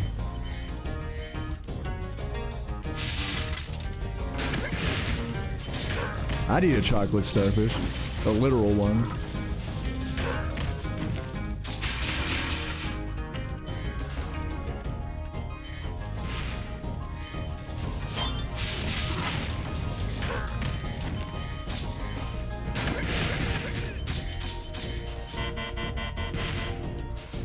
They had poop candy at Disneyland?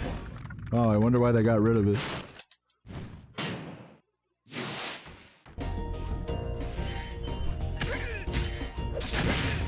Okay, that did not work.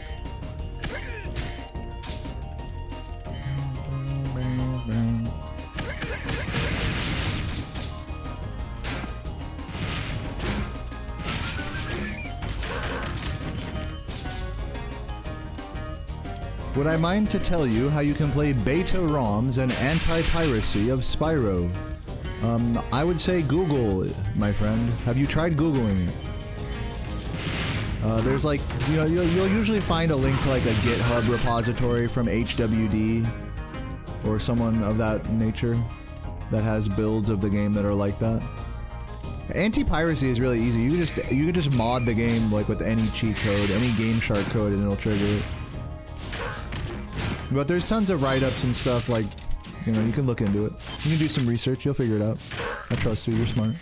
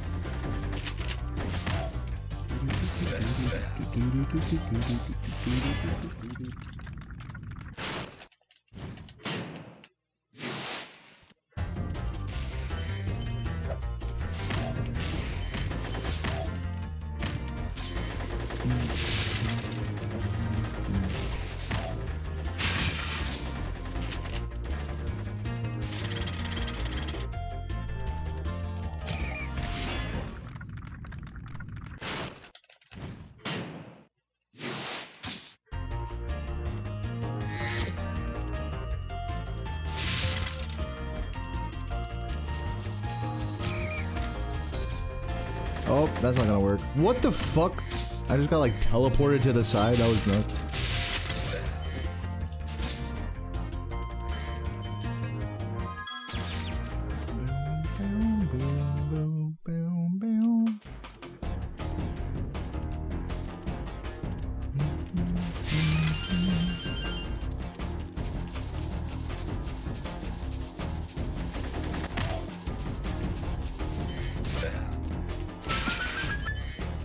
Reds. The life.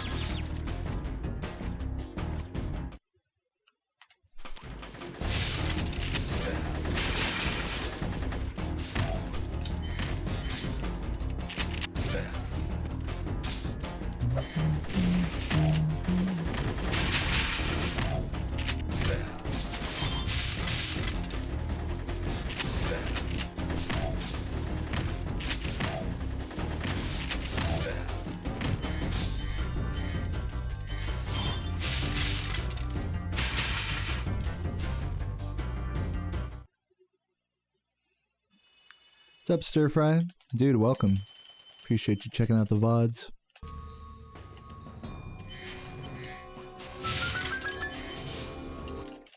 You hate the Spyro 3 one where you have to save the panda on the bridges? Like, maybe don't walk right at the Rhinox. Yeah, that minigame's pretty goofy.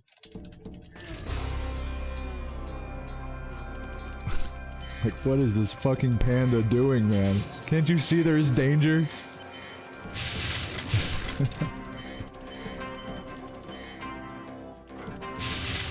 Have we seen the Papa John's guy? No, I don't know who you're talking about.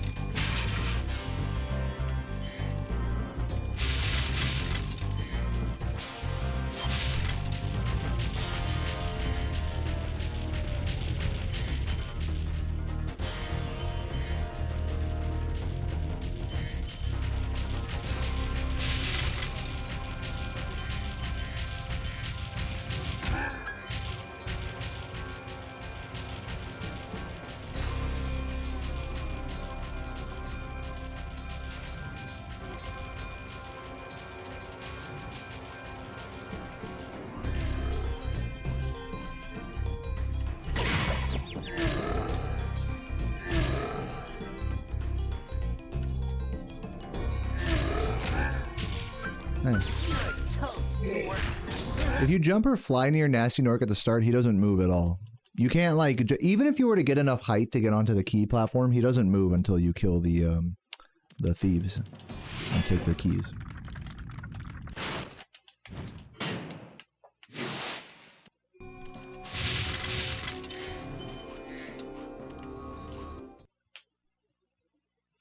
Favorite Spyro 3 sidekick? I mean, I don't know. I hate to say it, but I mean, Sergeant Bird is probably the coolest one, like, conceptually out of all of them, that you can, like, just free fly with a bird and shoot shit. And also from a speedrunning perspective, there's actually a pretty high skill I've learned this speedrunning 117%. There's actually a pretty high skill ceiling when it comes to optimizing Sergeant Bird. Like, it really is like a whole game unto itself, is not sucking at the Sergeant Bird missions. And I have not cracked the code yet by any stretch of the imagination. So I'm gonna have to give it to Sergeant Bird.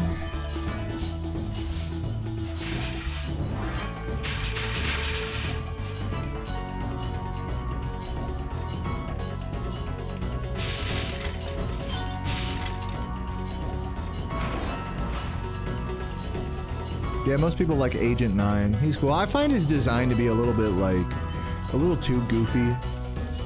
Like, originally, Agent 9 was supposed to be a pig, like in OG concept art of Spyro 3. I think it would have been a little bit more out there if he was, like, not a monkey, like, wearing a goofy-ass, like, space outfit. I don't know. Not to mention the gameplay loop with Agent 9 is just, like, pretty boring. It's, casually speaking, it's super boring. Speedrunning, it's kind of cool being able to do the movement glitch with him. So, Agent 9's not the worst. I just feel like he could be a lot better, like, just design-wise. I might have fucked that up.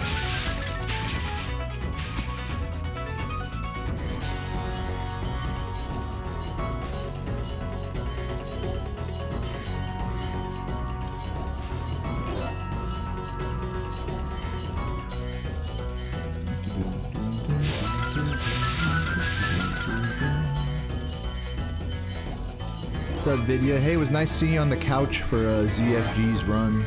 That was good.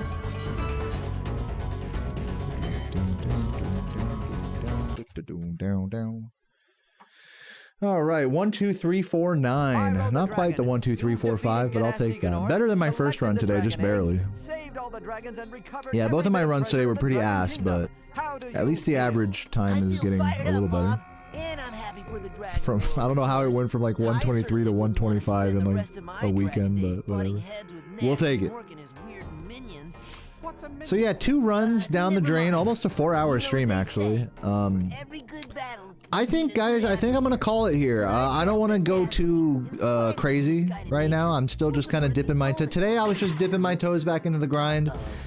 On future days this week, I will be sub-goaling for blindfolded research. This would be around the time I'd get into my blindfolded, you know, craziness. But we'll save that for another day. I think today I'm just gonna chill, just play some RuneScape, maybe go out for another walk, go get groceries, you know. But I hope you guys enjoyed the stream today. I hope you guys enjoyed the vibes. And I appreciate y'all being here. Let me find someone to raid. Anything else? For those people just getting here right now, I do want to let you know before you go. If you don't know, Composer just beat my any percent record in this game, so big GG's to him. By 1 second, he beat my world record, but which does inspire me to go back to any percent, but I'm gonna wait till I get one more record in 120 before I do that. And I went to New York this last weekend, and I went to Times Square and ate too many edibles. It was great. And what else? That's pretty much it. And blindfolded will continue to be blindfolded. Dare I raid this guy, Joshua? I'll do that.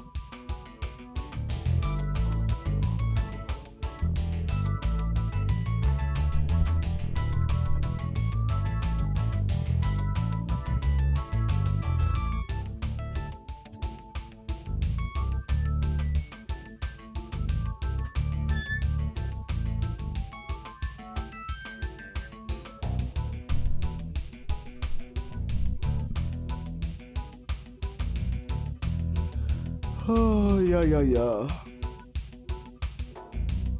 Chilling.